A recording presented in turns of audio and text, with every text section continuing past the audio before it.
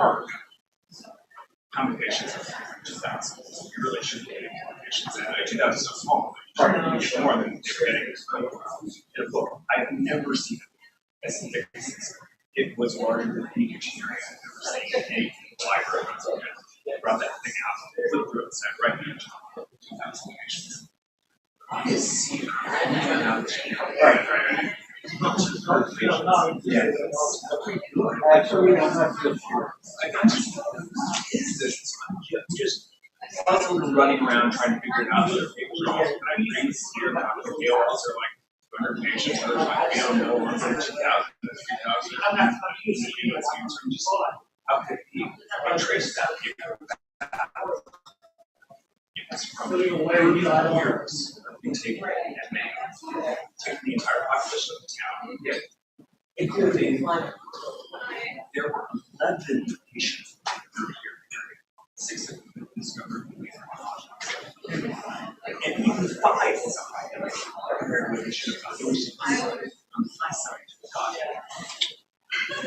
There were no patients. They were chasing something that had no line. Yeah. I have to say,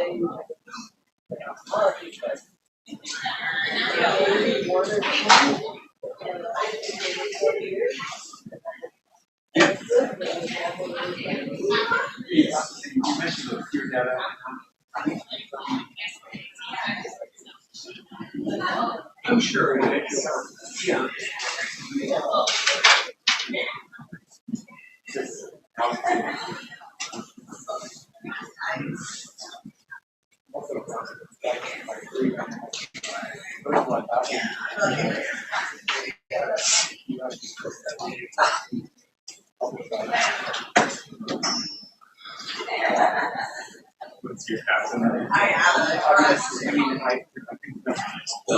Camilla? Yes. How does Suzanne adjust or go to the next slide? How does it? You know what? I have no idea. Either. Let me ask with Rebecca. I'm assuming it's on here. How does she advance to the next slide? I was going to ask exactly what Suzanne.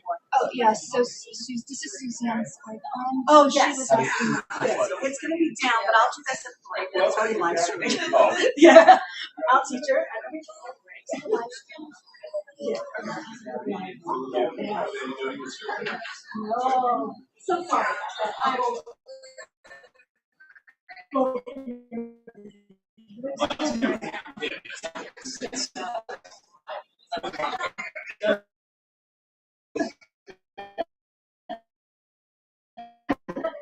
I don't want to do this first. Yes. First, and then right.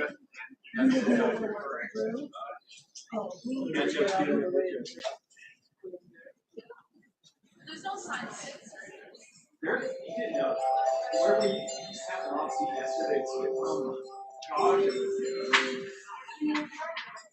what is the sanction for the rule? Do you mind if I say this over my secretary? I think she's starting mid-morning.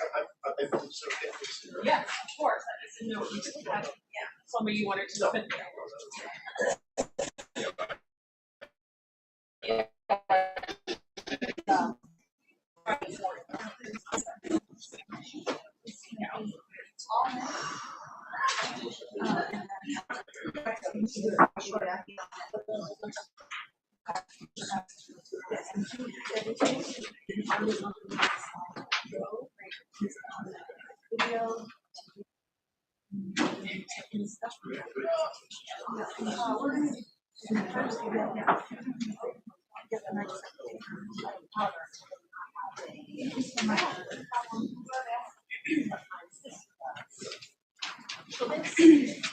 My script is up here.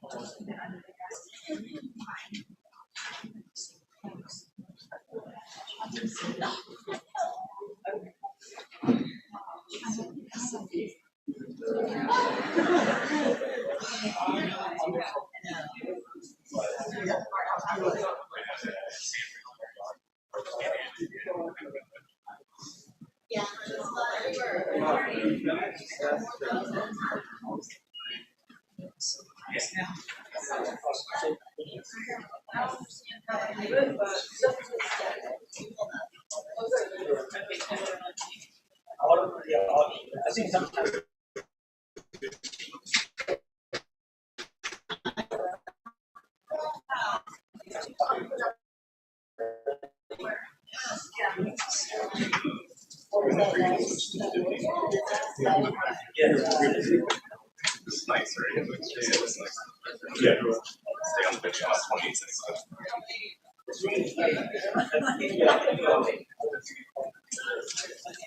Whatever.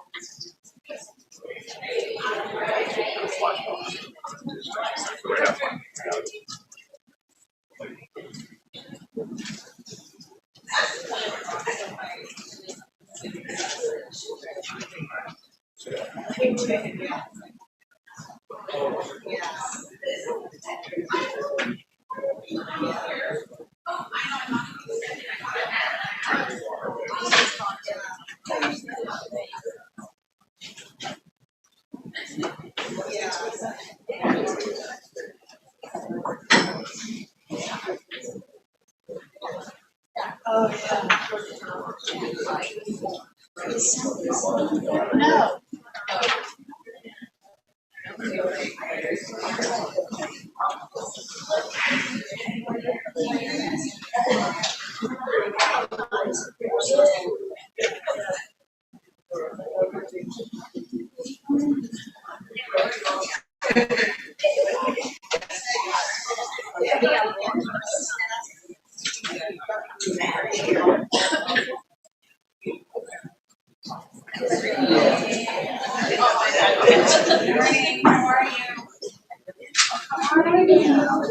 Did okay last night?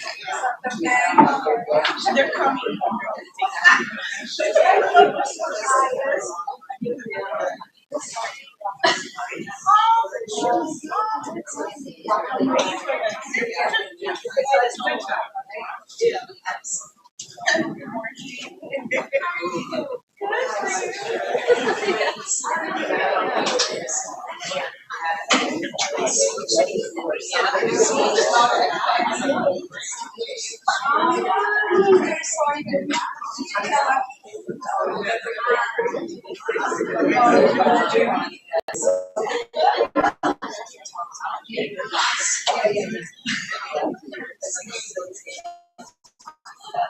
Oh, no, we need to find it.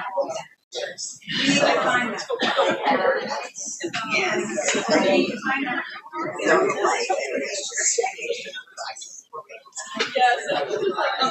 Why is everybody has to move forward 2 tables. What are you guys doing? You're like in church or something. You're all in back.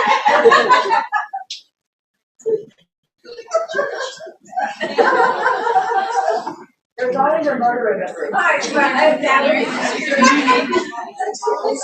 Thank you.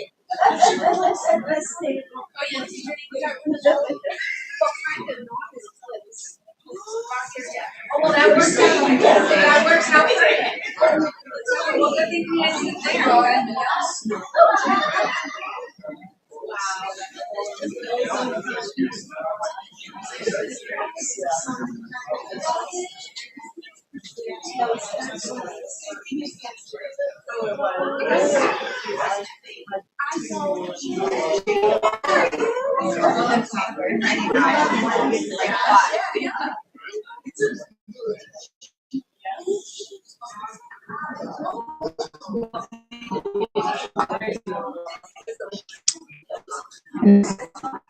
Do that.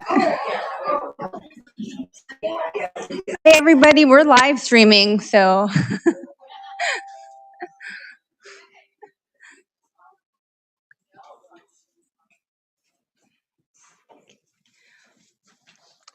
Welcome to the Patient Empowerment Summit and the first Advocacy Day in DC.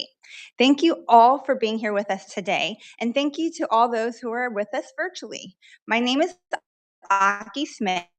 I'm a caregiver, patient advocate, founder, and executive director of Hope for Stomach Cancer. We are on day 2 of our Patient Empowerment Summit, so I apologize for being a little bit tired. Yesterday, we focused on the mental health, nutrition, and wellness. And today will be a little bit different with much more presentations, but I assure you the focus is still on you. For all the patients, thrivers, survivors, caregivers, attendees, this patient summit is for you because you matter. Raise your hand, ask questions, speak up, but also please take a break if you need it. We're here to support you every step of the way, and this is your time.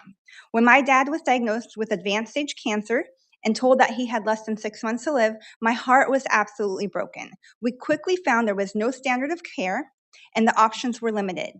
Today, much has changed, biomarkers, clinical trials, targeted treatment, and yet so much of you are on a path untraveled.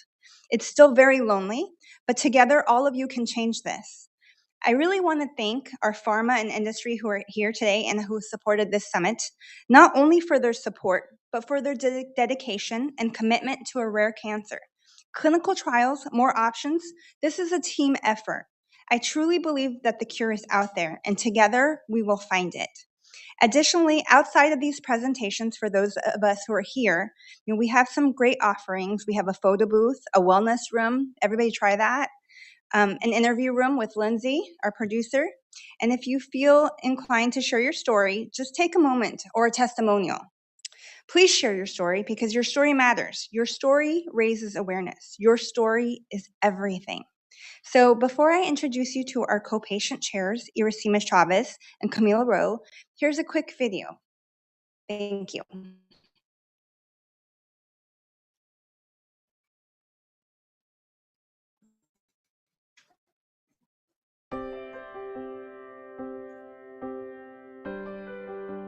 From December 2019 to September of 2020 was me constantly going to my doctor being like, hey, this is not feeling better. Hey, this is just getting worse.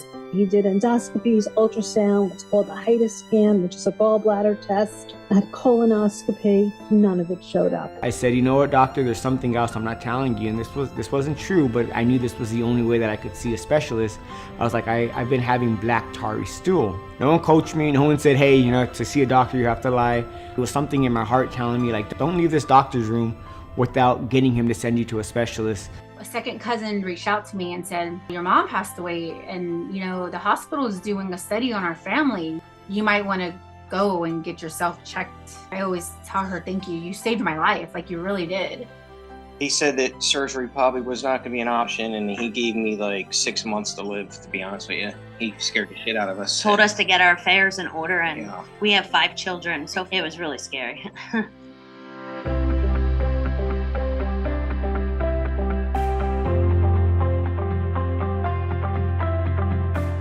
Stomach cancer is a rare cancer in the United States, and it is very hard to find physical connection with somebody who actually understands and gets what you're going through. And so having a conference where we get together and we learn is very therapeutic. It's always exciting to be around, other patients that are familiar with what you go through. Have access to top researchers, scientists, pharma reps. And there's no other place where you got this kind of like intersection of these kind of people. Getting to meet the doctors face to face, ask questions, they're so open with us. Having Aki there to maneuver us through to people that are in the same boat as you, that is so personal and you never get that. These are real, honest, raw conversations happening. At whatever stage you are in your journey, we all have so much to learn from each other.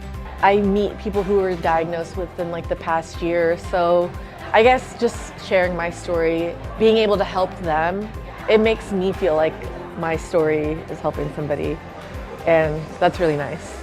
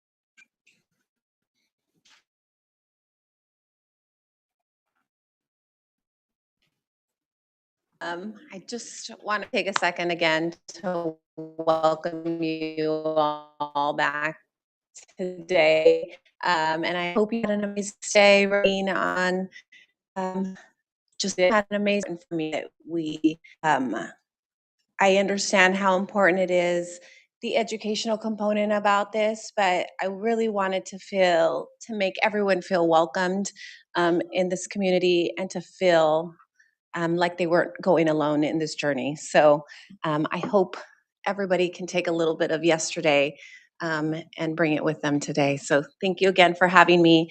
It's truly an honor and a privilege to be here with everybody today.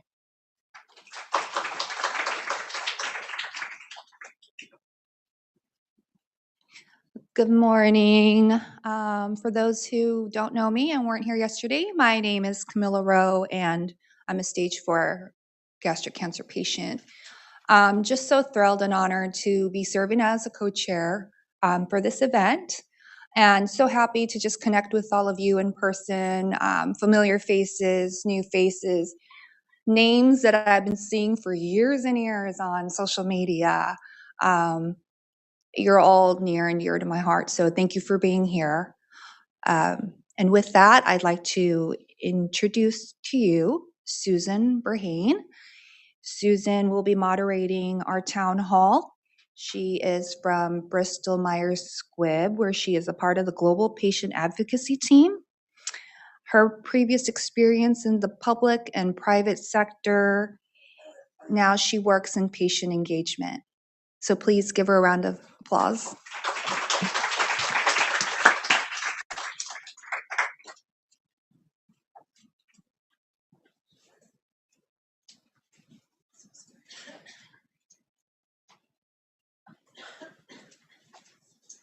Good morning, everyone. I'm not going to stand behind the podium.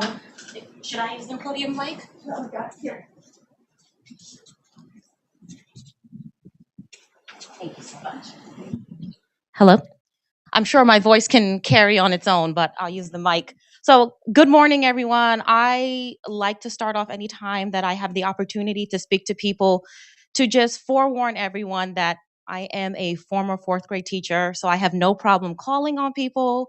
I have no problem reprimanding people, changing your sticker from green to yellow. And I am hoping that we can all contribute in this wonderful conversation today. And thank you, Camilla and Aki and Irasema and everybody else for welcoming me here today. I know she gave this lovely background bio, but I'd like to, connect with you on a more personal level, if that's okay. So my name is Suzanne. I am the oldest of 10.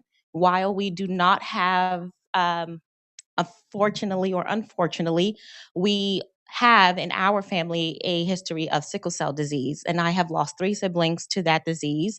So I say 10, but 3 are no longer with us. And I understand the importance of advocacy groups. When I think of what the Sickle Cell Disease Association of America has done for my family, how they continue to show up, how they continue to support, how they continue to educate and encourage us, I can't help but feel somehow more than grateful to be able to talk with you all today. So I hope as we get through this town hall discussion, you know that we are here to support each other, and you know that more than ever, the stories we share, the way we engage with each other, and the way we uplift each other means more than you probably can realize. And the stories do go on and on and on. So with that, we are going to start our town hall discussion.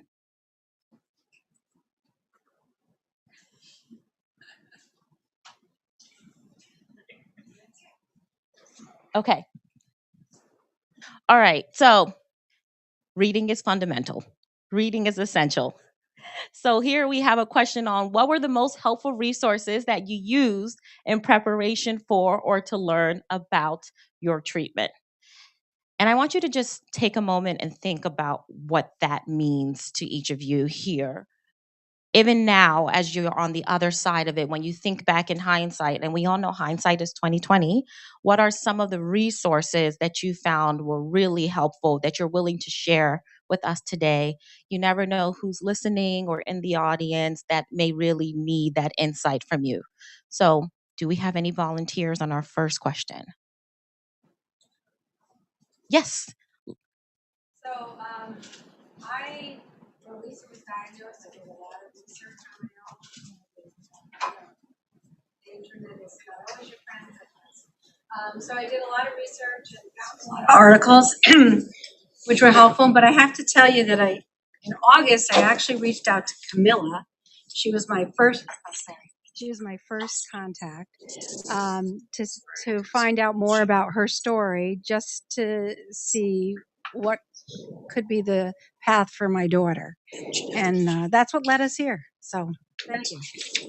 Thank you so much for sharing. Is there anyone else that'd be comfortable sharing what resources help them? Hello.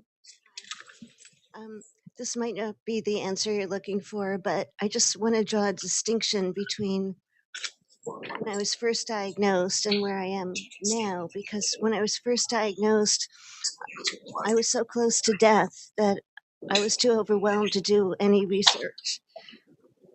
It's just so if you want to get somebody to run a mic, you run the mic and then And now I'm very proactive with research. I ask a lot of questions, and I just switched hospitals because I wasn't getting answers to my questions. You know, I would literally email a question and it would just be like radio silence for 3 weeks.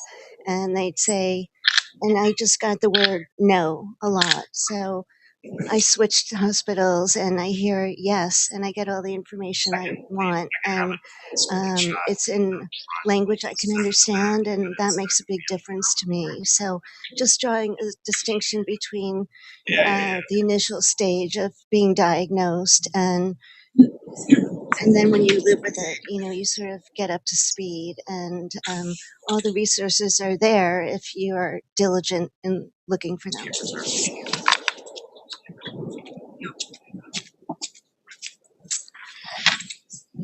Would anyone else like to share a resource that helped you? After we hear from Camilla, I'd also like to go back to what you were saying, if that's okay. Good morning. Even though it wasn't easy while undergoing chemo to concentrate and focus on research, I try to surf the web and read as much as I could. And one of the most significant finds that I attribute my progress to is the book written by Jane McClelland, How to Starve Your Cancer. She's on Facebook. She has like a following of 88,000 people on and a lot of YouTube information that I found from the doctors who were specialists on the subject, and especially the ones that I could understand in the plain English.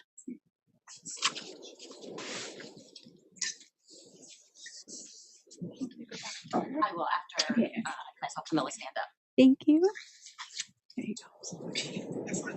I think one of the greatest resources for me is other patients. If I'm presented with information about a treatment or I'm going to start a new treatment, one of the first things I do is like comb the social media support groups for people who have had it. I know we're all different and we respond differently and we have different side effects, but I get kind of like raw feedback, not the oncology PC, polite way, I guess. And so that's been so helpful for me. I mean, just to hear it firsthand experience from a person who's gone through it before me. So I'm so thankful that we have an ability to, in this day and age, to just like reach out and collect the information from whatever source we need.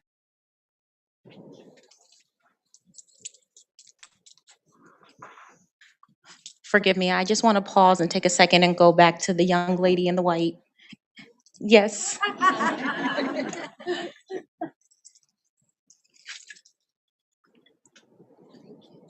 There was something you shared about the trauma of a cancer diagnosis and not being able to absorb the information right away or be able to seek out information. And I think that's something really important we need to focus on for a minute here. And I understand also it's one of the large main benefits of an advocacy group.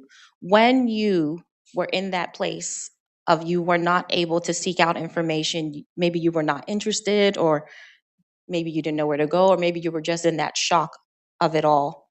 What is a resource that helped pull you from that? I guess to Camilla's point, after a few months when the chemo started working and I was in a better place, I did sort of reach out to support groups and hearing from other patients. But when I was diagnosed, the treatment was not offered to me or discussed with me. I was just told, here's what you're doing. And I had a pile of papers, and one of them said prognosis not very good, and that stopped me in my tracks. I just thought I was given a death sentence. So, the first 3 or 4 months were very bleak and very, very challenging. But when, as I said, the chemo started to work and I started connecting to other people, I was able to evaluate my own experience, what was working for me, what wasn't working for me, what was working for other people. And as you can probably tell, I became very vocal, and that made the biggest difference. I'm extremely proactive, and as I said, I ask a lot of questions, and that's why I switched hospitals. I wanted answers to my questions.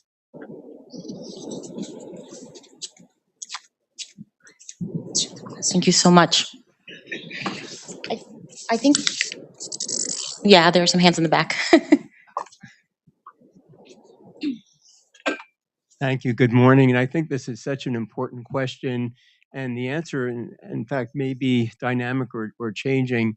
I think Camilla and Betsy's points are so important about reaching out to folks who are contemporaneously undergoing treatment.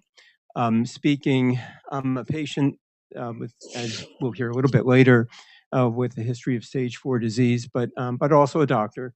And a lot of what we rely on in the medical literature lags behind, sometimes by as much as 10 to 15 years for relatively rare conditions such as gastric cancer in this country, lags behind what the true contemporaneous experience is. And I think it's very, very important to reach out and solicit information from folks who are currently undergoing treatment. And I applaud Camilla, Betsy, and everyone else who has been through this process and is persevering.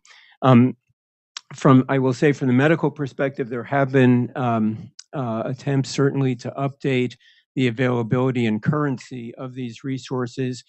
Two that come to mind in particular are a database called UpToDate, which is available as physicians, we use it, but it's also available on a quote consumer patient basis.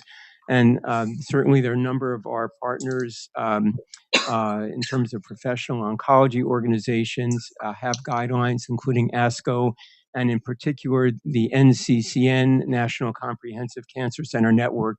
They work very hard on updating guidelines frequently, including after meetings such as ASCO GI, where there may be breakthroughs.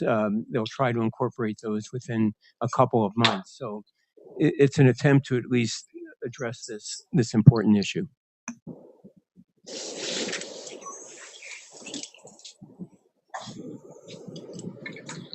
Hi, everyone. My name is Kirsten, and I just want to build on what's being said about folks connecting with other people who have gone through it. I think when I had already had surgery by the time I discovered the support group on Facebook, and it felt like my entire world opened up when I joined that group. I still sort of tentatively post, as we all have different levels of comfort in social media, but it's just been such a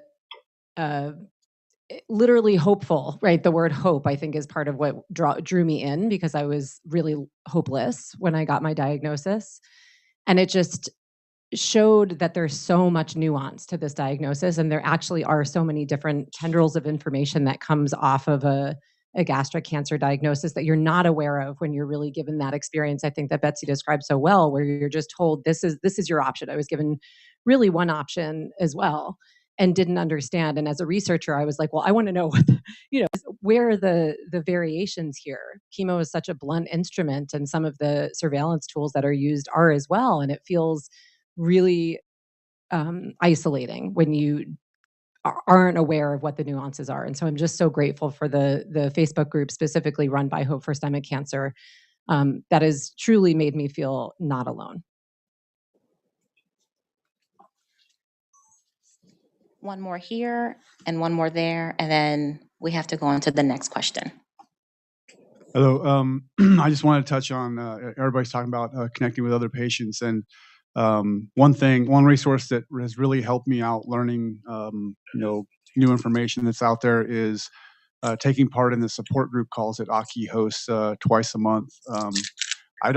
I kind of just lurk on there and hang out and ask a couple of questions, but I've learned so much just listening to everybody else ask questions and listening to the doctors answer those questions. And there's a lot of commonality between all of our treatments, and there's a lot of differences also, but just hearing everybody's different situations and where they are in their treatments and how doctors are treating those and new things that are coming down the pike. So anyway, I just wanted to mention those real quick, and those have been a great help. So I saw you with your hand up. Well, I'm David Hall. My wife Pam is my beloved patient here, but the question is in preparation for or to learn about your treatment. So after the oh shit moment, when you find out that this is a road you're going down that you didn't ever anticipate, I give a shout out to, I'm just going to go ahead and mention them. I mean, the team at Moffitt Cancer Center, and they truly were a team, and we were a part of that team. And if you don't feel that you're not part of that team because you're the major player in that team, then you hopefully do have the ability to go elsewhere. And Moffitt, the folks there pulled us back from Dr. Google, because you can get what's scared out of you when you start looking at survivorship and so on and so forth, and your mind can go down a lot of different paths. And I think the team there did a fantastic job of pulling us back in and saying, this is what we're going to do. And part of that is to Pam's credit, and I think to some extent to mine, is we were, again, back to the team concept. I mean, you own this. All of us own this. And so you have to be your own advocate. And once you set those boundaries with the team, then the dialogue changes, because we know, and even we've had in our family others that just went along and 100% whatever the doctor said, that's what I'm going to do. I'm never going to question anything. Well, we asked questions, and we wanted to know what the expectations were, and we even triangulated that with other great facilities, Mayo and Baylor and so forth, and they were all worked together. And to that, I think that we lose sight of that a lot of us are sitting here because we've had fantastic care. And so that doesn't mean you shouldn't keep looking elsewhere, and we have. And our team has been part of looking at trials where we go outside of the family of medical care and go into somewhere else that we don't have the ability to explore on our own. That led us, and I guess Pam can answer this, but it was probably 6 months later after the oh shit moment that we met this group, and another level of care and team comes together. But in the beginning, we really were dependent, and thank goodness we were with a facility that was open to discussing and explaining why. And when we had questions, they answered them. And when we were looking elsewhere, they knew that, and they were okay with that. We all came together for one cause.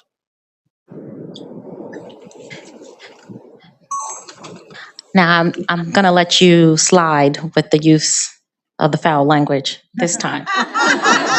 This time. The Has sticker it? Oh, thank you. But I think it's, we're going to have more questions. Yeah, sorry. Thank you so much. Oh, no, I'll be okay. Thank you.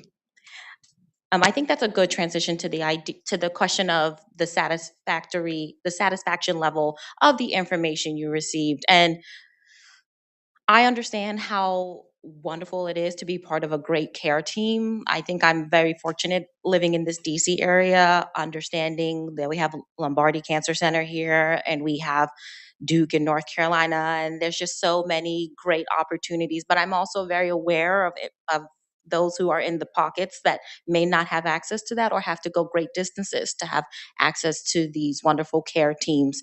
And so there's an opportunity to look at what level of satisfaction, or let's talk about the word that doesn't feel so good, dissatisfaction, that you had with the information you received, especially if you went to the University of Google first, how overwhelming that might be. But does anybody want to share what information was something that really made them feel good and hopeful, or likewise, anything to kind of also steer away from information that might bring you down?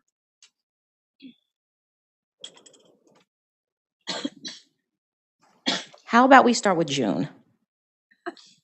June. There's June. Yes. Thank you for sharing. Thank you so much.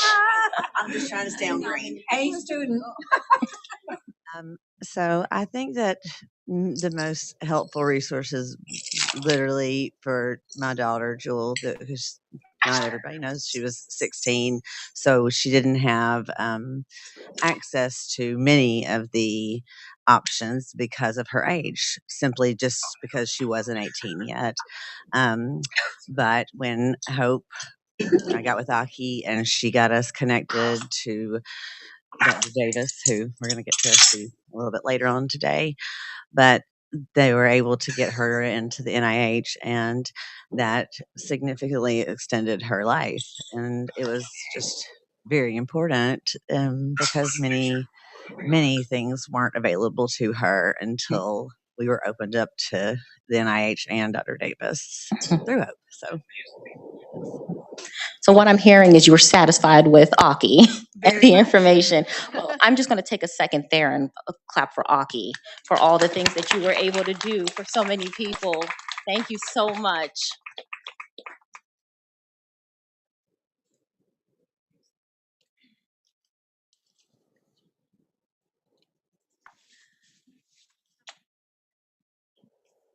Hi, Aki here. So I was dissatisfied with my dad's original team of doctors. He was diagnosed in Los Angeles at a local community hospital, and they told him he had 6 months to live. And initially, they didn't even start with what your treatment is. They said, here is an advance directive. Just make your arrangements, and you're really old, so you probably shouldn't try chemo. And here he is, clinically cured 10 years later because I took him to an NCI institution that gave him hope. So I think that so many doctors are just so unaware of diagnosing and treating patients with a rare cancer. That's important to share. I mean, we started off this conversation with focusing on what a comprehensive cancer center does, but also acknowledging how many people are within the community settings that might not have access to the certain level of support. And that's why the advocacy groups are important. I think it's important to say, speak aloud, truth to power, what you were dissatisfied with, and hopefully people who have a fear of speaking up or a question in their mind of, well, can I get another, a set of eyes on this? Do we make the drive? Do we make the flight? Do we even have the ability or the resources to make the flight? I think it's really important to acknowledge all of these feelings. So if there's anyone else that's willing to share what they were, gold stars for efforts for all three of you who raised your hands at once. Thank you. In my wife's case,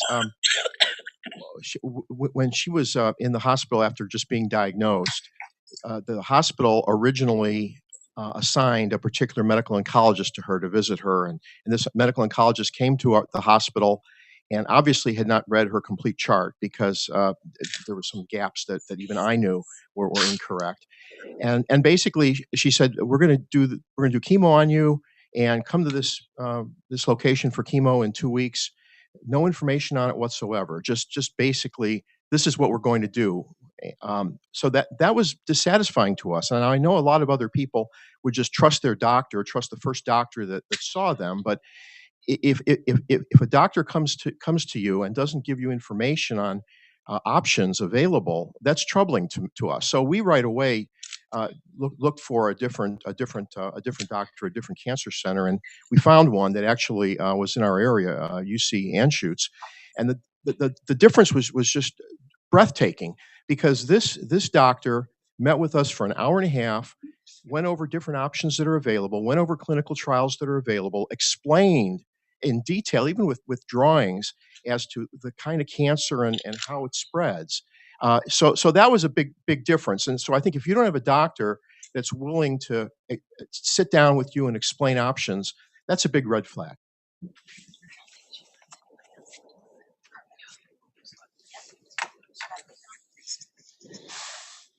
Hi. Yeah, so I was highly satisfied with my the information I was received from my oncologists, from my my OBG oncologist to my medical oncologist to my surgical oncologist.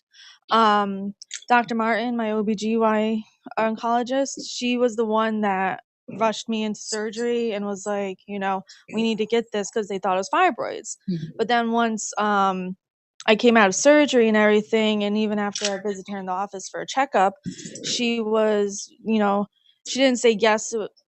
Before I went into surgery, she didn't say yes, it was cancer, no, it was cancer. She said we had to observe what it was before she can even say I had something that was like, she's like, it could be fibroids for all we know, So she was very knowledgeable on that. But then once I got out of surgery and she came in and spoke with me, she let me know. She's like, yes, it is cancerous.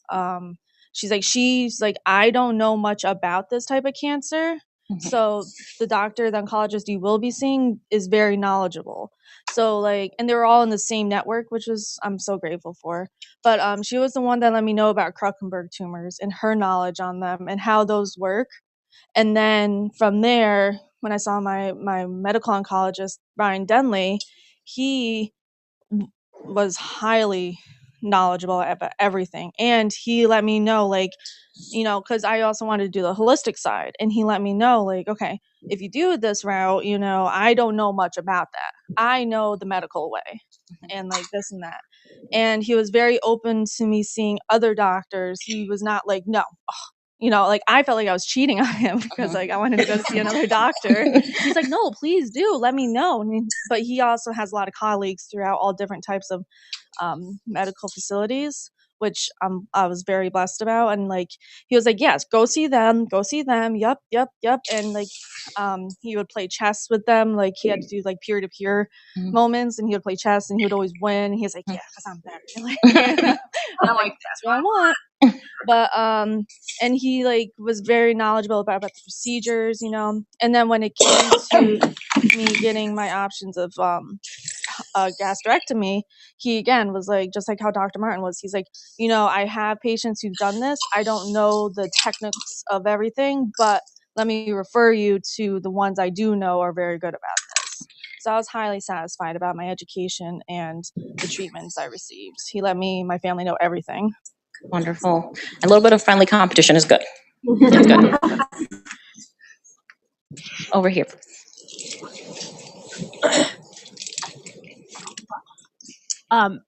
One other resource, I've talked about it before, but I just went to any drug that I was on, I went to that drug company's website, and then most of them, have great resources on their website, and then an 800 number where you can call a nurse, and the nurse will explain to you quite a bit. They send you packets in the mail.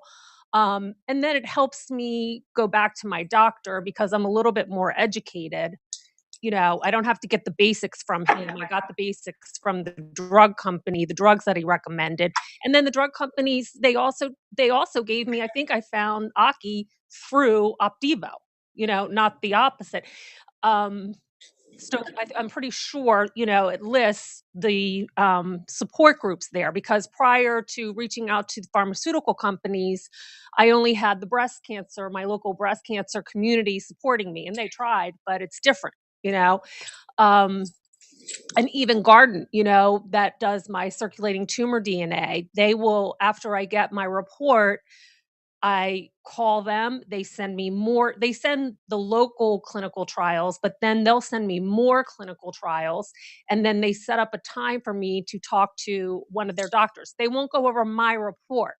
They go over everything that's offered. Your doctor, they won't tell you specifically about yourself, but they'll give you a lot of information, and they want to help you. Those pharmaceutical companies are not the bad guys.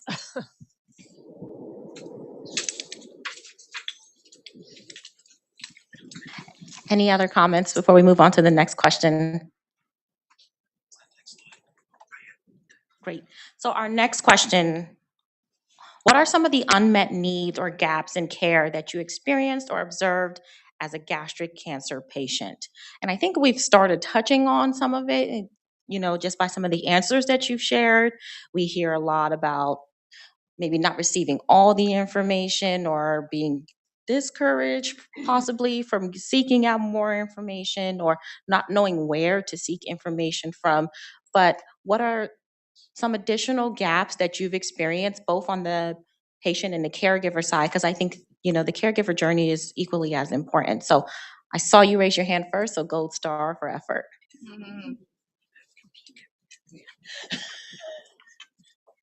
One of the things for me was, after I had my TG, was nutrition. That was a big one.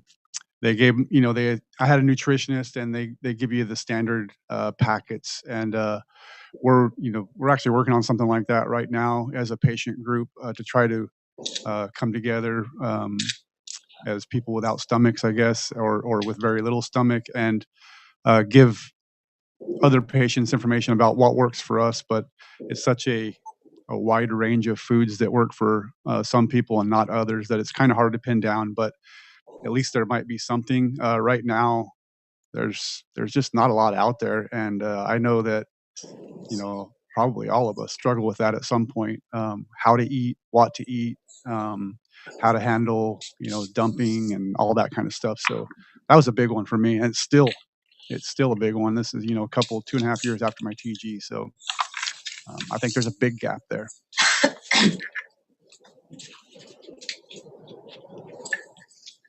To kind of piggyback on what he just said about nutrition, because that was probably the biggest gap for me after my gastrectomy, and ongoing, is the supplements that you should be taking.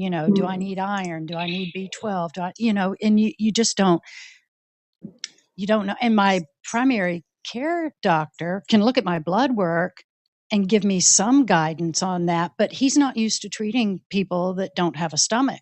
And sometimes when you take a pill and you don't have a stomach, you're going to metabolize that differently than everybody else. So I still kind of grope in the dark a little bit to understand what additional vitamins or supplements I need.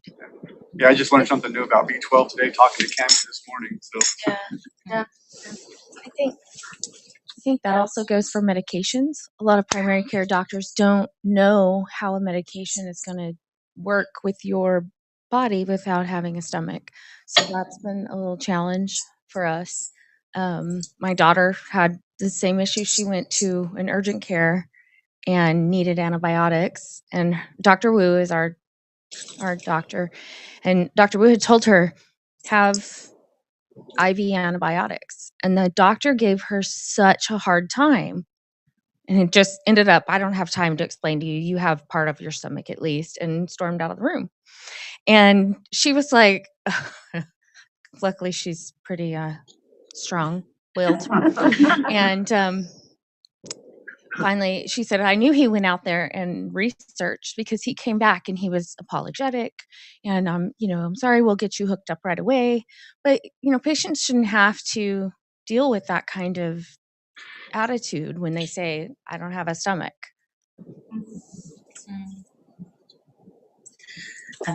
Besides the fact of Jewel being under 18, and that was a lot of hurdles, but we were also in rural Georgia, and that is being served at a community level hospital.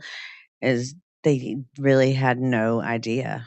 I mean, absolutely none of how to treat, and honestly weren't interested in working with people or getting the information. It was kind of, it's our way, this is what it is. And it wasn't what she would have needed whatsoever. So luckily we were able to get to a different hospital with better people. But that I feel like that is huge for so many people in these smaller areas, not as, and with isn't as much money, not as many doctors, not much access. And it's really hard. I see many cancer patients that are in my hometown and they don't have any access. They believe the first thing they hear from whatever doctor, and that's that. And then they continue to get sick and it doesn't go well. And so I think that is such a thing that needs to be addressed is, more of the rural and community level and being able to get access to more specialists. We have counties in Florida.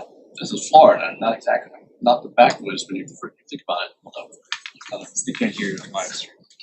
We have counties in Florida that do not have doctors. I mean, zero. We do, yeah, it's like right next to me. So that's a challenge. In my comments earlier, we were extremely fortunate to live in the Tampa Bay area, and we're able to, like many of you, but not all of you, of course, we're able to get on airplanes and go and scout out other options. But realize that it's a scary thing, and just medical in general, in terms of serving the rural communities. And I know that's another discussion for another day, but that is a fact of life that's just unfathomable for me in this country. Yeah.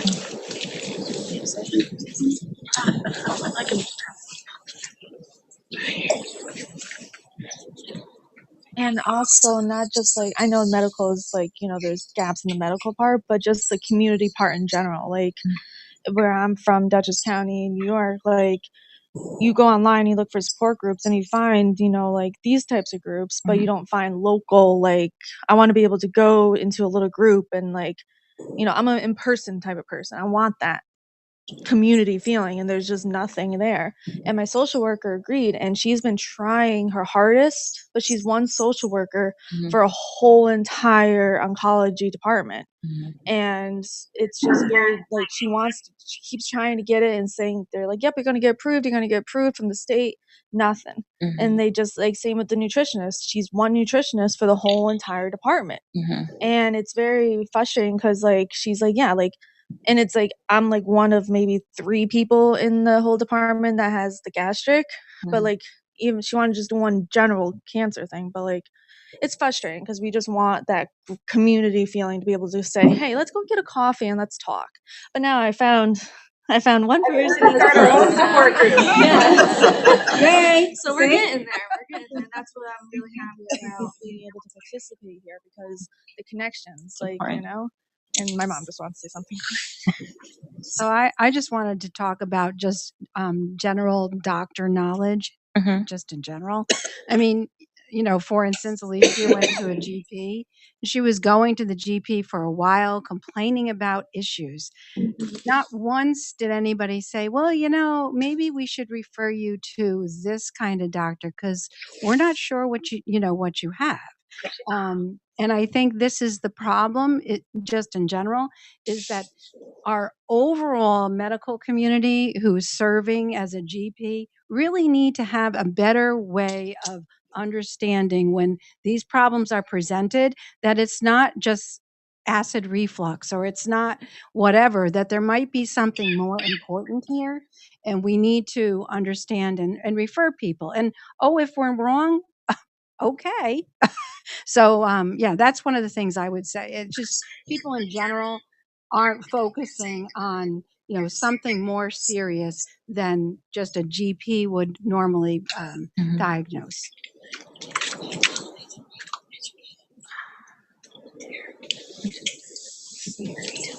Just briefly, because I don't want to be beating the dead horse, but for me, the biggest unmet need is the lack of patient-facing language. In addition to living with a disease and managing it, you're expected to be a biochemist on day one. It's overwhelming. Your doctor, you have 15 minutes and you're like, what, the what, the what? And then you go home and you look it up or you look at a CAT scan and I've gotten better at it and I'm not, an idiot, but there's just a lack of patient-facing language across the board that contributes to the feeling of being overwhelmed or being an idiot, which isn't helpful. Yeah. I have a couple things. One is so I am very fortunate to be able to go to a National Cancer Center. And it's been amazing. And also I find it extremely frustrating that you can't schedule your own appointments. I don't know if other people have had that experience as well, but with a young child at home during the school year, having to coordinate travel, and I'm about an hour and a half away from where I would receive treatments. That was just incredibly difficult. And then I would get to the infusion center and there was always a 3-hour wait. And so it was an entire day affair. And I was very lucky to have people rally around me and really help. But I don't have parents. My partner doesn't have parents in the area to come and sort of help with childcare. And that was just really, really difficult trying to make that happen and coordinate all of those parts. So it's sort of ancillary to the, immediate care needs that you have perhaps, but that I feel like the whole person is not always looked at. And that also has to do with other chronic illness and things that were mentioned before about other medications are being taken or other conditions that happen. I'm a migrainer. I sometimes get between 10 and 15 migraines a month. And that became something that was in addition, it was really tough during chemo. I actually had way more every month that I was going through treatment. And it was sort of like this, we're just focused on chemo. There wasn't really a discussion about the interactions of the drugs or what I might do, how to keep myself even further hydrated that I might normally be thinking about, et cetera. And now that I'm through chemo and sort of in the surveillance stage of my treatment, I'm experiencing really significant neuropathy. I didn't during my chemo treatment. And it's sort of like, well, we'll wait and see what happens. And I'm learning more from the support group from what people have learned anecdotally than really through my doctor. And that's really frustrating. I mean, just yesterday's presentation made me think, we should be testing my B12 levels. We're not. And that's sort of shocking to me that I have to advocate for that, given the knowledge that we have about gastric cancer, stomachs, and B12 and the relationship there. The last thing that I have like a list of 4 things, but I'll get it off here. The other thing I think is just the insurance piece. And I don't know if we'll talk about that with the next question as well, but with switching jobs in the middle of my care, I happened to be on my state insurance. I work for a municipal institution, was phenomenal. It was completely covered. My union had a relationship with the state where I didn't have to pay a cent. I just dealt with gas and tolls, to get there. My new insurance is a little bit different and just an absolute maze. And it makes me think about, I'm incredibly privileged to have been a part of a union and be able to have taken a full medical leave during the fall semester to be able to get through my chemo without having to work. That is not what everyone has access to, and they absolutely should. I know some people want to work to sort of keep I wasn't able to physically. Everyone's different, but I wish that everyone had access to that, and that insurance wasn't a barrier sometimes to the care that you need, because it's hung up my medications at times, procedures, et cetera. And I'm sure I'm not the only one in the room that's had that battle. Are you sure you don't want to share your 4th point? Briefly, I talk a little bit about this in my the monthly videos that came out, which was also an incredible resource. I will add that the YouTube video library for Hope for Stomach Cancers, I just poured through it at the beginning of, finding this group. But as a queer person and a member of the LGBTQ community, I don't always feel seen. I use both she, her, and they, them pronouns. And when I was filling out the intake forms for the care at the cancer treatment center where I am, there were, so much care was given to like, what's your gender? How do you identify? What pronouns do you use? And then I was just ladied and womaned, and lots of assumptions were made about my gender when I was in the hospital and since, and that has been a challenge for me. And I know you were mentioning, and I get really nervous, so sorry. Don't be nervous. Take a I'm second. trying. Let's take a second. Everybody, let's clap for her. So my sister was a patient, and we're from Texas. And she was a patient at MD Anderson. And I have mentioned to a couple of people that I've met that, MD Anderson is known for being the best. Unfortunately, I don't feel it was. And looking back now, I think that because they are known all over the world, they're so overwhelmed. And I really feel that in my sister's case, if they were so overwhelmed and they couldn't take care of her the way that they should have just referred her out to someone else. And she listened, as someone said, you listen to your doctors, and she was one of those patients. She listened to the doctors. She followed their directions, like step by step. She didn't do anything else that they didn't advise. But although it was the best, it's known as the best one in the nation, I just feel like they have so many patients. They are not taking care of each one as they should. And I don't know what I can do to bring awareness to that. But they are overwhelmed with patients, and it's I don't know the right word, because there are other hospitals in Texas, right? If they're not going to take care of someone the proper way, then just refer them out. But also, as patients, to switch hospitals. And you mentioned Dr. Wu. We did get to see her. We flew out to California. Unfortunately, at that time, she was the third opinion, and it was too late. But she did say, I wish I would have met her sooner, because she could have done more. And I really do feel like she is very empathetic, knowledgeable. She was the only doctor throughout the whole 2-year process that not only showed knowledge of the medical field, but showed that she had a heart, that she was human, that she had empathy. And I just wish we would have met her sooner. So I'm so happy that you guys are seeing her. So fortunate. So fortunate.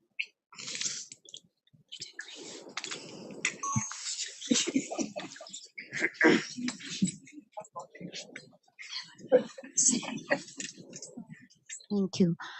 I don't mean to pile up against MD Anderson, but I was there twice, and twice they made no difference.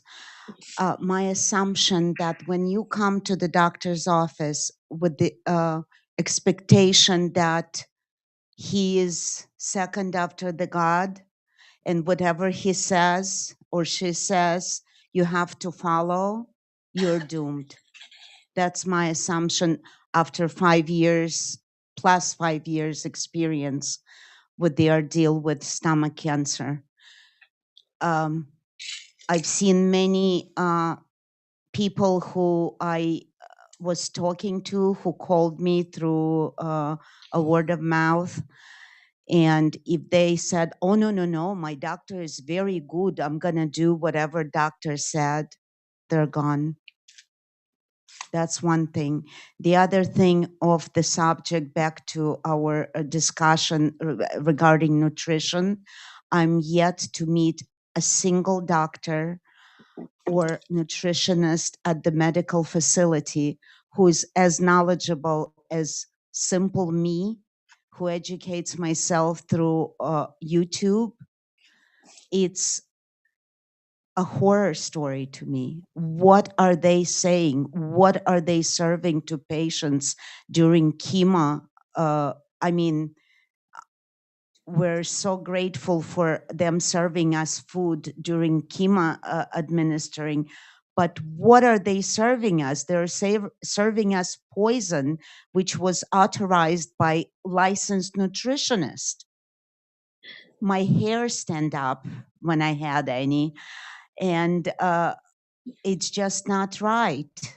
It's just not right. Every doctor, every oncologist that I met, when I asked them for the nutrition advice, they said, "Oh, you can eat anything." There you go. So educate yourself, be your own an advocate. Yes, you can't come to the doctor and expect them to be right. It's just one of the opinions, and you're the judge of all of it all. You're the ruler. So along those lines, I'm a vegetarian, and having gastric cancer and having had my stomach removed, or 80% of my stomach removed, there were no guidelines for me on what I could eat. Throughout chemo and immunotherapy, they were like, we just need you to eat something so you have energy. Now I'm in the survivorship phase, and we have a lot of gaps in care for survivors. What do we do now that we're out of treatment? How do we prevent other comorbidities? How do we prevent any cardiotoxicity that might come from all the food that we're eating and all of this, I mean, terrible food that they allowed me to eat? And I find a huge gap in that space for survivors. They are with you until you finish treatment, and then once you're done with treatment, you're kind of on your own, and you have to now seek out all other specialists to deal with all the other side effects that you have from just being a cancer survivor. And when you talk to your doctor, they say, unfortunately, this is the life of a cancer survivor.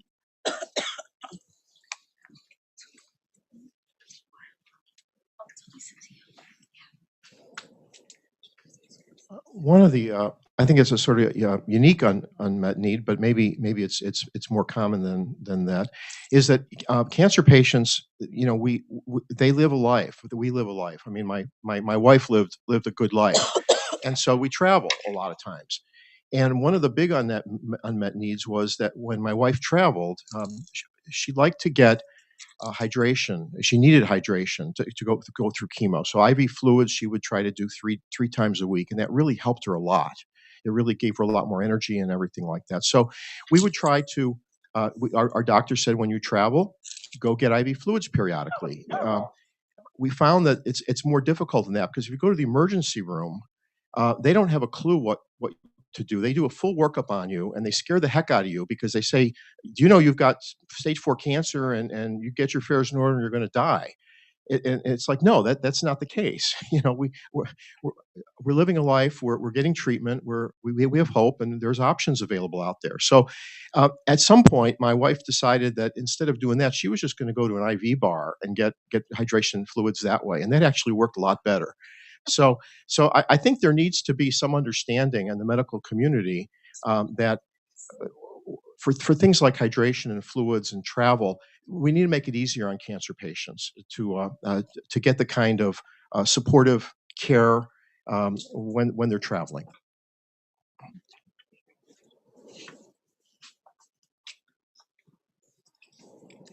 I'll just piggyback one other thing on all of that. My oldest daughter had her gastrectomy this past July, and she does have a local oncologist within my cancer center, and then also her surgeon, Dr. Davis at NIH. And, you know, the guidelines for when you get iron infusions with a gastrectomy is very different than the guidelines for the general population, and therefore what insurance will cover. So you just have to be ready to know what the guidelines are and fight your insurance company and make sure that that they know, you know, we have different guidelines. Here they are. And, you know, my daughter should be able to get her iron infusion when she needs it at our local center. Luckily, we're only an hour from NIH. But what if she gets a job in, you know, in West Virginia at some point?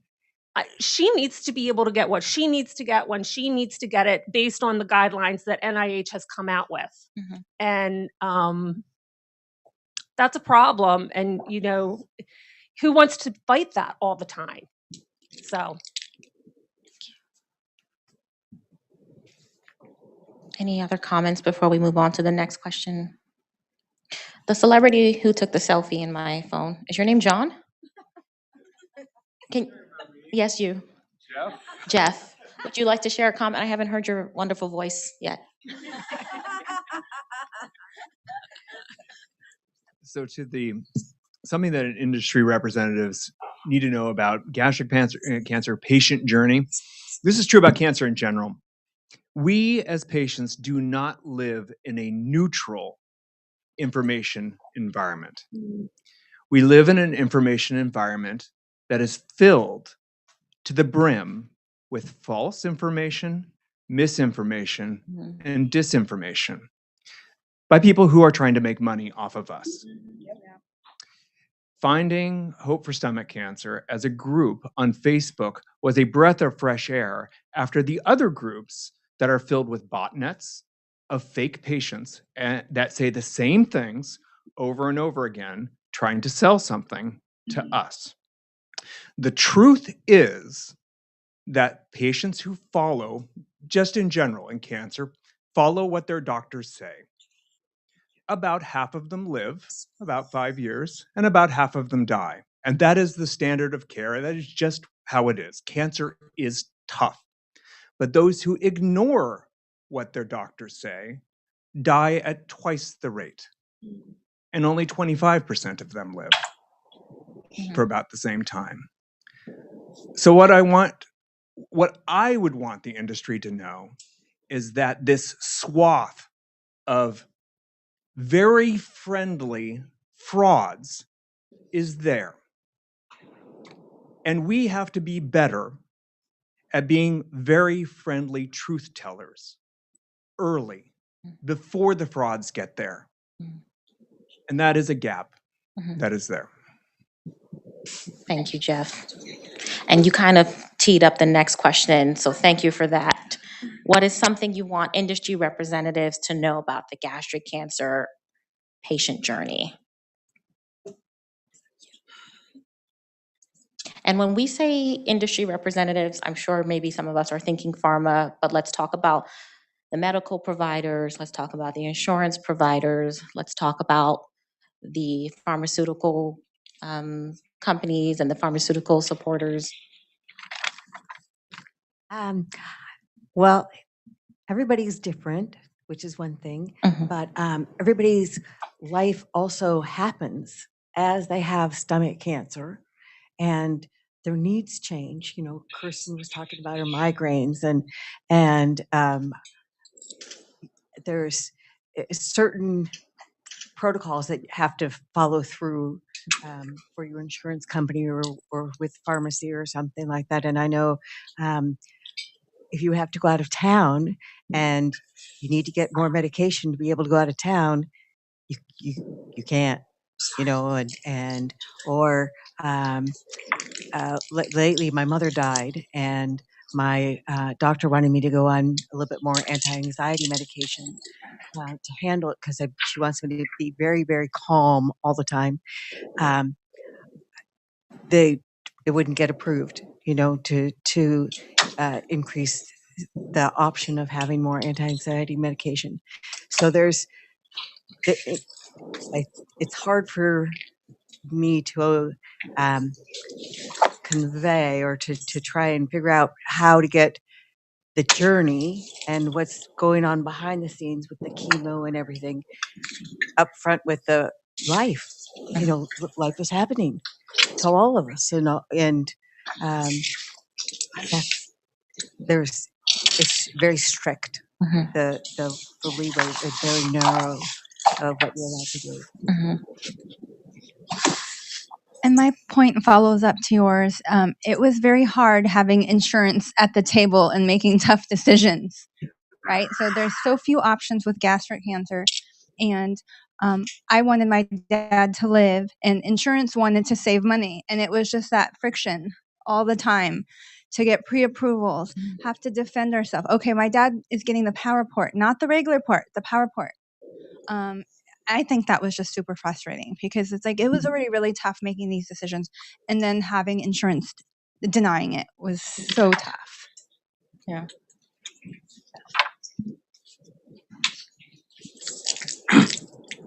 I realized to my horror I said some numbers wrong, so I want to correct them right now. I blame chemo brain, but just bear with me. 25% of cancer patients die within, I think it was 72 months, a little bit over 5 years, as long as they just go for oncology in general. And 50% of those who say, heck with it, I'm not doing that, I'm doing something else. Those are the ones. So those are the two numbers. It's not 50% of people dying in 25. 50% of people that don't do what the doctors say in general, they die. 25% that follow it. It's actually, if you just do one thing, that's the best thing you could possibly do. Follow your doctor in general. What did you say earlier? Friendly truth sharing? What did you say earlier? You said we should be friendly. Does anybody remember what you said? Tellers of truth. Yeah, we need. But you said friendly, right? Well, early, friendly, kind. Yeah, all those things. Early. I think that was a perfect example. All in the adjectives. And my apologies. I have no idea what the answer is, but I think a lot of what we're highlighting here is if there's someone or entity or entities within the industry representative, quote unquote, that can help the average person navigate the medical industrial industry. And what I mean by that is all of this, the insurance, the doctors, and so on, to help bring common language or something just to navigate through, because there are other challenges in life where you can go to a central repository, if you will, and get assistance to help you navigate certain challenges. This is so complex. And it's a horrendous battle. And to Aki's point, having to navigate everything down to what port your father should have, to dealing with an insurance company and fighting against it. I realize there's all these federal regulations and what you can disclose and can't disclose, and we get wrapped around the axle on that. But there has to be a way, if someone can help solve for that, whether it be pharma or whomever, whether it be Moffitt or whether it be whomever, there has to be a way to, or an insurance company that can help you with that. Now, there's someone that would be, you're in good hands if they can figure that out and help you navigate. And I realize there's a push and pull, and they're trying to not pay. But there's ways that you can, I think there's an opportunity out there, to say the least, to help folks navigate through all this, because the last thing you want to help deal with, you're in this journey, it's almost like 10% of the time you're undergoing treatment, and 90% of the time you're fighting against the industry that's pushing back against you, and it should be the other way around. Yeah. Thank you. One over here. And also, what I would like the industry representatives to understand is, we're finding this more and more in younger people, and more people in general, but I'd be hearing more and more younger people getting it, and to hear like 16 is like insane to me. And then you hear their grandparents or their parents live to 195. Well, what's the difference? The food we're eating. And it's like, and I know that's like a huge hurdle we have to get over, and it's a lot of different steps with it. It's political, it's the FDA, all that stuff. I understand, but nutritionally, we need to do so much better. And just be like, oh, you're going to get penalized if you want to make your own, like save rainwater or to garden. I don't know if you guys ever heard about that, but I heard people are getting like fined if the government finds out that I'm not trying to be like a conspiracist or nothing I'm just, it's just like, but it's just mind boggling that like the older generations, like my aunt, she lived to 95 years old and she got over polio as a baby. She had skin cancer multiple times. She was going blind, but she lived to 95 and she would literally, she almost ran down her halls all the time. I was like, can you not do this? Like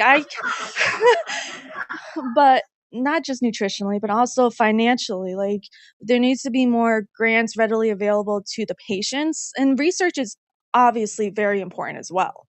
Like we need more grants to help assist financially for people because it's hard out here. And especially the people who are single and get this, like, and then that goes with insurance. Can they afford to get someone to come in and help them? Can they afford to stay at a facility? It's insane. It's just, and I want them to understand that. Like they should, when prisons open, they have people go in and pretend to be prisoners, be like, oh, like, how's it feel?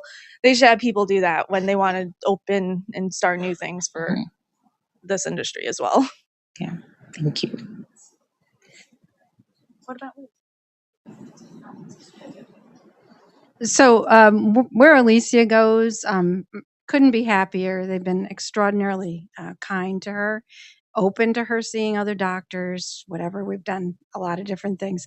But the other thing is that they have one dietitian and one social worker for the entire center, and they treat every kind of cancer, and they're extraordinarily well known in our area.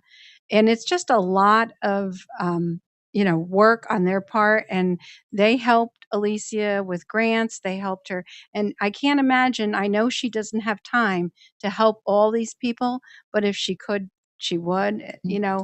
So there needs to be more funding for people to help those people Community. who are in these situations. Come back there. Like, you sure you want to hear from me again? Okay, I'll try to make this brief again. But one, I think just more transparency about what's happening in research would be really helpful. I know everybody, again, is different in terms of the amount of information that they want to have, but I do feel like it's just, I've gone down the rabbit hole on Google Scholar and PubMed, and I'm fortunate to have a sibling who is in the medical field and has been, using her networks to get information. Obviously, the support group has been so helpful, but I'm still very much in the dark about what my options are going forward. And I'm aware of the statistics for my particular type of cancer not being great, and really want to know what I can do to advocate if there are trials, et cetera.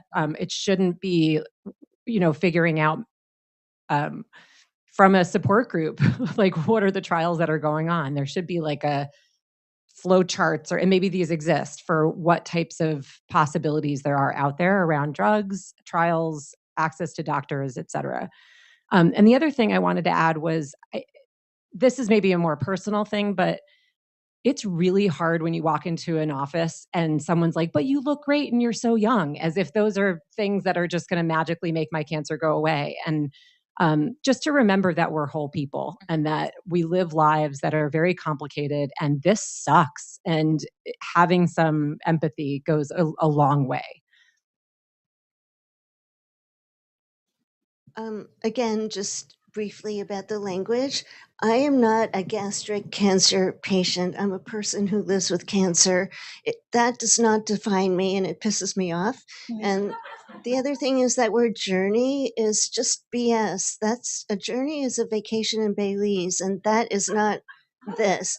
Just tell the truth in simple language. Call it an illness. Call it a chronic disease. Don't lie to me. So. I saw there's a hand over here. I'm going to pile onto the insurance industry just a little bit more. But one of the experiences I had early in my diagnosis, my doctor ordered a Guardant 360 test. My insurance company refused to pay for that test. They said it was not necessary. And I appealed that decision, and it went to a doctor who said this test was frivolous and we're not going to pay for it. This doctor being paid by the insurance company to review it. So there was no one that I could find in that process of trying to get that test paid for that was familiar with gastric cancer. This was just a test that was new to them. They didn't understand the value, so they weren't going to pay for it. And when you're fighting a disease like this, the last thing you need to do is go to battle with, or face financial ruin to get the kind of treatment that you really need. And I think that is one of the biggest problems that people with any kind of terminal illness face today.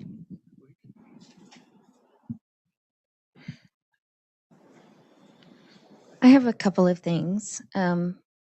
First, to add to that, my husband's CDH1 positive, and both of our children are also. So our daughter had her gastrectomy and then opted for the bilateral mastectomy and reconstruction. She was active duty military at the time of diagnosis. So the insurance company, TRICARE,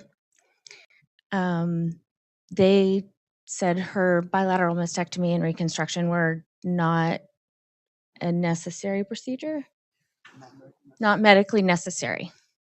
So, they'd rather her get cancer first, go through the chemo, go through all the treatment instead of trying to prevent that. And that is, I just think that's unacceptable.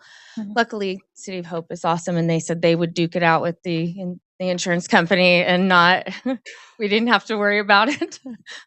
So, but my second thing is also for the industry, for doctors in general, that I know we as patients don't expect them to know everything, but we had a very good experience with my husband's first surgeon. As soon as he heard CDH1, sent us to Dr. Wu. She's the expert on this. I will not be able to do your surgery as well as she can. She's the cutting edge doctor in this, so go there.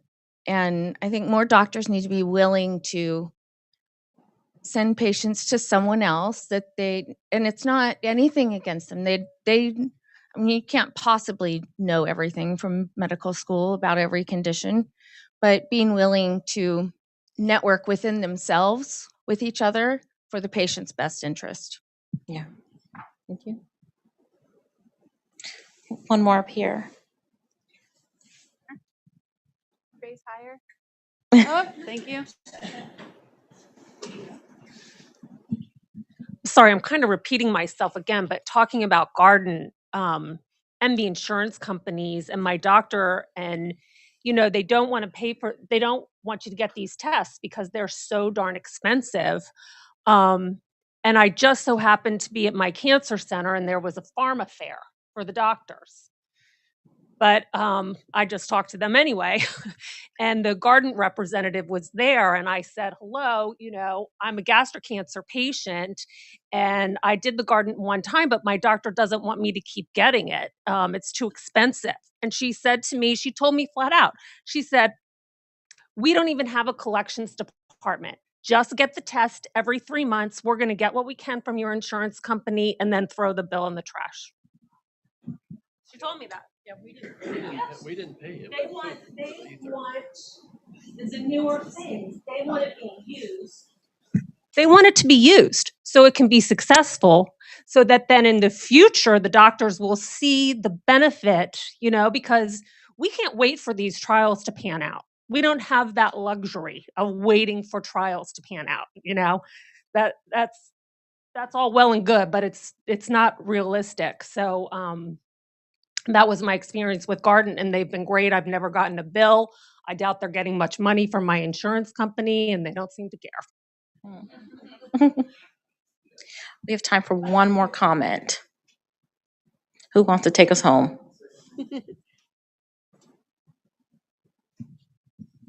Just listening to a lot of people talk about insurance and their doctors and stuff like that. On the flip side of that, it almost makes me feel like we hit the cancer lottery with our doctors. We got super lucky, got Dr. Wu at City of Hope, and I know that not everybody has the same experience that we did at City of Hope, but we're very thankful for that. But in the insurance side, yeah, we haven't had to deal with basically anything. I mean, it's been smooth sailing for us. I have a lady that her name's Leanna, and she calls me like every 6 weeks from, yeah, she's a nurse, and she asks me how I'm doing and if I have any questions and if she can help me in any way. I mean, it's like, she doesn't help me directly, but just having her call me and check on me and stuff like that, it gives me, peace of mind with my insurance company. So if any insurance companies are listening out there, that really helps people out. I think it helps me out. So that's about it. Thank you. I just want to say thank you to everyone for sharing your voices, sharing your experience, your beliefs, your thoughts, your feelings during this town hall session today.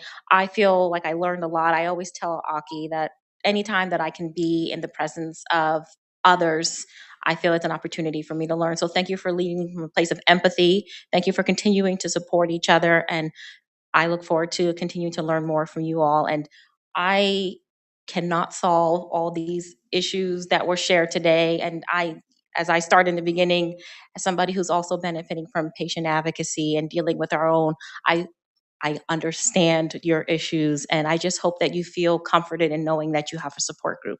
So thank you all very much for the time today, and I will give it back to Camilla. Thank you.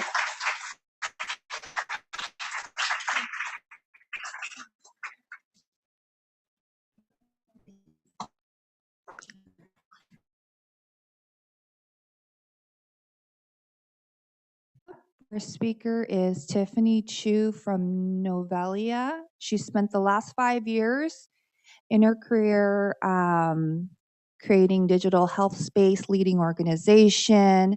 Her current focus is on building tools for patients and providers to empower individuals to live healthier and happier lives. So with that, here's Tiffany.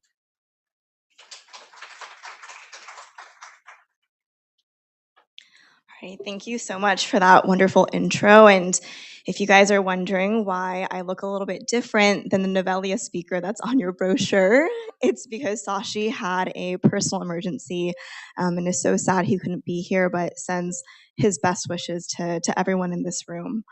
Hi, everyone. First off, thank you so much for sharing all of your experiences and your stories with all the individuals in this room today. I feel so honored and privileged to be able to learn from you and hear from you over these past 2 days. I'm Tiffany. I'm the current Chief of Staff at Novellia, and we are a free personal health tool that is designed to put individuals back into the driver's seat of their own health journey, one medical record at a time. Oh, I'm pressing down, but it's not going down. There we go. And our mission at Novellia here is really simple. We created Novellia to really help seize the moment and help individuals say goodbye to early goodbyes. I can't figure out which button is working. There we go. So this right here is a really quick high-level preview of the technology that Novellia has built. And I'll get a little bit more into this in just a moment, but I really hope that the most important takeaway here for everyone is that this patient right here in the upper right-hand corner has access to all of her health records all the time, and it's always updated, and it's stored in a single secure place that's really easy for her to access through her phone, through her desktop, through her iPad. And as you can see, that's what this preview is right here.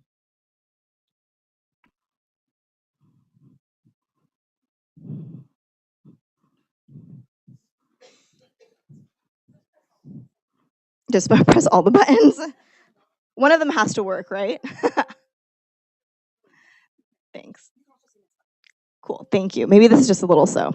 Technology, you never know. So I want to move back a little bit and start with a story. So picture this. Anna is a 43-year-old mother of 2 who's just been diagnosed with breast cancer. And like many folks or individuals, especially in this room, unfortunately has seen a lot of doctors. So she's probably seen her OBGYN, her primary care provider, a couple of specialty oncologists. The list could go on.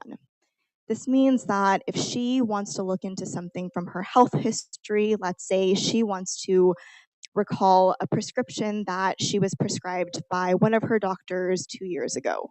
Or maybe she just wants to look at some doctor's notes from a visit that she had last week.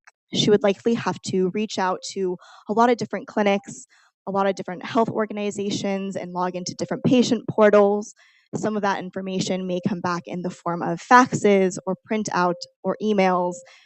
I think an individual earlier had referenced, managing a huge stack of papers to track all of their health records. It's really cumbersome, and it's no easy feat to collect all of that information. And even if you do, there may be some gaps. Next slide. I'm just going to refrain from pressing any buttons from here on out. So let's say one of Anna's oncologists, Dr. Chen, actually refers her to Novellia, the all-in-one personal health tool. So Anna can actually register for Novellia in about 30 seconds. This is probably faster than she can make a cup of coffee in the morning. And right here on this mobile display on this iPhone is all of the information that she needs to register for Novellia. Super simple, super straightforward. Things like her name, her sex assigned at birth, her date of birth, her phone number, her address, and information from any doctor that she has seen and wants to collect her health information for. Next slide, please. So not only is registration for Novellia really simple, but the magic really happens after Anna signs up and logs into her patient health portal at Novellia. So with Novellia, what does Anna get?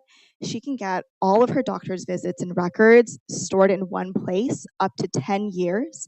So this includes everything from any doctor's notes that her physician has made throughout her visit, anything she was prescribed during her course of treatment, maybe observations about her vitals that her doctor had made, medications that she's been on, not just currently, but even previously. So it could have been medications that she took 5 years ago from another doctor's visit, but maybe it's something that's really important to her treatment right now, can all be stored within her portal. And we make it much easier than any existing portals out there so that it is all in one place.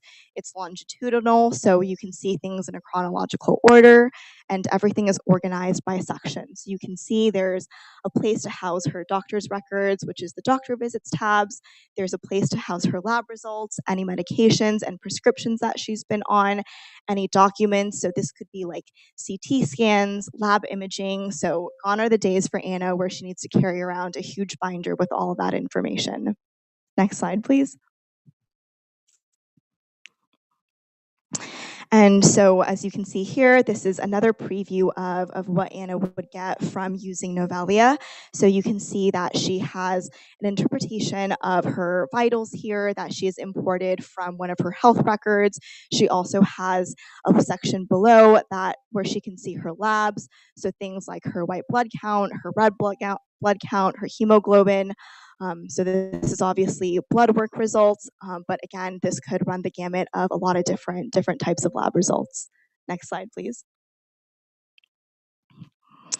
And something that we're really excited for Anna too is that she can also track every medication she's ever been prescribed. So again, it's not just medications that are part of her current treatment, but any medications that she may have used that were not part of her treatment journey, but may be relevant to her health history and helping her make a decision that's best for her course of treatment right now with her providers. Next slide.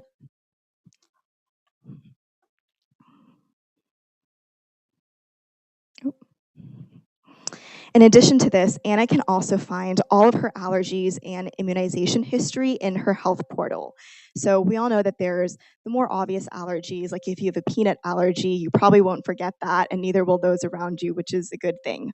But maybe you had an allergy to a medication that you were given a couple of years ago and you couldn't quite remember what it was or what the dosage your doctor prescribed for that was. That would be housed right here for you to access at any time within your health portal.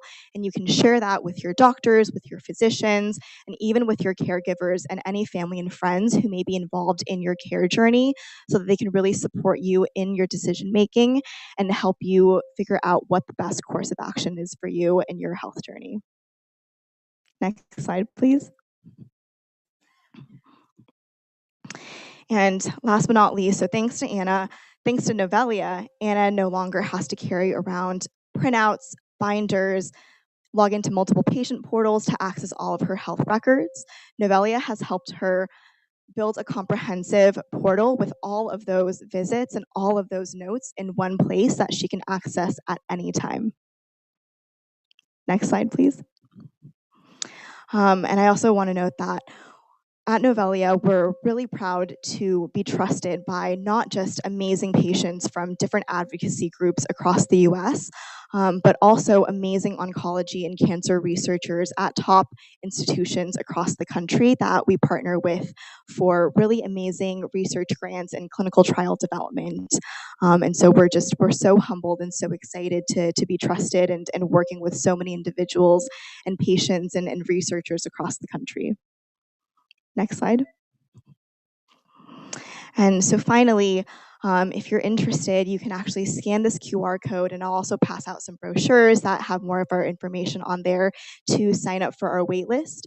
Our amazing engineering and tech team is actually making some updates that's going to make this portal even better and more powerful. So unfortunately, right now registration is down, but if you scan this QR code, and I'll also pass out a sign-up sheet, you can get on our wait list, and we'll let you know when registration is available.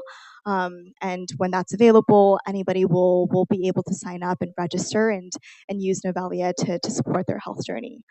Thank you guys so much for the time and the space. Does anyone have any questions?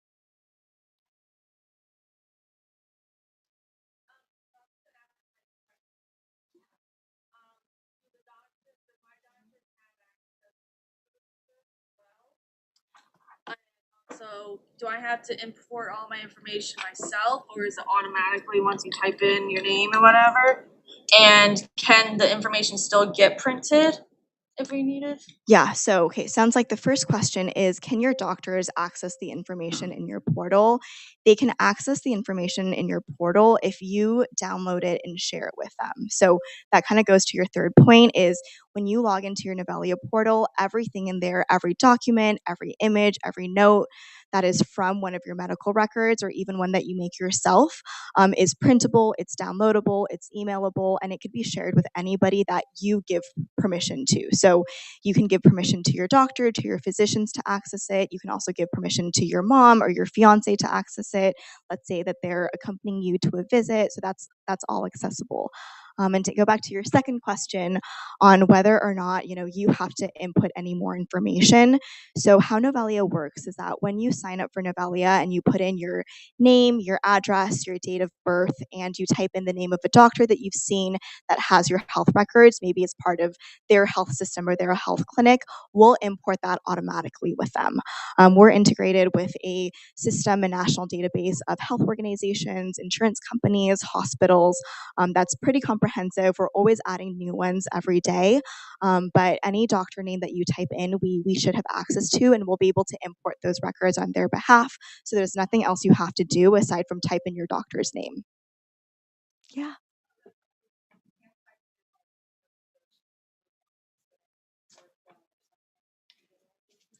Correct. So right now it has to be the individual doctor name, and that's because some doctors may also be at various health organizations, and not all of your health records may be at that single institution. So currently it's by the name of your doctor, but that's a really good point, and that's something that I can certainly take back to the team as feedback, is that maybe it would be helpful to type in the health organization as well.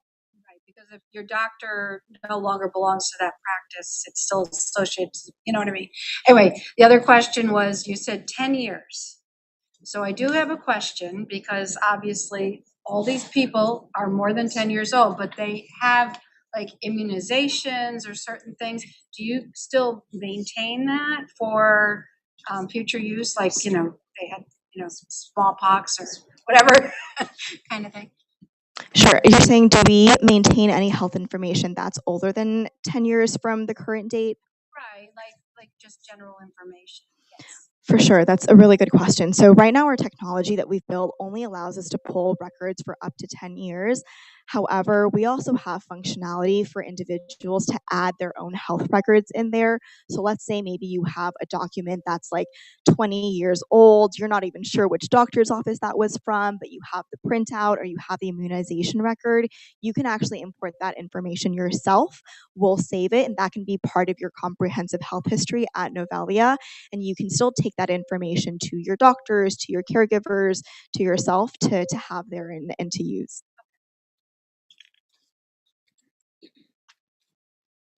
Maybe you've answered this question already, but so after you set up your, you know, one of your doctors, then new information that comes along, do you guys pull for that, or how does that get pushed to your system? Is it just an active connection, or? Yeah, it's an active connection, and you actually have the ability to refresh that connection as many times as you need. So let's say, you know, you sign up for Novellia in May, you get all of your health records for the past 10 years from up until that date. In June, you go see one of your doctors that you had already imported medical records for. But let's say in June, you're like, hey, I just saw this doctor again. I actually need to refresh my medical records to import those new files from my visit in June. You can do that at any time as you need and as many times as you want. Thank you.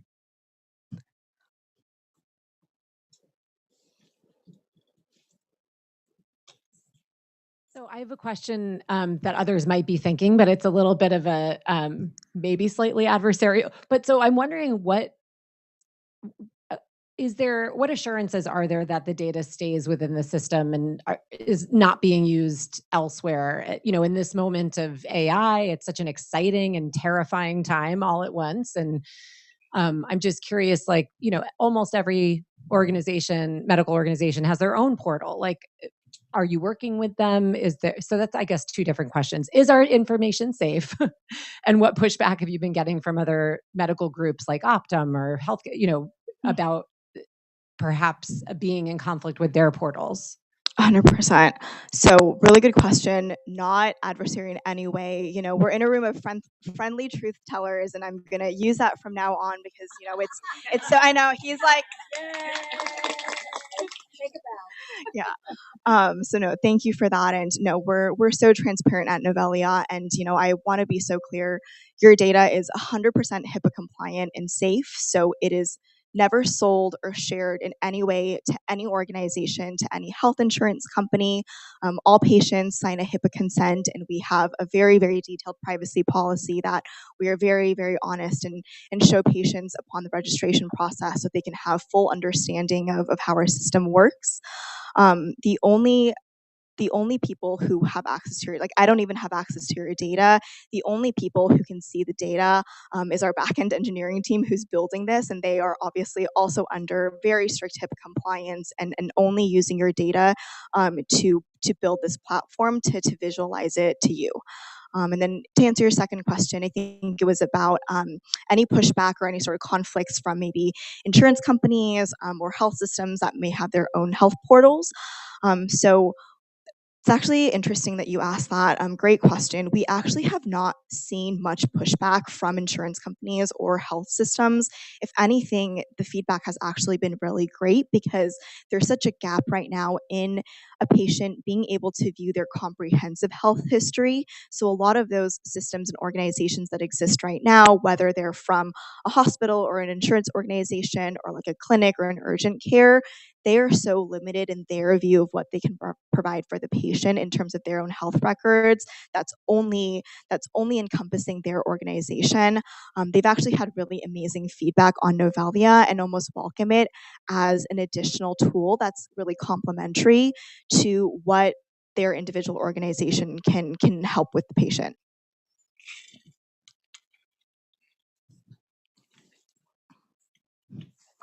Just kind of piggybacking on her question. So what is the business model then? How are you guys going to make money? Is it going to be a subscription thing or? Great question.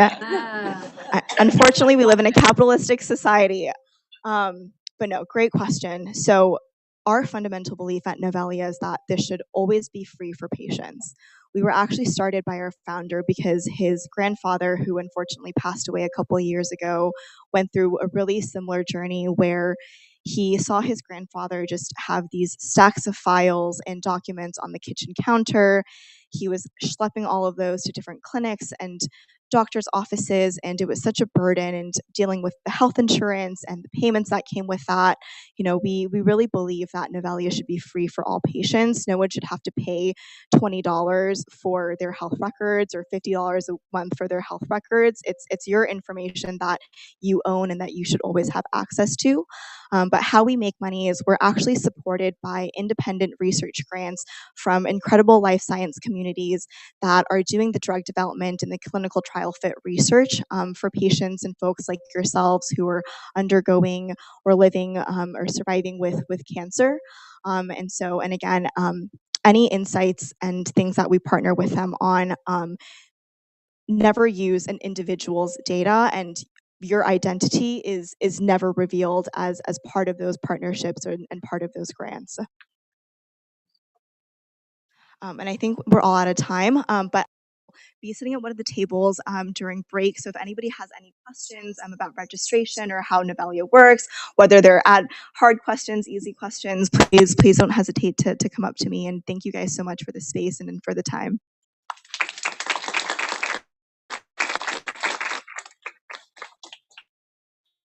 Thank you. Just two quick announcements. I want to let you know that our medic, Adrienne, is here. She's right there in the gray shirt waving if anybody needs. And we also wanted to let you know that the wellness room with Cinnamon is open, so please take advantage of that. And we will take a quick break and be back at 11.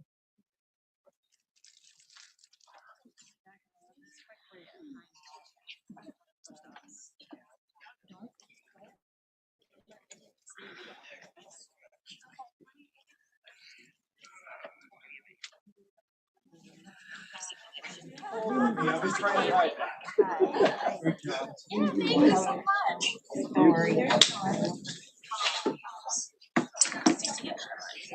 It's working, but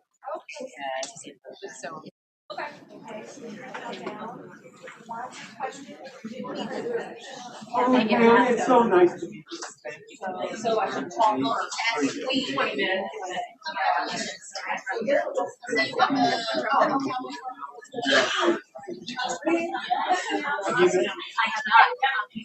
I think that's down to maybe so I don't know that. Okay. So I'm going to use this. I think that's it. Oh, okay. All right. So that's, yeah. Okay. And then I flip. 1 second. Do you want? Maybe if we're a couple minutes. That's great. That's great. Okay, so I'll. Yeah, so I wanted. Okay, great. Yeah, I actually I'm gonna go to my laptop and then I have to. Okay. I have.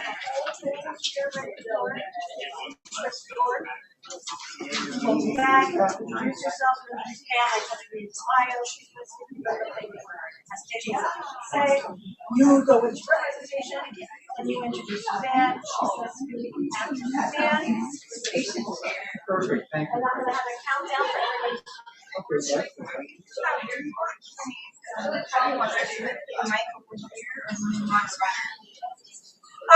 We can put it down in the front and have a little stand. The big thing is that we have to tell each speaker that this is their countdown and like they have to stop taking questions like and then make sure everybody's but we can have that stand.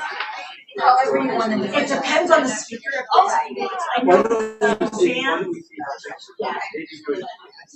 Right. Suzanne sat down for 20 minutes with them. She'll be 5 minutes.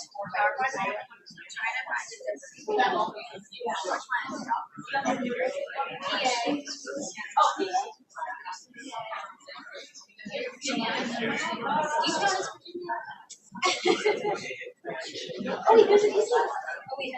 Yeah. I was like, I couldn't find anything.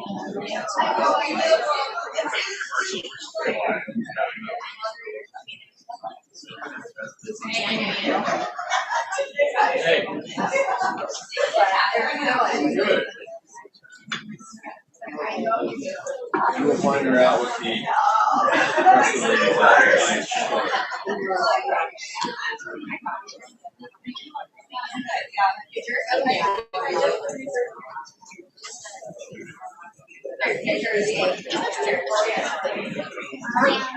You're gonna do Colorado?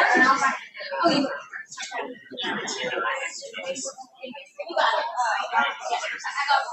I'm sorry.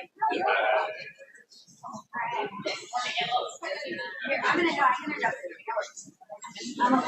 Here, now what we're gonna do first. Do this. Okay. The signs are a lot, but yeah, you don't need to use them in all 4 pictures. So you can use them in like 1 or 2, and then if they have a little bit of a glare, tilt them. Right, hold it. The countdown is at the top, okay? So it'll show it up here, and the camera's there, okay? But you want to hold it all the way to the side. Try not to leave it.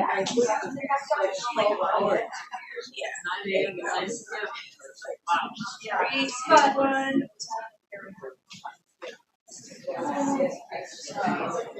One more.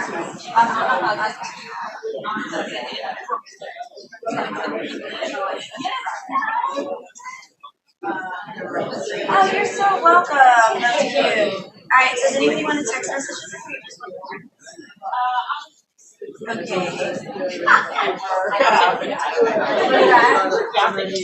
All right, phone number.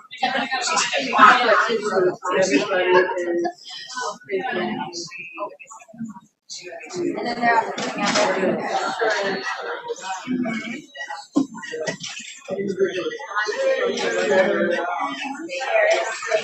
oh my God.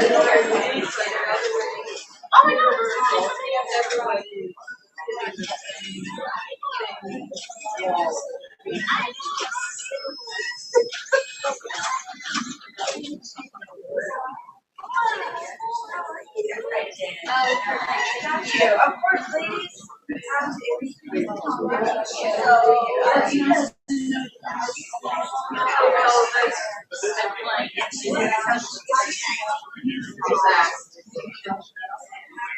I know.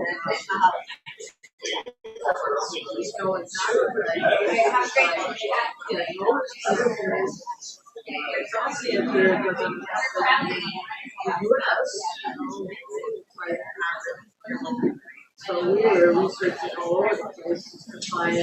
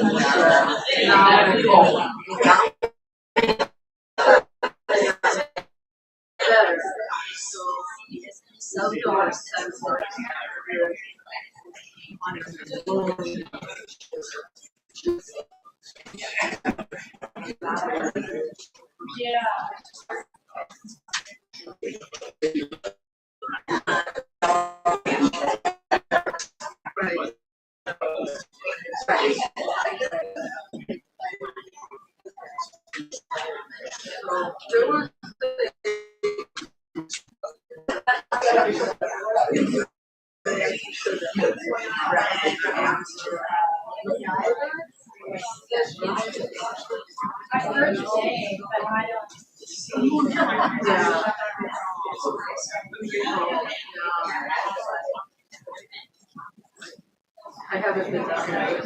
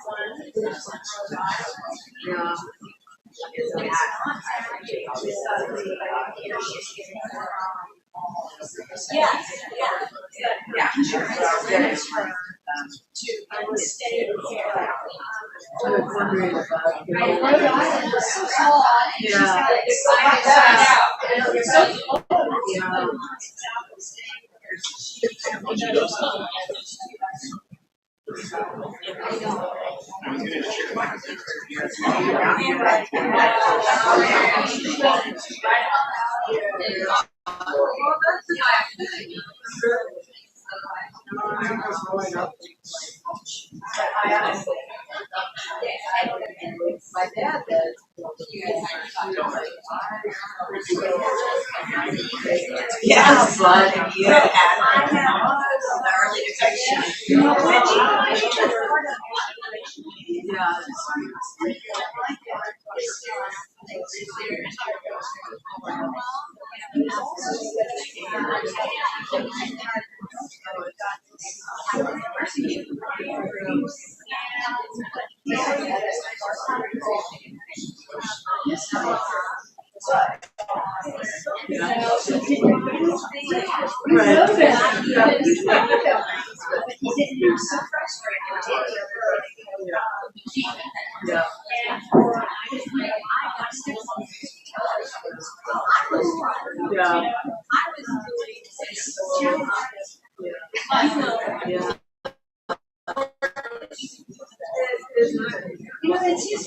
Well, that's just it. I thought. I can't tell you. Yeah, it would have probably not problem.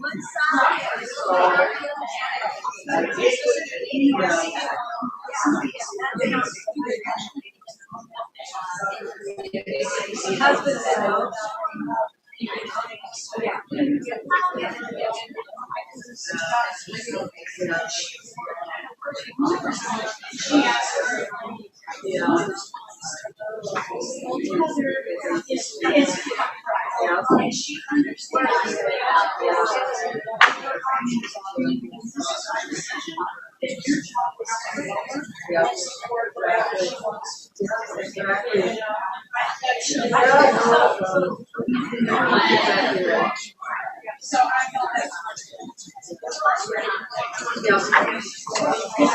It's not. Okay, I'll just use my wife.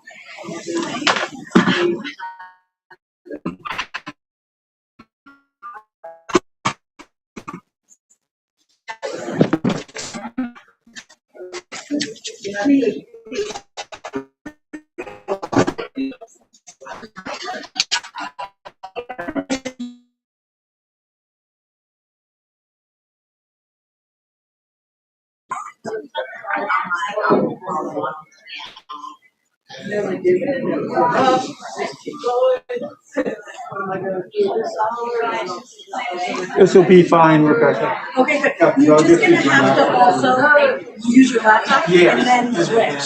Right. No problem. You're good. Thank you. Sorry, it's not. It's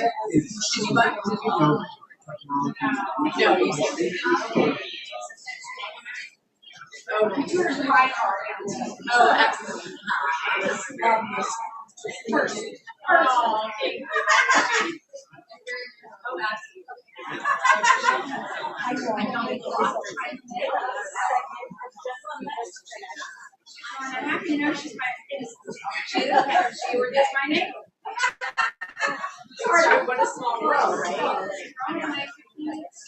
So now we right. Exactly. Yes, exactly. We start online.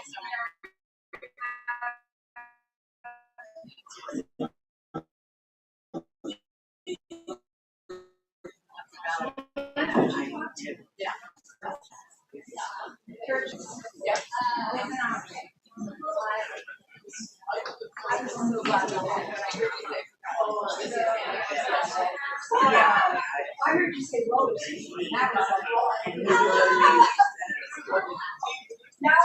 No, right.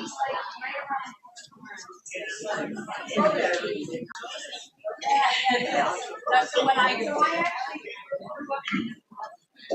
Oh no!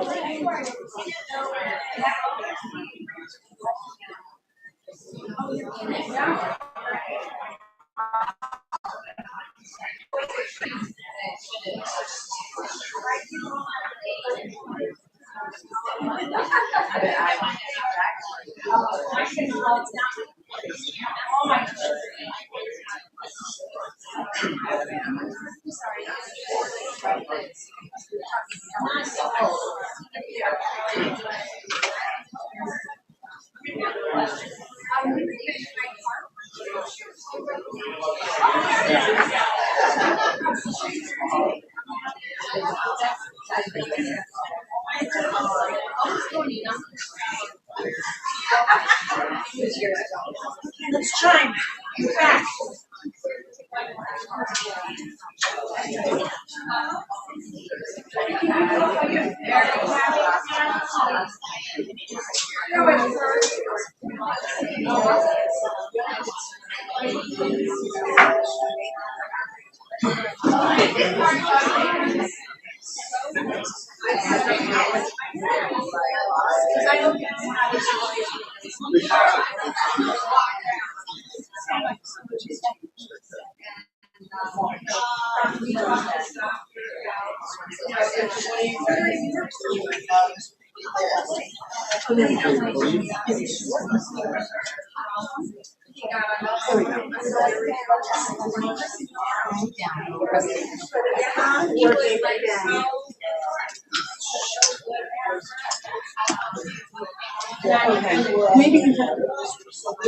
Where's the receiver for it, Becca, I guess? Can I press the keyboard? Let's try it actually.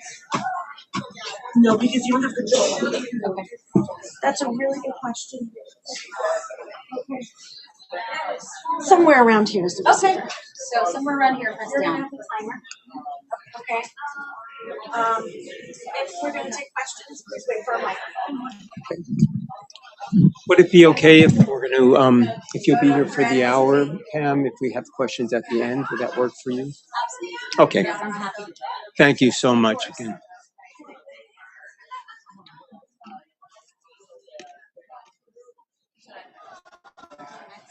And the other thing, if that, so earlier, that consistently, so you just say next test.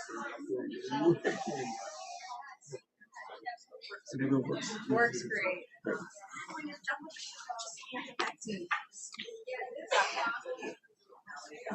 Bring it back up for a second.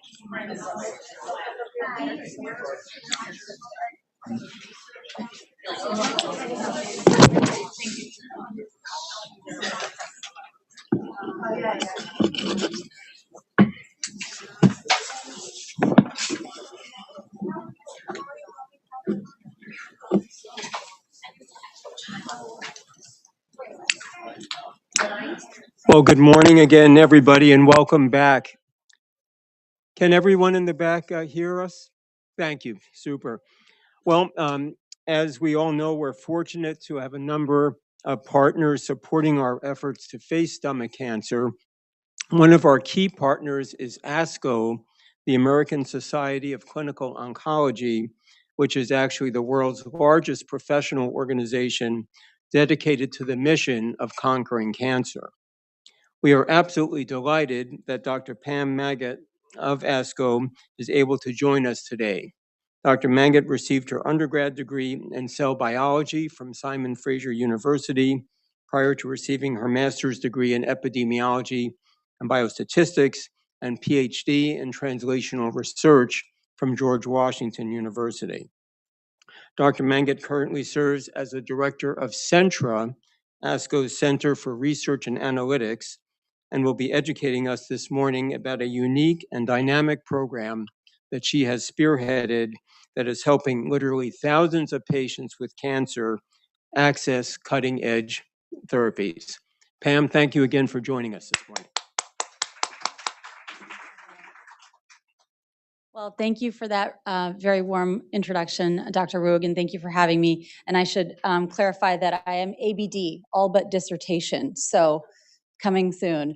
So I oversee ASCO's the American Society of Clinical Oncology's clinical research program portfolio, which includes a couple national cancer clinical trials, and one of which is the Targeted Agent and Profiling Utilization Registry Study, or TAPUR study for short.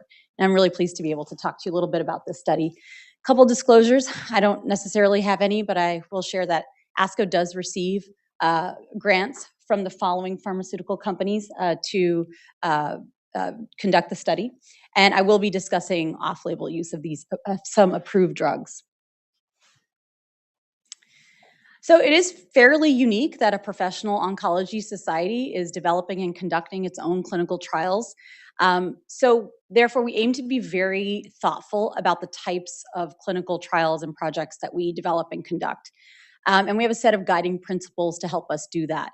And one is that we want to be sure that we're asking and answering clinically meaningful questions for both patients and providers.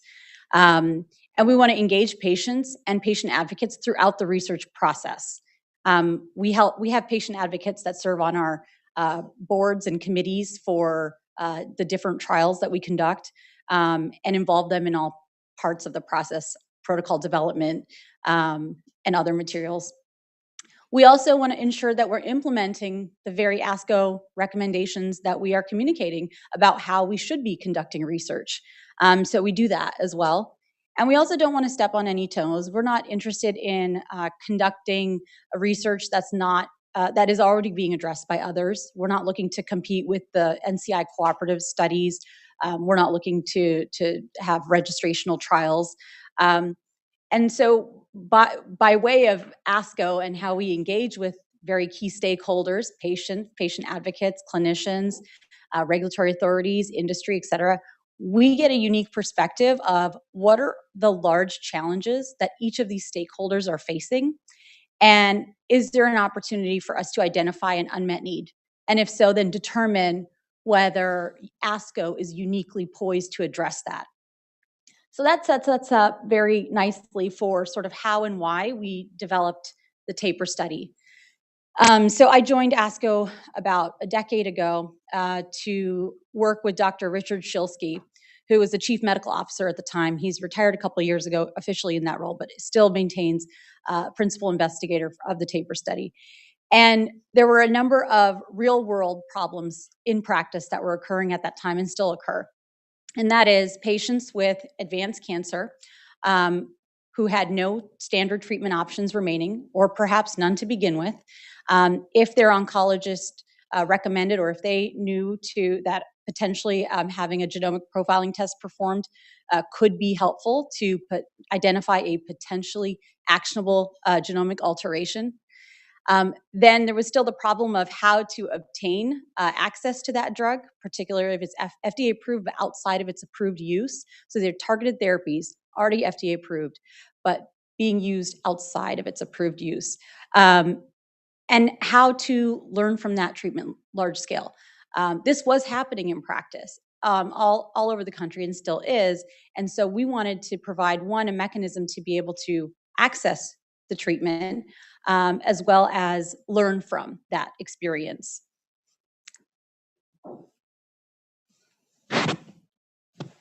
So what is the TAPUR study? The TAPUR study is a large, pragmatic, non-randomized precision medicine basket study. And our goal really is to identify potential signals of activity of these FDA-approved targeted therapies for patients who happen to have a potentially actionable genomic alteration identified in their tumor, and see if we can describe the efficacy and toxicity of that.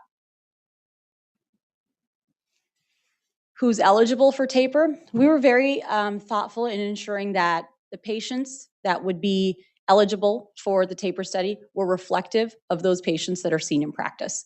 So for that reason, we have fairly broad eligibility criteria.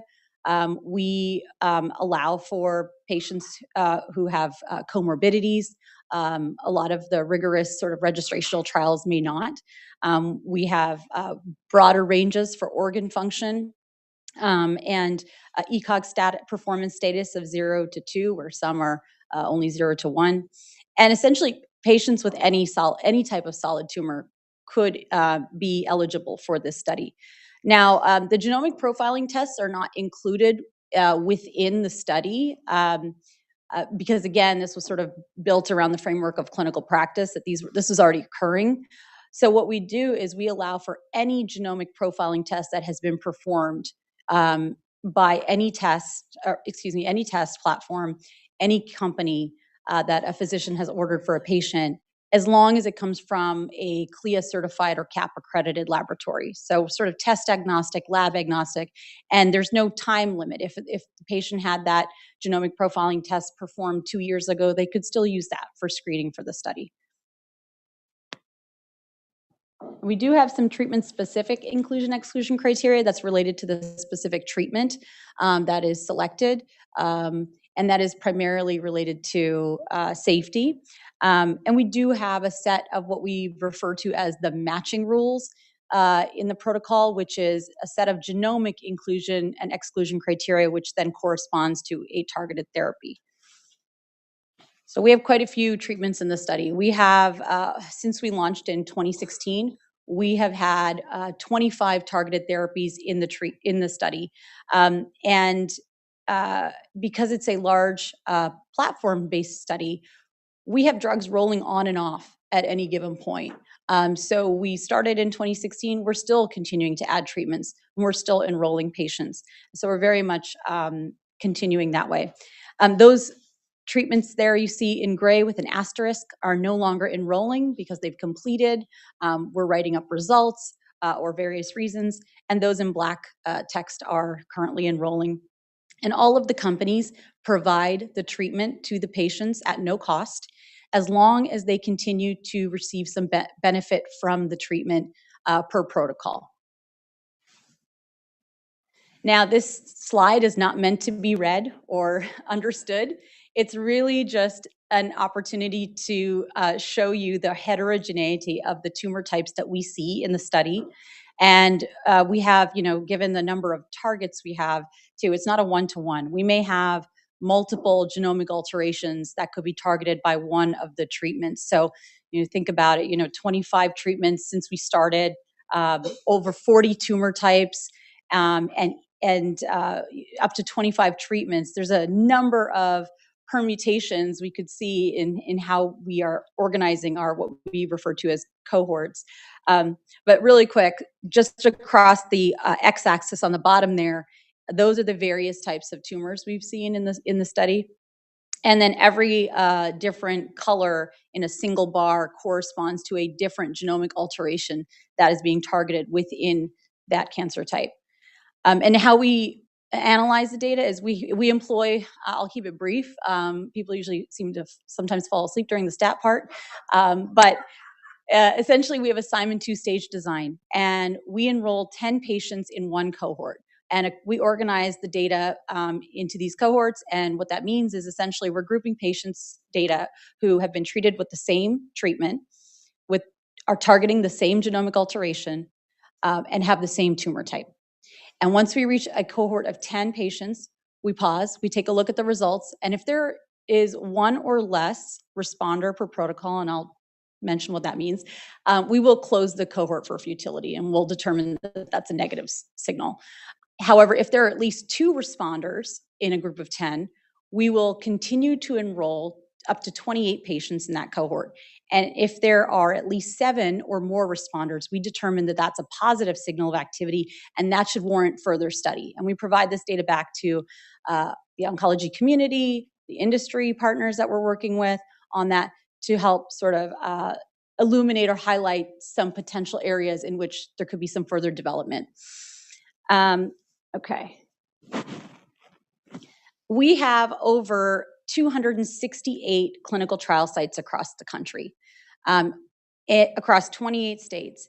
And since we launched in March of 2016, we have registered or consented to the study for over 4,100 participants. And of those 4,100 participants, we've enrolled over 2,800 of them. So 2,800 have actively received treatment on the study. And I will note that a lot of these sites are community-based sites. We've been very thoughtful in the sites that we have brought on to the study.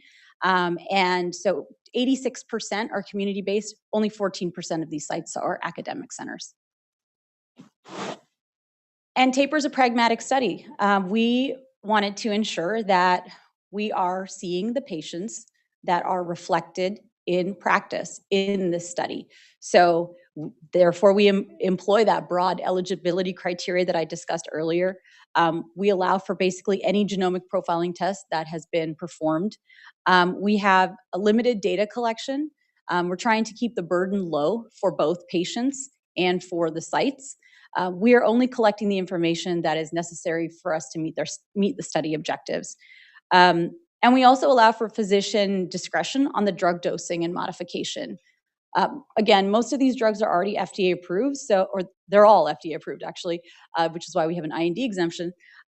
However, because the safety profiles are well known, we can sort of be a little bit leaner on some of the data we're collecting. We ask that the physicians treat patients in accordance with the prescribing label, and again, can allow for dose modification as needed. And we allow for investigator assessment of response. So typically in the cancer clinical trials, we're seeing RECIST criteria. There's specific measurements that would correspond with a response or not. And I think I missed the study endpoint. The study endpoint is disease control rate. So we're looking at either complete response, partial response, or stable disease of at least 16 weeks duration. And we have secondary outpoints like progression-free survival or overall survival as well. But in any case, we are also including the physician's assessment of response. Are they receiving clinical benefit? There may be a specific measurement and they didn't meet a threshold for a positive response per the calculation. But what's the overall assessment? What would the physician assess that response as? And we collect that information as well. One thing we've been really proud of and is we reflect fairly good diversity in our clinical trial. The top part of the figure there is the TAPUR data, and the bottom part of the figure is based on the US cancer population. So you can see there in terms of race distribution, we are doing quite well in the study in terms of being reflective of what is seen in the US cancer population. With Asian, we have about 4% in both our study and what's seen. Hispanic, we have about 6% enrollment. When we started in 2016, we were at 2%. We've made thoughtful decisions in improving that and have been successful. And we are proud as well to say that we have 12% Black participant enrollment. And that is much higher than what is seen in typical cancer clinical trials submitted to the FDA. It's around less than 5%. And age as well. 30% of our patients are between the ages of 65 and 74. So it's older. Okay, so total number of patients on study to date, As I mentioned, we've enrolled over 2,800 participants. And what's really remarkable is that when we look at the patients who have stayed on 6 months or longer on treatment, that's about a quarter, that's 22%. So nearly a quarter of the patients have been on treatment for 6 months or longer. And in the study, patients are on treatment for as long as they're receiving benefit. If they progress or are no longer receiving benefit, they come off study. And then when we look at patients who have stayed on a year or longer, it's 8%. 8%. And that is remarkable when we think about the patient population that we're enrolling here. These are advanced cancer, people with advanced cancer who had no treatment options. And I'm reminded of one story, and I have to be quick because I am running out of time. But I'm reminded of one story of a patient who was seen at the Sylvester Cancer Center in Miami. And we don't know the patient's identities. So this story was relayed to me by the investigator there. And she was, her option that was provided to her by her oncologist was hospice at that point. She sought a second opinion, and that opinion came from a physician who was participating in our molecular tumor board. We have a weekly tumor board as well that's available for oncologists to utilize and consult with. Anyway, this oncologist was a participant on that MTB and suggested she have genomic profiling performed and to see if she's a candidate for the TAPUR study. She did. She was referred to Sylvester Cancer Center, where Dr. Carmen Calfa is our investigator at that location. And after 2 treatments, the nodule on her neck had fully disappeared. So that's a really encouraging story. Cohorts to date. So we talked a little bit about that really messy slide earlier with all the funky colors. And those are representative essentially of the histology-specific cohorts. We have basically hundreds of cohorts that we've generated. And we can think of that as essentially hundreds of mini phase 2 trials within this single platform study. We have still 97 cohorts enrolling. Some of those have been rolled up into sort of a histology agnostic cohort. And we have started writing these results up and disseminating them. So we have 43 cohorts that we've reported to date. 23 have been negative, 20 have been positive. We continue to disseminate information as quickly as possible. And we do think it's as important to describe and disseminate the negative results as it is the positive. I know we're low on time, so I'm going to skip this slide, but this is just one example of one cohort where you see there we had 2 patients with complete response, 14 partial responders, and 3 with stable disease of at least 16 weeks. And we've presented that, and that's on our website. Any of the results, all of the results from all of the cohorts are available on the TAPUR study website, tapur.org. We encourage everyone to check that out.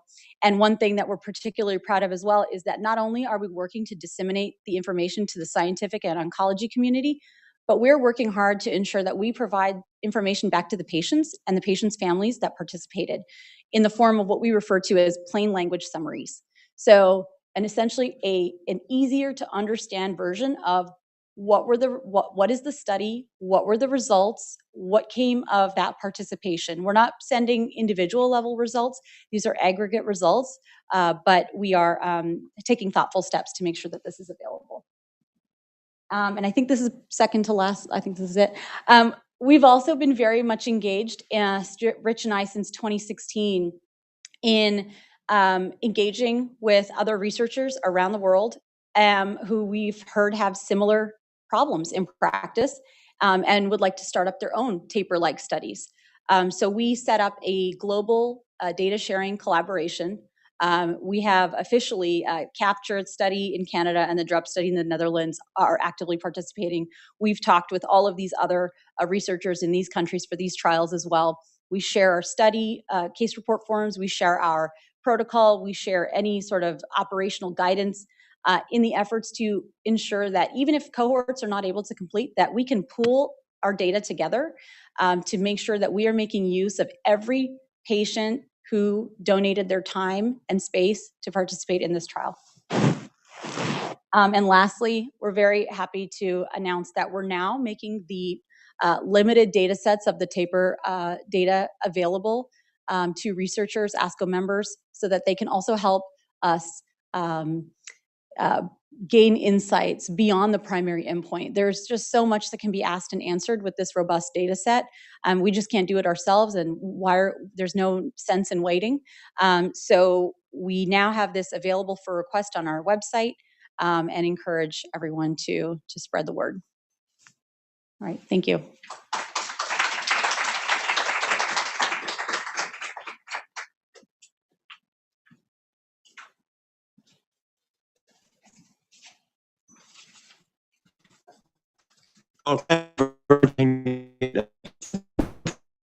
And again, for your efforts in this initiative to both advance the science of oncology and connect us as patients with these very exciting new treatments. So thank you again. We'll proceed, actually. I'm incredibly grateful to Aki, Camilla, Irasema, and the entire organizing committee for the opportunity of joining you today and sharing a little bit about our personal experience. I have to confess, after our town hall this morning, I am humbled, and I think you all should be up here instead of me. But I am delighted to have a chance to share a little bit about, I was going to say my journey, but really our family's journey, and hopefully share some suggestions that may prove helpful for those of you facing stomach cancer as well, or your loved ones who may be in that situation. Greg, I don't know if you can hear me, but I may ask you to help with advancing the slides whenever I say next. Thank you, Greg. Perfect.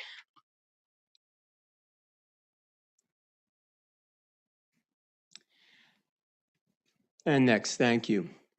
And we did hear a bit about this earlier, but cancer, as we know, is a formidable disorder. Nothing that I share personally today is intended to substitute for the guidance that individuals should obtain from their own care teams, except when noted, the suggestions that we share during this talk reflect really our personal experience and are not necessarily evidence-based.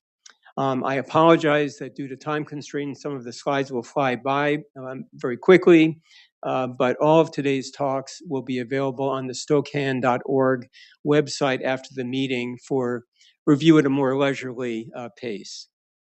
My story, next please, Greg. My story, next, thank you. Began back in prehistoric times by oncology standards in early 2007, when as an apparently healthy and active surgeon and father of young kids, I was unexpectedly diagnosed with stage 3B signet ring stomach cancer. I underwent a total gastrectomy and Roux-en-Y reconstruction. Multiple lymph nodes were positive. Next, Greg. Which was not good news, certainly in terms of my prognosis.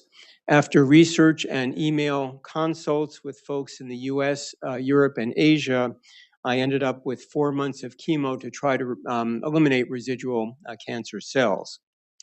At this point, it was September, 8 months after my surgery, a couple months after finishing chemo. I was really excited about getting back to work. I was still having some discomfort eating and had a CT scan to evaluate this. The scan revealed that my GI tract was actually fine. I was shocked, however, next, Greg. Thank you. To learn that the scan showed a metastasis in my liver. In the scan image on the right, we can see the liver metastasis, which typically has this punched out appearance surrounded by the red box here.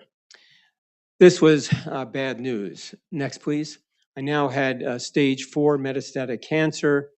As we know, the anticipated course of events is progression despite additional chemo, with most patients dying within 15 months, as seen in the graph on slide right. The goal of therapy, as we've already heard this morning in our discussion for patients with metastatic cancer, has traditionally been to buy time, as cure is generally not considered possible. To try to improve on this prognosis, next please, Greg. We tried a clinical trial of what was then a relatively new treatment approach, namely targeted therapy. This directed against c-Met, a protein involved in a number of types of cancer, including stomach cancer.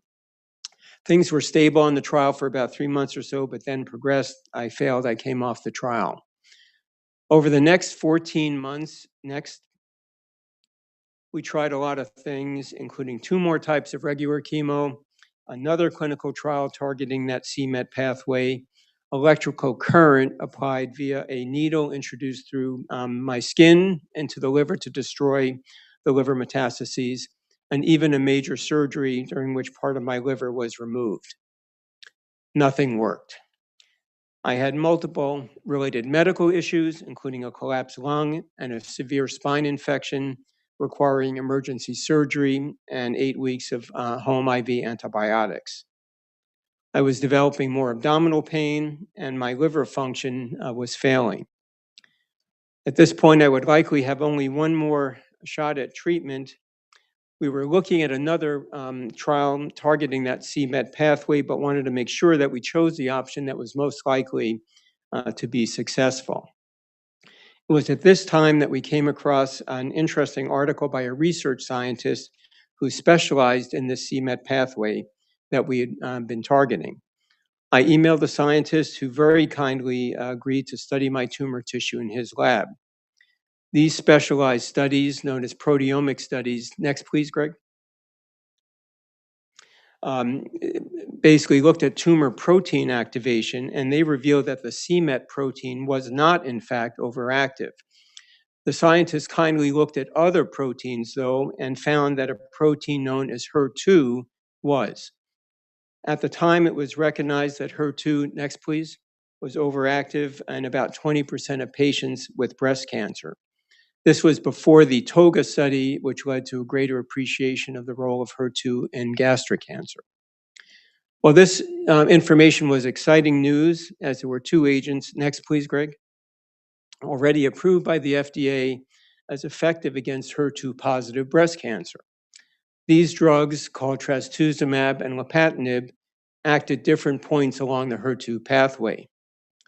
Since trastuzumab was already approved by the FDA for breast cancer, next please, Greg, my oncologist was able to obtain approval for me to receive the drug on an individual patient basis outside of a clinical trial, what's called expanded access. This is basically actually a very humble version of what is now being done so elegantly for so many patients through the TAPUR program that Dr. Mangat just shared with us. 3 days after getting my first IV infusion of trastuzumab, next please, my right arm became very swollen and painful. It turned out that I had a major blood clot involving the veins of my arm and neck. Next, please. Blood clots are actually a very common and potentially life-threatening problem associated with various types of cancers as well as their treatments. I was put on an anticoagulant, next please, and continued to receive trastuzumab. At the 1-month point on many clinical trials, and we adopted the same practice, I had a CT scan to see how well the trastuzumab was working. Lying on the CT scan table, and I know this is an experience I think shared by many of us in the room, and listening to that high-pitched hum of the scanner detector array accelerating, I nervously wondered what the scan would show, given that this was likely my last shot at treatment. Next, please. Fortunately, the scan showed improvement with shrinkage of the metastases compared with the scan a month earlier. I continued with trastuzumab, in fact, over the next 9 years. At this point, really, there is no data to suggest when or if we should stop treatment. And my most recent scan, next please, in 2021, fortunately revealed no evidence of metastatic disease. Overall, I've been very, very lucky on multiple levels to have had a dramatic response to targeted therapy for metastatic stomach cancer. With that background, we'd like to shift gears for a moment and share some of the lessons that my wife, Mariana, and I learned during this experience. Starting really with a lesson that doesn't need to be reemphasized, that was made so eloquently this morning. Next, please.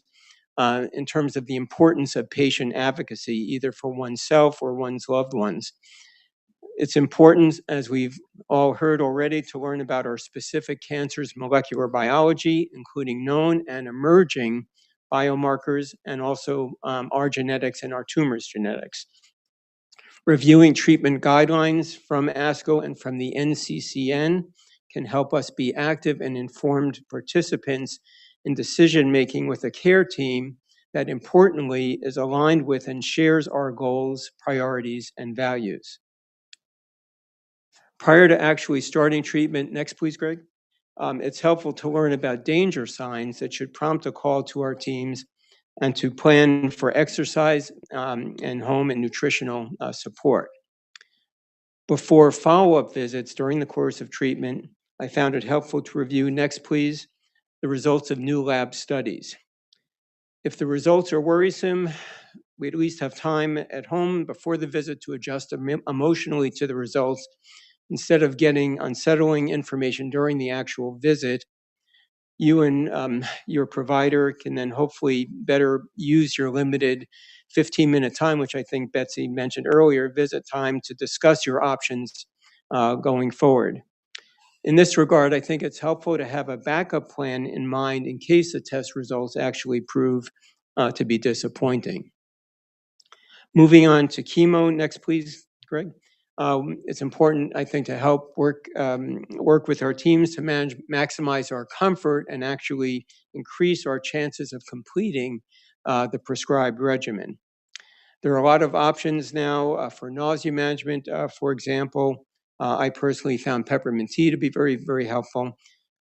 Working with a mentor, as offered by our group, can be very helpful during all phases of treatment, including surgery, chemo, and immunotherapy. It's helpful, I think, and important to accept, next please, that changes in one's sleep pattern and energy levels are common during treatment, and to sleep when you can or need to. There may be times in one cancer journey, and I agree, Betsy, a journey is not a great term, but I thought it was cosmetically better than ordeal or whatever other term you'd want to come up with. But there may be times where things certainly are not going well. And a number of coping strategies, next please, may be helpful at such times. Setting or resetting your priorities and aligning the use of your time with these priorities is one such strategy. For me, important personal relationships emerged as my first priority, and preparing letters and videos to my family and friends gave me a sense of peace. In general, I think it's helpful to focus on what we can do and not on what we can't do. It may be helpful in this regard to reflect upon the Serenity Prayer on the right side of the slide. We have already heard so much about the importance, next please, Greg, of maintaining social relationships in person and or online, as in our SOCAN support groups and as in this meeting. This really can help combat feelings of isolation and loneliness that are tremendously common among patients with all types of cancer. Four-footed companionship can be a source, next please, of great comfort as well. And I enjoyed comparing notes with Betsy again about this yesterday.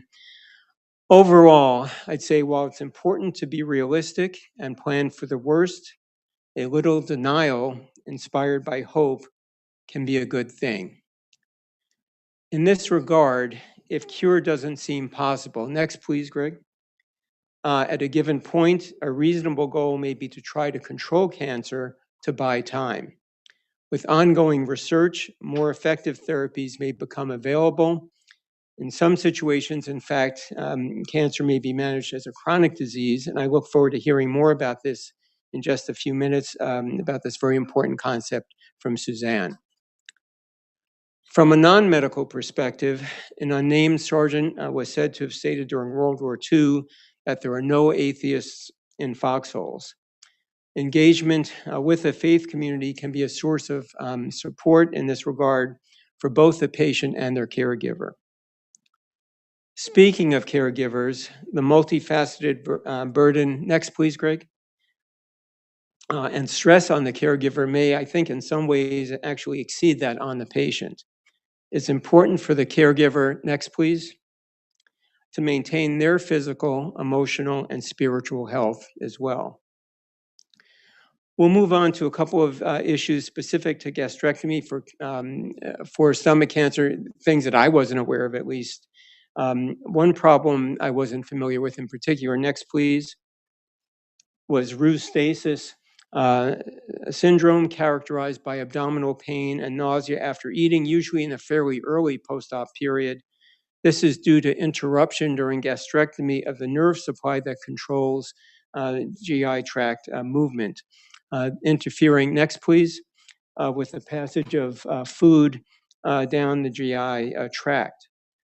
Fortunately, this generally improves with time. More familiar, I think, to many of us, next please, may be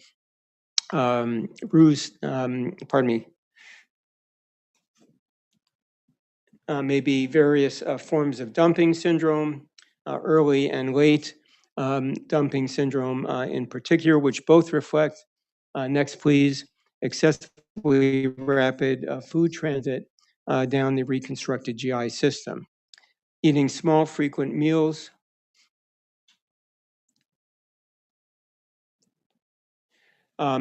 with high protein, low glycemic index carbs can help us avoid dumping and late hypoglycemia. Next, please. And next, seen here with the blue arrow, that can occur as part of the late dumping process. I personally, next please, still get hypoglycemic at times, and I find it helpful just to carry around some hard candies. Maintaining nutrition in general, as we've heard, can be a challenge after gastrectomy. While guidelines, next please, call for at least 60 grams of protein, 1,500 calories per day. In fact, nutrient requirements can vary a great deal. For a long time after surgery, I was having trouble gaining weight despite eating enough in terms of calories.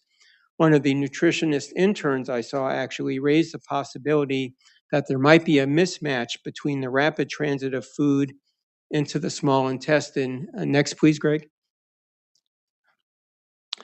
And the slower release of enzymes required for digestion, seen here in green, by the pancreas. The intern suggested, next, please,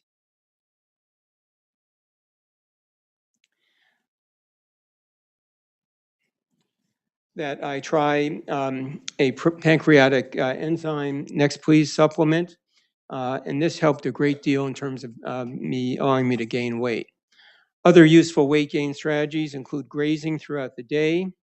And with apologies to our friends at the USDA, hopefully I won't be reported for this, but eating high caloric density items. Next, please. Next, please.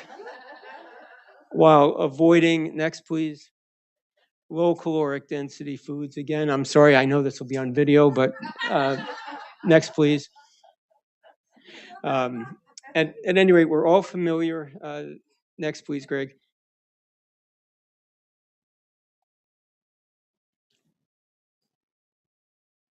With micronutrient deficiencies, and I agree this is an area of unmet discussion or need. After gastrectomy, I personally use a post-bariatric surgery vitamin. As it turns out, our livers usually have about 2 years worth of iron stored up, but at the 2-year point after surgery, I was becoming anemic, and it turned out I was iron deficient. A lot of us don't absorb oral iron very well, and I get IV iron replacement. Another common issue occurring in up to 80% of folks after gastrectomy, next please, is small intestinal bacterial overgrowth. While antibiotics may help improve symptoms, they don't generally cure this condition. Mariana found through her research, next please, that garlic and onions contain a natural antimicrobial compound called allicin, and eating these foods cooked pretty much on a daily basis has helped a lot with my symptoms, if not with my breath, but that's another story.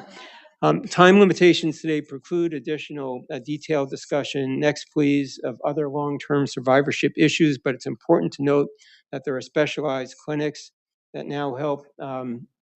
Next, please. With cardiac, next, please. Kidney, next, please. And immune system problems after treatment. There are also resources available to help with neurologic and psychologic issues, including peripheral neuropathy. Next, please. CNS disorders, including, next, please, chemobrain, which Jeff alluded to earlier. Next, please. And anxiety, which I suspect many of us have experienced. Next, please, as well as PTSD. Next. Next. One of the greatest sources of stress and concern to us is recurrent or metastatic cancer. Next, please. Recurrent or metastatic tumors may demonstrate molecular profiles that vary from the primary tumor, as well as chemotherapy resistance, both of which may make treatment more difficult. Even our best scans capable of picking up a nodule 1/5 of an inch in size, next please, are not detecting cancer until over 100 million cancer cells are present. Recently developed assays of circulating cell-free tumor DNA promise to allow much earlier detection of persistent or recurrent cancer. Camilla, I stand in awe of your experience with your team in using very effectively one version of this molecular residual disease test, Signatera, in guiding your own treatment. Well, why is early detection of recurrence so important? Next, please. And I'm sorry for the diagram on the right, but basically over time, single cancers can mutate, as seen in the diagram, into many genetically different tumors, some of which may be more aggressive or more resistant to chemo. Detecting and treating recurrent tumors can limit this mutation process. Second, as we know, our immune cells, seen in blue in the slide on the lower left, may be able to destroy cancer cells, seen here in yellow. The immune response may be most effective, though, when the tumor burden or number of tumor cells is relatively small compared to the number of immune cells. Catching and treating recurrent cancer early can keep the ratio of immune cells to tumor cells more favorable. Well, we are running short on time, so again, I'm going to put these slides up there so they're on the video. These cover the importance of multi-cancer early detection testing, which is particularly important, I think, for those of us with rare cancers such as stomach cancer. Basically, a blood test which allows screening for multiple types of cancer at once. And we've heard about Guardant, and there are other companies in this space. I think this will be a very important development. We are going to, again, just race through these slides, so they'll be available for review on the video in terms of survivorship care planning. And I would like to conclude, though, with two comments in terms of survivorship care planning. First, there are some very exciting developments with artificial intelligence that I think may help us address many of the gaps that were identified during our town hall. In terms of survivorship care planning in particular, this is a prompt I put in for ChatGPT 3.5 a few days ago, just asking for a survivorship care plan for a patient undergoing gastrectomy. We need to advance a few slides from here. Greg, I'll tell you when to stop. Next, next, next, next, next, next, next, next, next, next. Perfect, thank you. I hope everyone caught. Will be a brief quiz on this at the end. But this is the prompt: as ChatGPT, provide a care plan for a patient undergoing gastrectomy with adjuvant FOLFOX and trastuzumab. Next, please. In literally 2 seconds, ChatGPT provided a pretty respectable 5-page plan, including advice circled in red to monitor for cardiotoxicity given the trastuzumab history. Well, in closing, and I apologize for going over, which is terrible as a moderator in particular. Next, please. We are not alone as we face stomach cancer. We have a number of partners that really support us in a robust ecosystem of innovation that has been responsible for the majority of new cancer diagnostics and therapeutics developed worldwide. I'm personally grateful to many of our partners in this ecosystem, including those from the NCI, FDA, academia, ASCO, and industry who have taken time from their schedules to join us today and to support this program.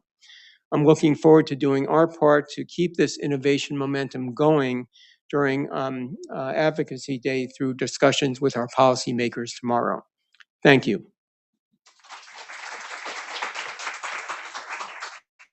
And again, my apologies for going over, but it is now a distinct pleasure. We've saved, I think, the best in many respects for last, to introduce our next speaker, Suzanne Ottinger. Suzanne is a native of Maryland, right next door, and has a truly remarkable story of perseverance and determination to share.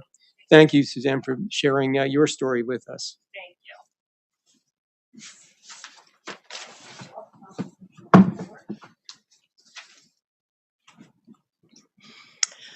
Well, a lot of you guys have heard my story many times, so it doesn't need, mine doesn't be too long, but also doesn't need to be too long. I'll start with my family history. Cancer in my family with my mom. She passed away when I was 8. My sister was 6, and my brother was 3. It was a GI adenocarcinoma.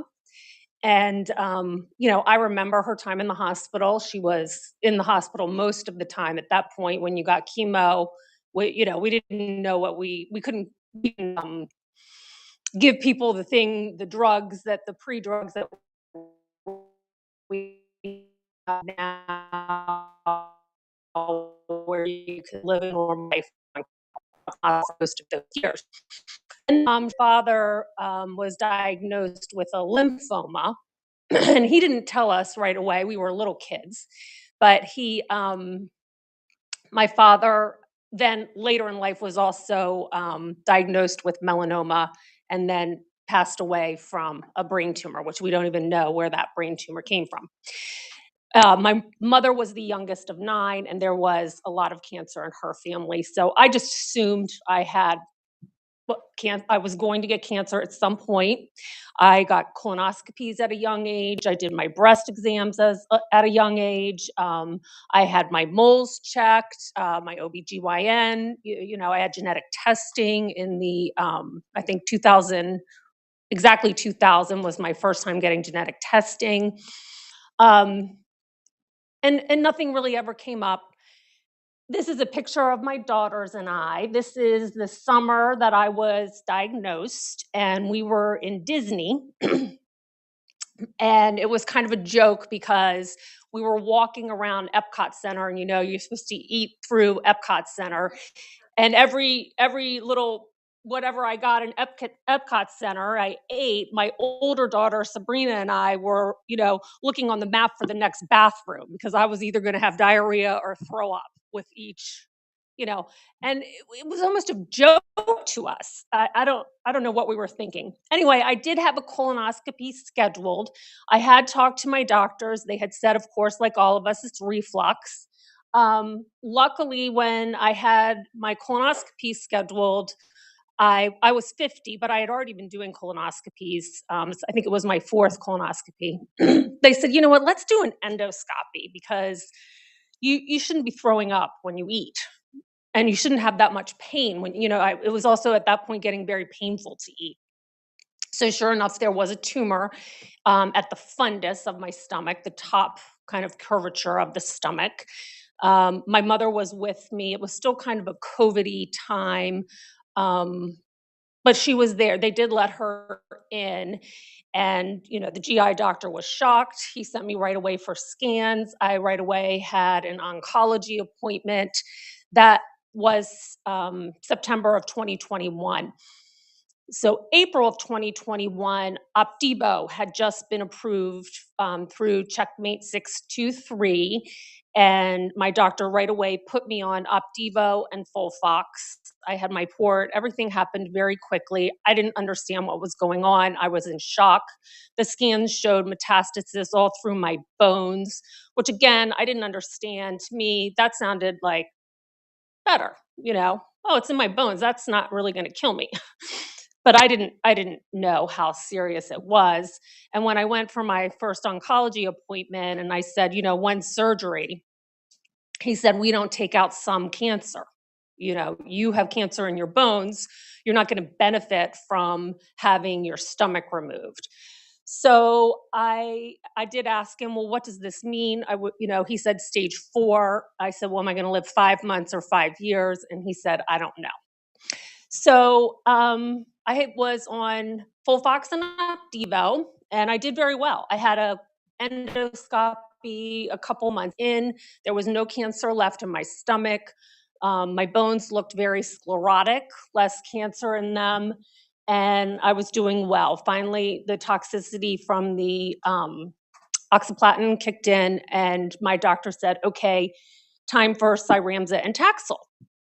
And by then I had, plugged in to the community, and I said, no, we don't, that is not what we do. We drop the ox and we stay on the F in the Opdivo. And we were raising our voices with one another. He said, no, you get Cyramza and Taxol. And I had my stack of papers and I said, no. And he did finally agree with me. And I went to, I called my doctor at Hopkins and I said, I'm right? I mean, this is what I've heard on our calls. She said, yeah, you drop the oxaliplatin and you stay on the 5-FU and Opdivo. So that's what I did. And I got a great year out of that. I felt pretty good. There was a lot of talk at that point about MSI. Do you have HER2, PD-L1, MSI? Well, I was PD-L1, so that's probably why I did so well. But I really wanted to know, do I have MSI? And I wanted the Signatera test. And he said, no, you're doing great. You don't need the Signatera test. Finally, my doctor at Hopkins ordered the Signatera test, but it was a year in, and my cancer was too old, too diffused, and I couldn't get the test. And I've never been able, 2.5, almost 3 years in, I still can't get the Signatera, and it really annoys me. But anyway, so I did well. I had a good year, and I did go to Hopkins for a second opinion with a surgeon. And I think that was just the worst day of my life. And he said, no surgery for you. I said, well, how long am I going to live? He said, maybe 2 years, not 3. So next, do I do this with the green? So my next slide is, this is a very difficult time for me. I know that in the long run, this is a blessing, but I'm not there yet. It doesn't feel like a blessing yet. I was still arguing with my doctor about circulating tumor DNA, and I watched one of Hope for Stomach Cancer videos on blood biopsies. It was called Blood Biopsies. And I wanted to know about, more information for when my treatment stopped working. And Dr. Dan started at the beginning with genetics.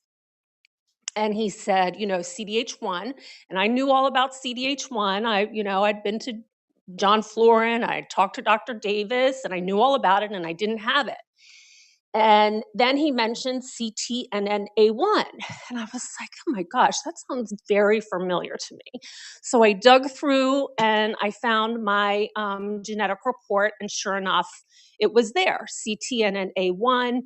And I called Karen Chelcom, who has since passed away, and she gave me Dr. Perry Guilford's information, and in New Zealand, and he said, this is pathogenic. And you have to get your whole family tested, your brother, your sister, and your daughters. And I always knew my cancer was genetic. It was not, I knew it was, but I just didn't want to hear that.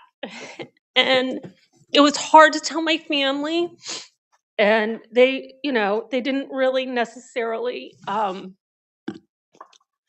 all agree with me right away, and maybe a little bit of pushing to get the genetic testing done, especially my brother. Men are very difficult. But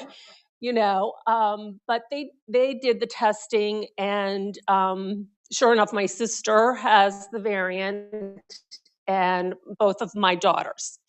And Dr. Davis and Dr. Perry Guilford both agreed that, unfortunately, yes, it was pathogenic, and given our family history, it was quite serious. So my well, prior to that, we went to, I did the right thing. I took my daughter to genetic counseling, right? This is the thing to do. Yeah.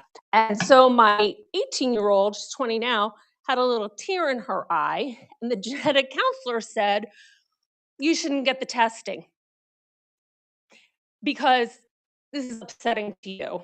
And if you test positive, they might suggest a gastrectomy.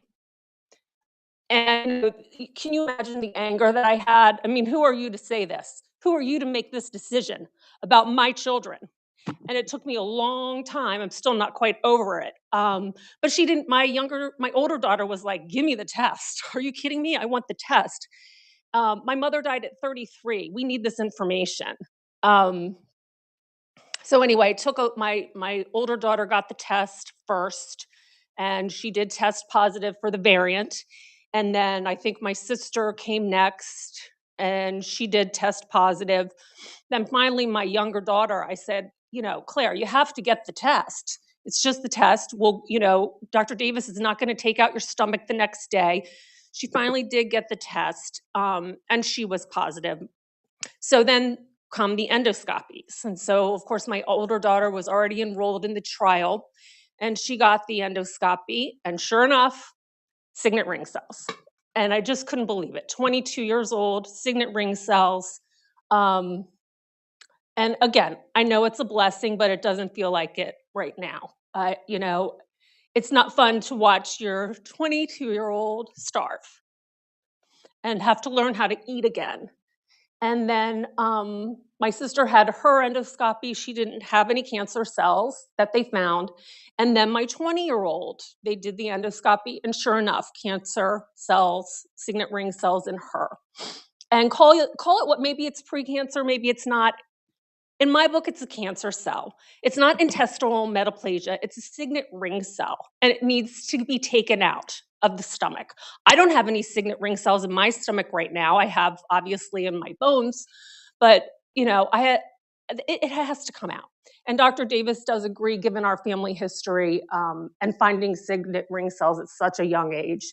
So my sister had her gastrectomy. We're very lucky we're here. We can go to NIH very easily. And because it's CTNNA1, something different that they haven't seen, I think it benefits them, to have us in their study.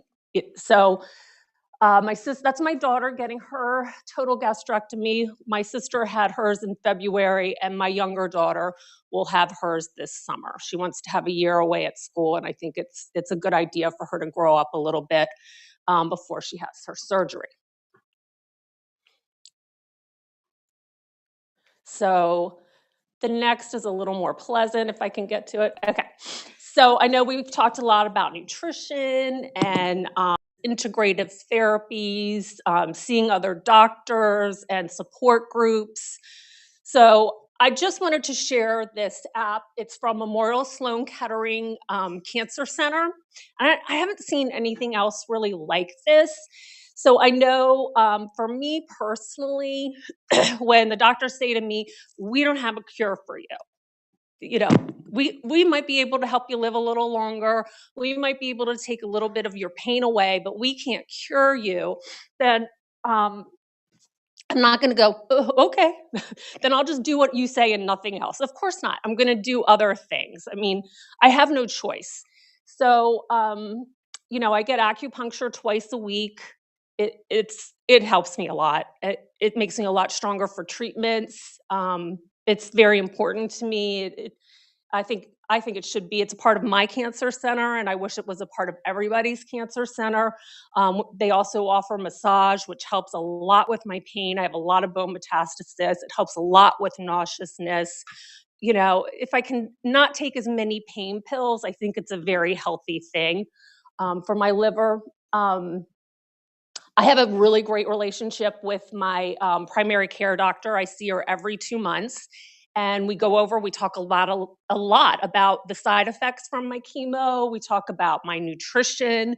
We talk about, she draws my labs. I have inflammatory arthritis from the Opdivo and the Keytruda, and she spends a lot of time with me, and she's very helpful. And that helps a lot because when I go to see my oncologist, I don't have to talk to him about all of that. I want to talk to my oncologist about my biomarkers, my treatment, my scans. These are the things I want to discuss with my oncologist, and it helps me to go to other doctors, the rheumatologist, my primary care doctor. If I get a rash, I go to the dermatologist. They're all there for me, and I think it's been very helpful to me to have a big team. And when I'm with my oncologist, we're focusing on getting rid of this cancer. And then last is where I am now. Unfortunately, I did have a recurrence. And anyway, it just says recurrence on the next slide. I don't know if it's going to, but it's a cute picture of my daughter. So there we go. So that's my daughter. She just got married, and her husband watches every bite that goes into her mouth, so that I don't have to worry about that anymore. That's my older daughter, who will have her gastrectomy next summer. I've been told all along that my disease is not measurable because I have it just in my bones and, of course, my stomach. But it was just no trial for you, no trial for you, no surgery for you. None of those things are on the table for you. You have what your oncologist can give you, and that is all. I'm not going to give up. I keep on trying. I think someday, maybe if I can get the cancer under control in my bones, I will start asking surgeons again for the total gastrectomy. I don't think it's a good idea now because my bones need my stomach. But also a clinical trial opened up. My doctor at NIH and my doctor at Hopkins said trials are now opening up for non-measurable disease. And I had a scan on a Wednesday, and that afternoon when I got home from the scan, Hopkins called me up and said, "We got approval today to take patients with non-measurable disease." And it was just in time because my cancer it went from kind of under control with radiation here and there to just really everywhere throughout my hips. From my skull, I have cancer all the way down my neck and my entire spine. It's in my shoulders, my sternum, it's just all the way down to my knees and probably further, but that's where they stopped the scan. So I did get into a clinical trial, and I'm very, very grateful for that. I feel it was divine intervention. And I'm on round 3 of that. So it is, I think that the TAPUR study probably kind of played into that because it's olaparib, which is normally used, for genetic cancers. And my local doctor feels that, my cancer is genetic. Who knows? Maybe there's some synergy there. So olaparib, which is tough. I'm really tired on that drug. But it's a pill, PARP inhibitor. So I like the idea of that. I have my Keytruda, which is my immunotherapy, which the Opdivo has kept the cancer out of my torso. So I don't want to give up something that's controlling what's in my torso for something that might work better in my bones. So I've got the chemo, which tends to work better for the bones. I've got my immunotherapy, which has, for almost 3 years, kept cancer out of my stomach. I've had 4 endoscopies. There's no cancer in my stomach. And then when the cancer is kind of ugly enough to beat both of those, then I've got the PARP inhibitor, which prevents the cancer from repairing itself. So I like the combination. I believe, I believe that if my mind understands how it's working, it's like the placebo effect, but then kind of flash forward. Okay, I'm getting these treatments. I understand in concept how they work. And as I get them, I meditate on that. Like I want my body to take it in and make them work. So that's where I am now. I'm in a clinical trial for my progression, and I feel good about it. I don't know if it's working yet, but that's it. That's my story.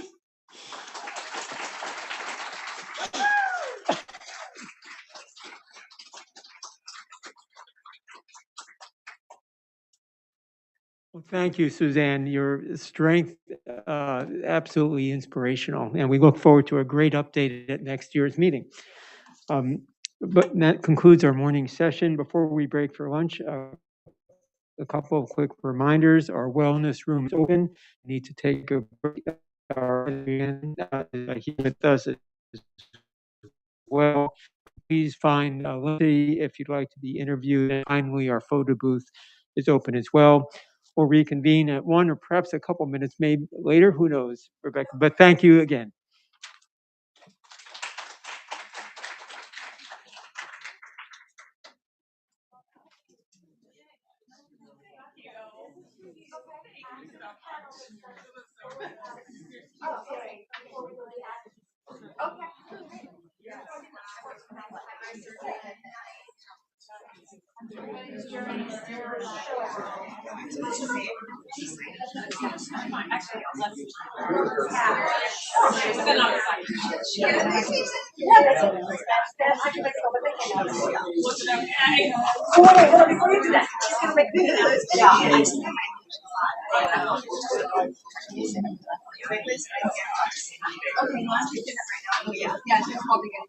Oh, also just a quick reminder, I think I forgot to say this in my presentation, but anyone who signed up for the Novellia waitlist gets a $20 Visa gift card. So if you signed up, you can come find me or Jackie over there and we'll get you. And if you have not signed up, there's still plenty of time to do so. And if the QR code isn't working, I also have a sign up sheet with me. Thank you.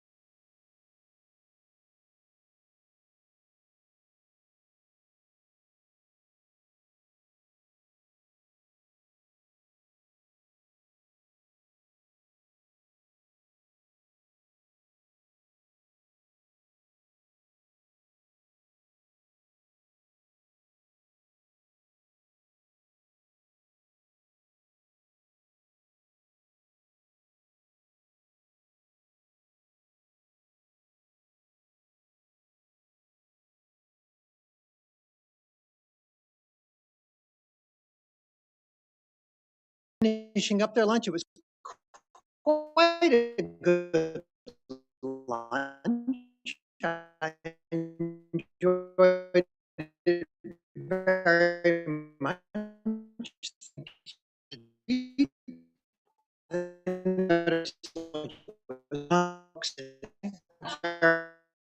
That was on the books for today, but thank you, founding director of the Center for GI.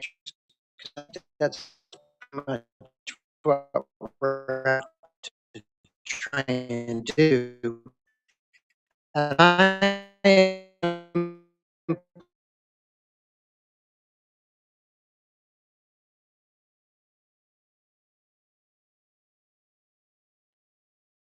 without further ado, I'm going to get us started by introducing our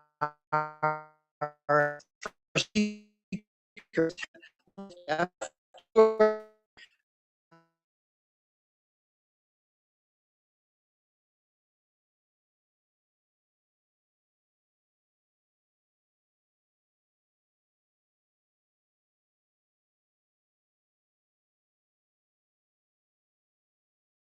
Here on this sort of in a personal level,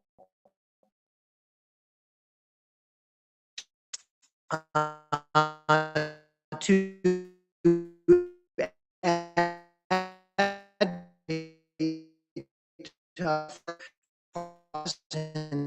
to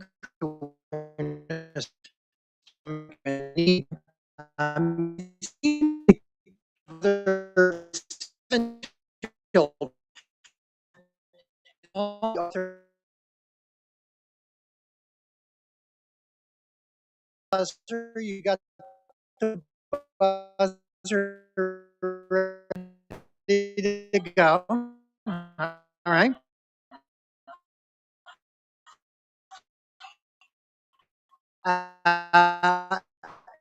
And so with that, let me introduce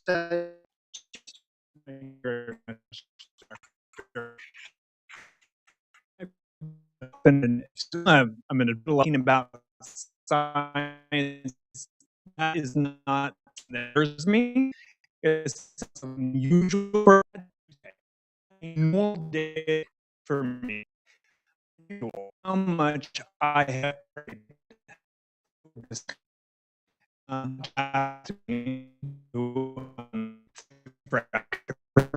not about giving me hard for me to give by.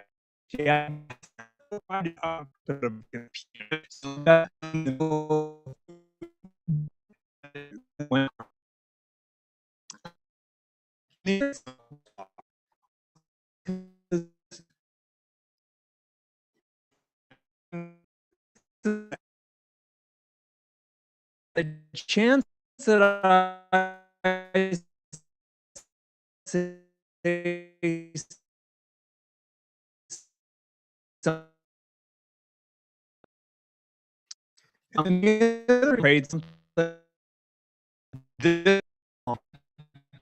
or hurtful or harmful to people going through something that is the hardest thing that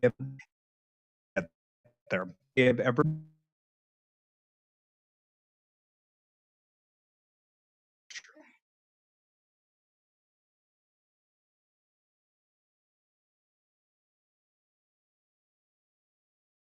Mind Portland,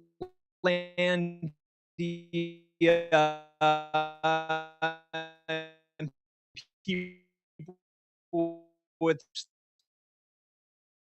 pure and it's all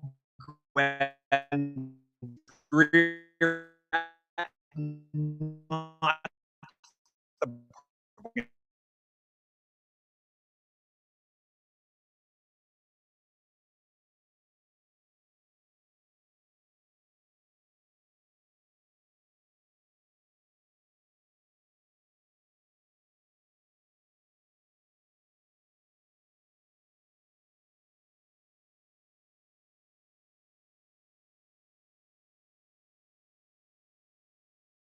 are still down there. There's a boxcar. There's a rapids there, and I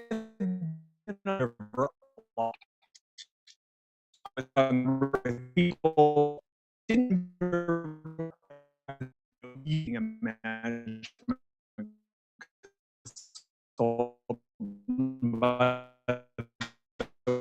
way.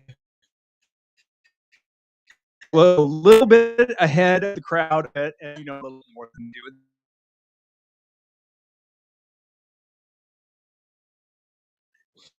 If you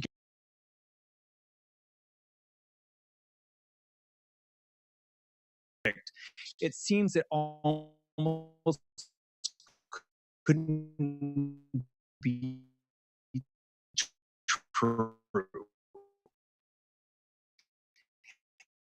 It's the way I'm like warm.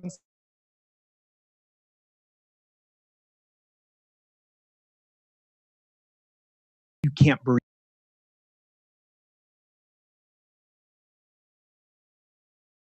Your body will let you.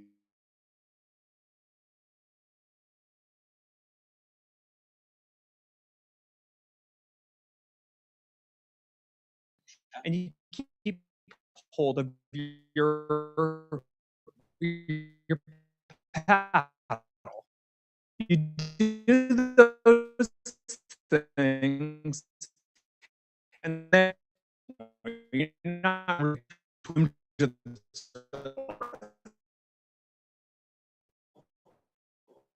the moment you get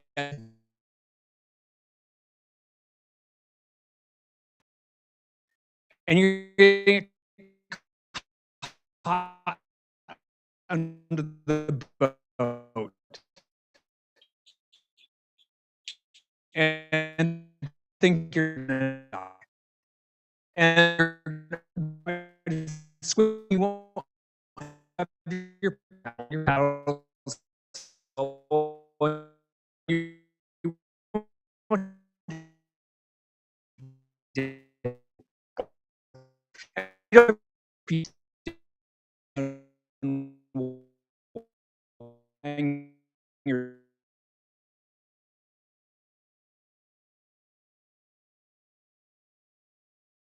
get yourself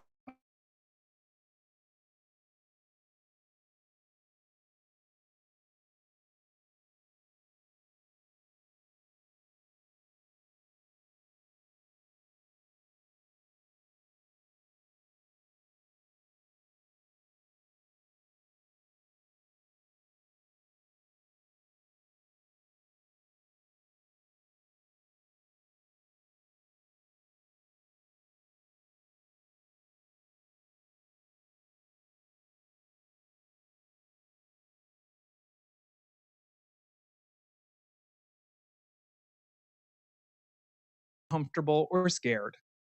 I mean, it's a little bit shocking, but it wasn't a panic. But just having that little bit of extra information helped. You can see the analogy I'm kind of getting here. A little bit of extra information, just being a little bit ahead of where some of us are when we're dumped in that cold, cold river that says the word cancer and your mind turns off.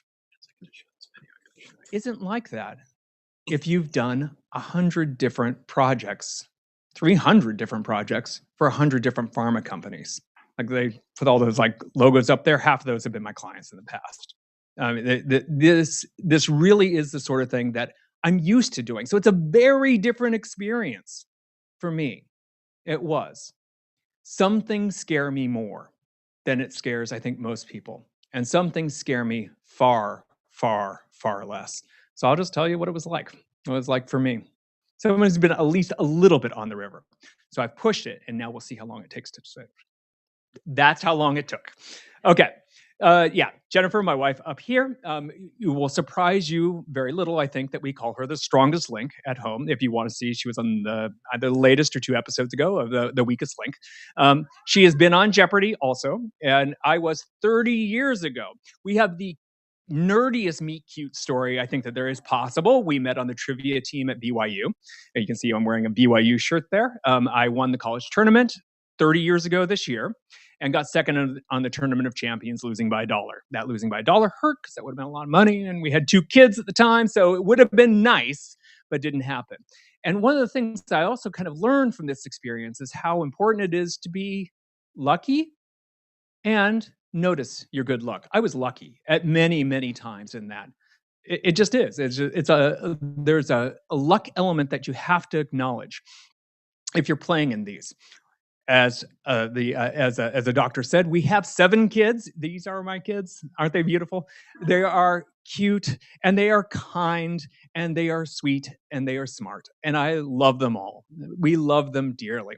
We have kids at this point from age 32 down to 13. When I had a cancer diagnosis, which we'll get to in just a second, these were the ones I thought about. And honestly, as much as I love you, Jen, I did not think about you as much as I thought about them. I knew you could handle it. I didn't know if they could. Some of you have kids that you're worried about, or you were worried about. I can just tell you what I did. I don't know if it's right. I don't. But I told them everything. I told them everything because I didn't want them to sit there worrying that I wasn't telling them something. That they just sat there all the time going, when is the other shoe going to drop? They know the shoe. They know it within hours. I give Jen a chance to think through it first, but they know it right away. And it may not be something that they feel great about. On other times, they're the ones doing this. They made that thing, comparing me to Breaking Bad and Walter White. So, like there's that sense. Thank you, Carissa Mallory, I think. This is what happened. I tried to donate my kidney. I tried to donate my kidney for a long time. But for this to make sense, I got to tell you something else.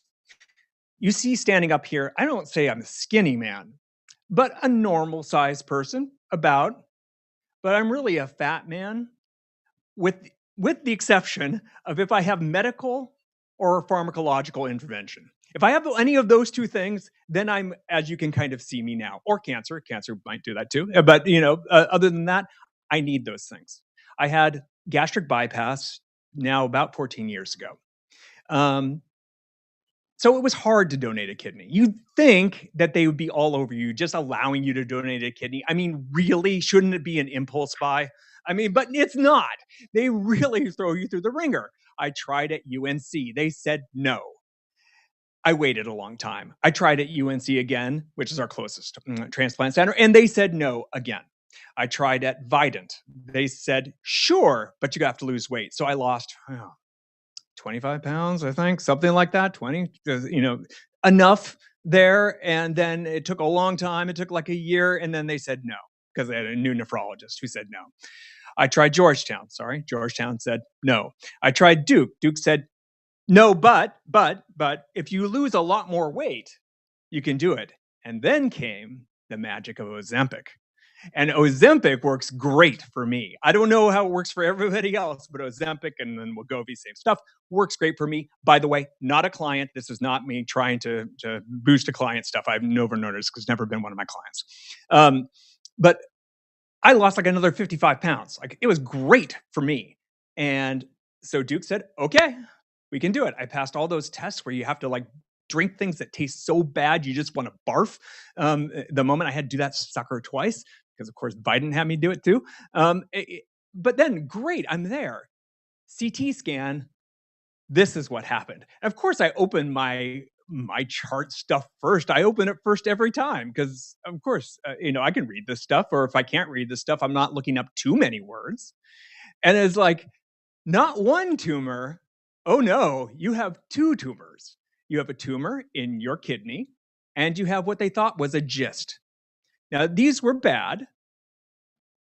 It meant I'm not donating that kidney for starters, but it also meant that it wasn't that bad, because then I immediately went to look up the 5-year survival for everything, because that's what we do. I mean, you look up the 5-year survival, you look at the NCCN guidelines. These are the standards. These are the gold standards to look things up. I look things up. That's fine. And they were great. A normal person, 50 years old, which is what I was at the time when I was diagnosed, about a 2% chance of dying in the next 5 years. Not, a little less than 0.5% per year. Not bad. With those cancers, maybe a 7% chance of dying over 5 years. Not bad at all. Going to be targeted chemotherapy with Gleevec. The RCC, the renal cell carcinoma, can just be resolved by cutting it out. Not a big deal. So that's where we started. And that is not where we ended up. All right. But that's where we thought we were. Okay. Then it gets to this. We had surgery, because you have surgery to get rid of a GIST. You have surgery to get rid of renal cell carcinoma. I had those surgeries. And now it looks as though cancer were a claw hand coming out of the sky, having grabbed my chest in 5 little spots and picked me up and then dropped me, saying, nah. I've got little things all over my chest. I have now another run from another surgery that's coming. But, surgery, not so bad as things go. Post-recovery, not great. I will tell you, if you're in surgery for a very long time, and I was in surgery for many, many hours, then, gosh, they use a lot of that gas to blow up your stomach, which, you think, okay, is that bloated? I'm not talking about bloated. That gas has to get out somehow. And the way that it gets out somehow is through the rest of you. So the gas builds up in your neck, which hurts. And you can hear it when you bite like this. You can hear little bubble wrap pops in your ears, which is a little disconcerting. And then you can also squeak yourself. I was squeaking myself like I was a duck, a rubber duck. I could squeak myself like a rubber duck. And I won't tell you that pneumoscrotum is not as fun as it sounds. But if you want to have, if you want to have some things that make you look like Chippendales dancers, I have a whole play set of those now, because I needed those for about a week as I was trying to walk around, because that gas gets all sorts of places and it's painful. But I recovered. And we waited for pathology to say that I was clear, or we were going to use Gleevec, not so bad. And that is not what pathology said. Pathology instead said that I had gastric adenocarcinoma. I started looking that up. And those numbers were not 93% survival rates. And of course, because of the type of surgery they didn't take out some outrageous number of lymph nodes to make sure that I would have those cleared out the way that they often do now. They took out the normal number for a GIST tumor, which is not many at all. I also want to point out how lucky I was to get this diagnosis, though. I've had no symptoms. I still have never had a cancer symptom. I had no symptoms in the renal cell carcinoma. It is deadly because it has no symptoms. I've never had a stomach symptom because it was in my bypass part of my stomach. I had upper GI. And so it wasn't like a question of even like, did they do the right tests at the right time? I had upper GI done the month before I was discovered on CT. Why didn't they see it? It's in the bypass part of my stomach. When did I have to have my stomach removed? Oh, they just removed it during the surgery because, you know, they saw a tumor stuck on the duodenum. So why not just take it out? I had my surgery done before they knew I had stomach cancer. The stomach cancer, you know, was at least within the stomach fairly extensive. It penetrated the entire wall of the stomach, had gone into the intestine and popped out. Though I might add, they didn't know for sure and thought at the beginning that it had floated there, i.e., I was metastatic already. So for a while, I didn't even think I had the chances that we kind of thought we did. Everyone here knows this. Probably some of the people at home, or at least most of the people here know this, or some of them, some haven't, but most people have had chemotherapy. But if you haven't, that little bag showing up on your doorstep that says, "Caution, hazardous drug, observe safety precautions for handling and administration," that became real. That becomes real really fast when that happens. Chemotherapy, not fun. Do not recommend, 0 stars. Chemotherapy, for me, I didn't have, we're lucky that we don't have the hair loss, but oxaliplatin does cause neuropathy. The neuropathy for me started immediately. In my arms, there, the very first time, with this one, in fact, is starting to burn. It's starting to burn my arm. They switched to the other arm, and it's starting to burn the other arm by the time that's there. I could draw afterwards in a marker where the nerve, you know, the nerve endings radiate out, and they basically describe a patch on your skin, that kind of thing. You can mark them out with a pen or a couple of needles. It's a fun science project to do with 7 kids. And I can mark them out on my arms for days, weeks, actually. I could still feel them. I still have neuropathy today. So it went into my feet, and it is one of the more obnoxious things. It also, secondarily, because I have to take pain meds for my neuropathy, I didn't take it today, it sometimes makes me stumble over my speech. And that doesn't sound like much, and it isn't much, gotta be honest with you, it's not much as things go. But I was the podcast host for our company, and something that was, I mean, it's not my main job, doesn't make me $1 more, but I couldn't do it anymore after more than 7 years of doing it and still do it at a high level. I just couldn't keep my concentration high enough to do it well. So I had to stop that. And I still have to take, pain meds for that. It is painful if I don't take them.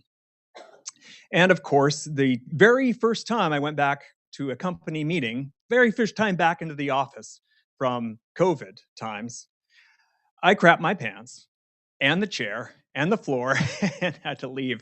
And that was the last time I was in the office.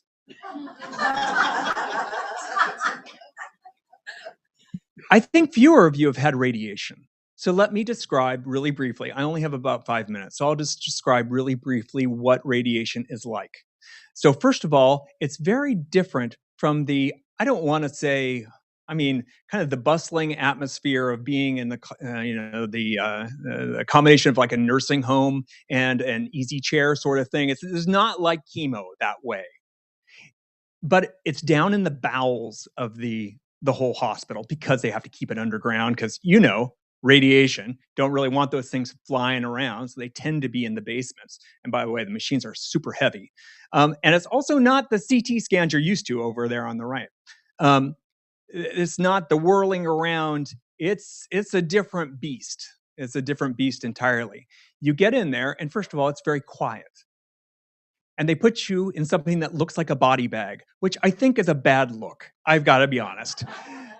They put you in there, you lie down, and it squeezes you down, which is actually kind of comfortable, moving you down with the styrofoam beads into the shape of you. And the shape of you sits there like a body in the morgue for the entire time that you're getting surgery. They bring it out, and you lie down in the shape of you, and then you walk away, and the shape of you is left there behind. It's a weird, weird metaphor and a real gift to a person who's trying to write about this sort of thing. They get underneath these green lasers. Those green lasers don't hurt you. They're just there to align you to this thing that looks like a ginormous KitchenAid mixer. that ginormous KitchenAid mixer that's sitting above you and is going to have something happen. And that something happens sounds like it's a Doctor Who X-ray, laser beam that turns on. Like, it is a sound that you're like, what is that thing? And what it is electrons that are being moved along this beam, this wave. And the electrons start out moving pretty fast because they're electrons, so they move pretty fast. And then they go through a standing wave that pushes them like it's a malevolent teenager pushing a merry-go-round over and over again. It goes faster and faster until they go nearly the speed of light. And at that point, they mass 20 times what they did before, because Einstein told us you go fast, you get heavy.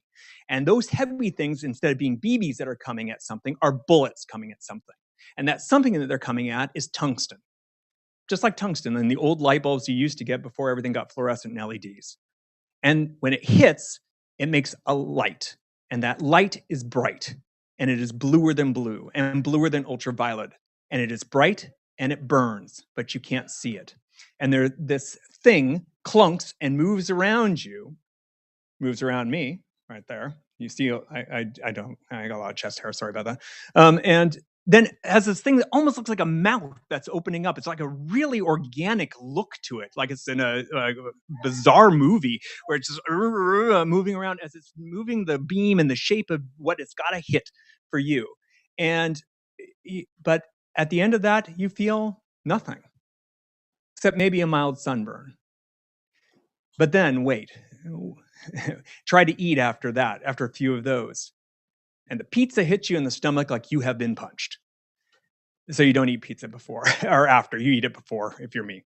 Then when you get to the end of it, you thought chemo was bad, and chemo was bad. Chemo plus this, it's tiring, and it knocks you out even for weeks afterwards. Extremely tiring on that. I guess the last thing I really want to say is, that's radiation with something like that. I'll tell you a very little bit. I've only got like a minute left, so I'm going to move very quickly. There is one thing that it would be helpful to, especially newer patients in this, but this thing on the left, this facing cancer, when to consider experimental therapies, when not to. If you Google my name and NPR, there is an article, which is an excerpt from my book, which is helpful. It will be materially helpful. What I mean by that is it tells you just kind of how to think about things. What made my life on this river a little bit easier was knowing what not to worry about. There are so many things that are just not useful to me. They can't help me. They're too late for me. And that's okay. They're just not for me. And then the Cancer in the Form of a Question podcast, just that's I'm giving my book away for free in terms of the audiobook. If you go on Amazon, you have to pay for it. But if you just want to wait for podcast episodes of my audiobook, my company said, okay, you can put the audiobook out there for free if you want to do that. Okay, I'm doing that. So that's a podcast that will be out there. And I know that my time is like 20 seconds up, but I will just read this last thing because I think the title of my whole talk, Thank You, Cancer, makes no sense unless I read something from the end of my book. So I will do that if that is okay with you, and I will go maybe 1 minute over in doing so. Let me get there. So this is a lot of things surprise me about cancer. This is the one that surprised me the most in many ways. And this is really true, or how I felt at the time. This cancer diagnosis has been a blessing. I'm so glad I got the diagnosis. The diagnosis may have saved my life. The greater blessing is if I die. If I die, the diagnosis gave me time. The diagnosis gave me the will to act. I have been blessed with time to prepare my family, to prepare myself. I have been blessed with the time and will to write this. And that's not where the blessings end. The greater blessing is not just my early diagnosis. The greatest blessing has been the cancer itself.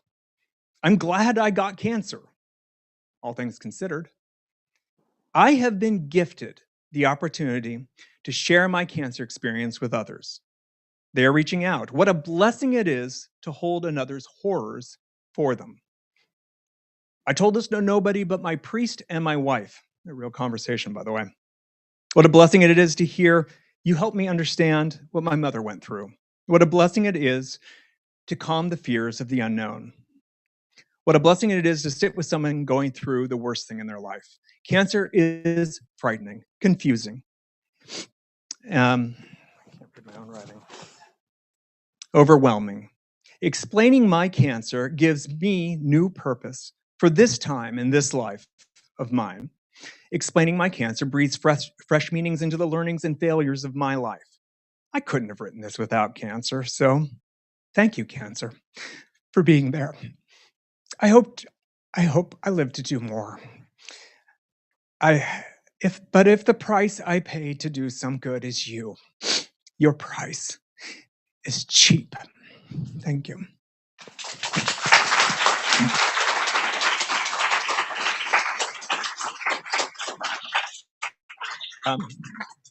I didn't say, I still have one box left. I'm happy to doing more. And then and stuff like that. Yeah, thank you very, very much. Wonderful. A great emotional way to kick off our afternoon. And we are going to shift gears a little bit from there, the problem, to what we hope are going to be the answers. And many of us are collaborating together to try and bring more answers to the table. I will refer to our next speaker's bio in your booklet. It is long, and it is an incredibly impressive list of awards, of accomplishments, and of having impact on patients around the world, locally in Nashville, Tennessee, and from there around the world. And I think about when I read someone's bio with this kind of impact, and I think, well, what's next? Well, when I heard the news in December of our latest National Cancer Institute director, I thought this person could do anything in the world she wanted around the space of cancer. She's one of the most accomplished people in our entire field. And yet what she chooses to do is sacrifice, I was going to say fame and fortune, just the fortune part maybe, to come to Washington, D.C. and direct what to us as a NCI Cancer Center at Georgetown, a very, very critical parent that oversees cancer care around our country, gives it balance, gives it structure, gives it direction. And when I thought about that, that is a sacrifice to take all that you've learned and bring it to us as a nation and to help direct a really important budget and a group of people around her to make things better so that there are more people who, when they face their diagnosis of cancer, we can say, oh, that, because we can cure that. And so without further ado, let me introduce Dr. Kimryn Rathmell, who is our current director of the National Cancer Institute. Dr. Rathmell.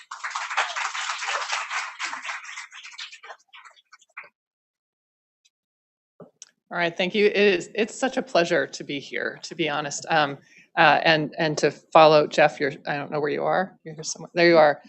That's a powerful story, and it's important to hear the ways that this experience affects people, families, and communities. And so, I want to thank you for what you're doing, for taking the time to be educated about stomach cancer, in particular, a really devastating cancer that we need to do more for.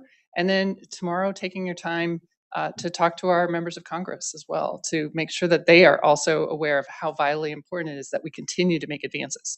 So you heard, I'm Kim Rathmell.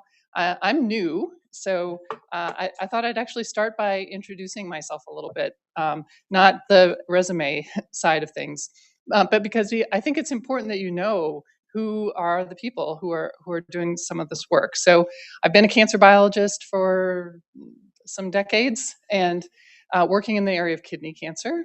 I got excited about being a part of a cancer that we could make basic science discoveries move the needle for patient care, and been glad to be a part of a sea change that's happened there. I'm a medical oncologist and have treated patients with genitourinary cancers, but predominantly kidney cancer and other more complex versions of that disease. I've been an educator and worked with trainees, and that is a big focus area for me. It's the young people who will be taking us into the future. and then spent several years as a health system administrator, trying to learn how we actually deliver care and get the kinds of discoveries that we want moving forward. I love basketball. I don't have good basketball analogies in here, but you will see that I like to use those. And I'm from Nashville. So Taylor Swift's from Nashville too. She's more famous than me. But but I like Taylor Swift for a lot of different reasons. But I particularly like the current tour that she's on or wrapping up, representing eras and her various eras. Because I want to talk about how we're moving into a different era and how the NCI can be a part of, along with advocacy groups, how we change the dialogue and really move science in a different way to make a big difference for cancer. So we have a lot to be optimistic about in this space already. We know that year over year, we're seeing improvements in cancer mortality. So that's what this graph shows, steadily. And that only happens because of foundational science, novel and innovative clinical trials, and communication and education, and bringing all of those pieces together to make a difference. We can also be optimistic because the kinds of science and the kinds of advances that are on the at the cutting edge are real and make a big, big difference. Immunotherapy, like touching almost every cancer. And we have now a dozen different ways to use immunotherapy. And so figuring out how we're going to do that will be changing things just so dramatically.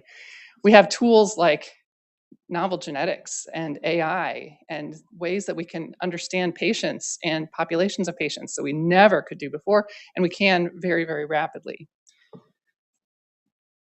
We also face some really serious challenges. This graph is showing the rise in cancer in young people. So cancer doesn't stand still.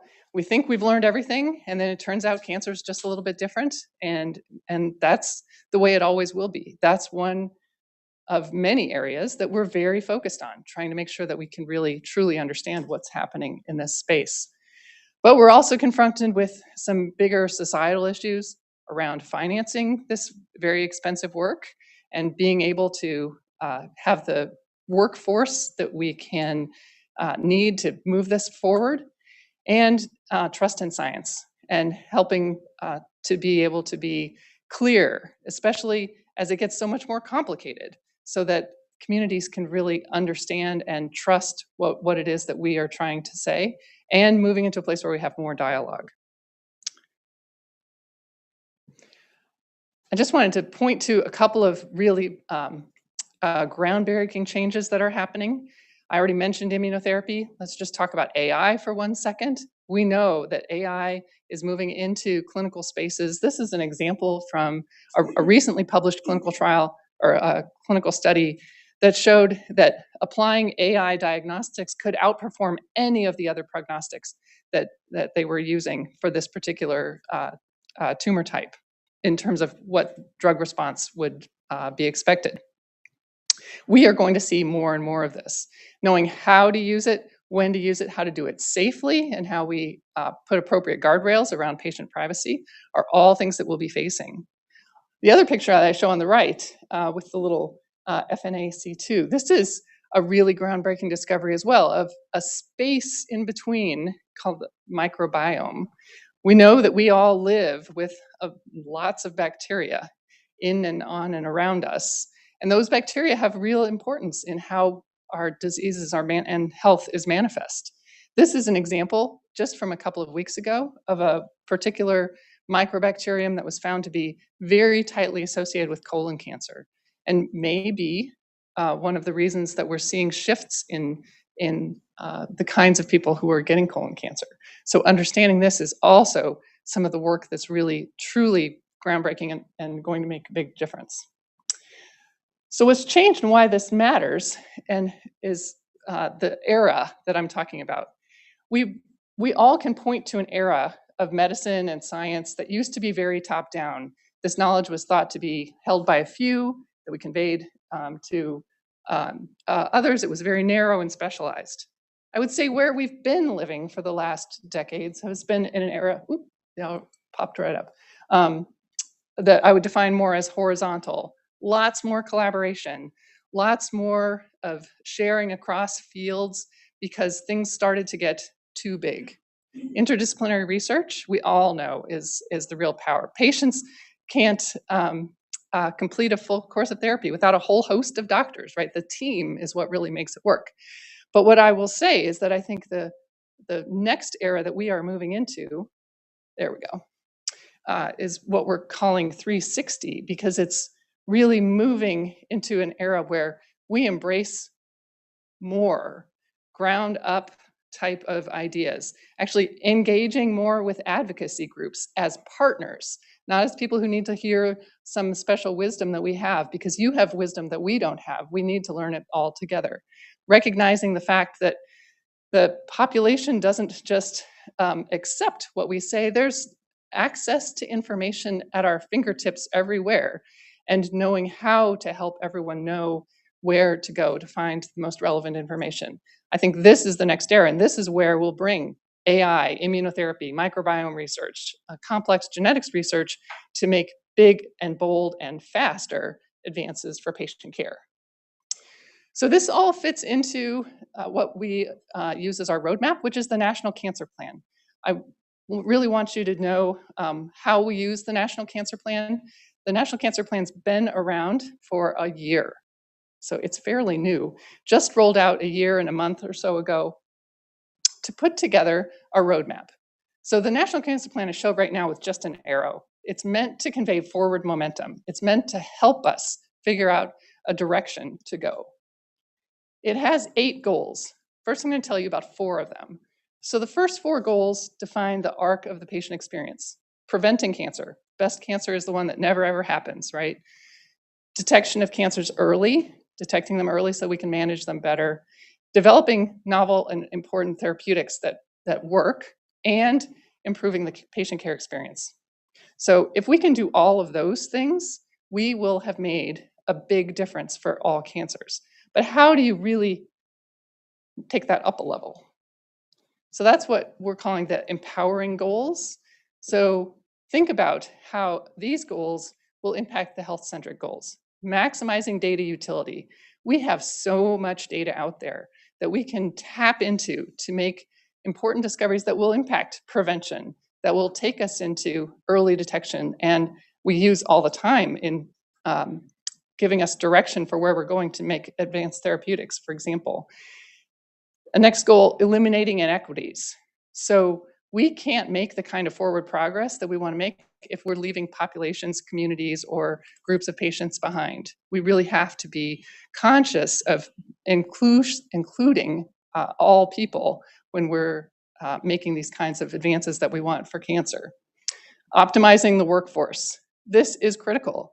We have to have a good pipeline of scientists, of clinicians, of people who want to be a part of this in every aspect of the cancer space. And finally, my favorite one, which is engaging every person. This one I think is a little bit of the outlier and maybe surprises people to think that engaging every person has to be one of the top 8 goals of the National Cancer Plan. But it is, because again, back to the fact that everyone has access to information.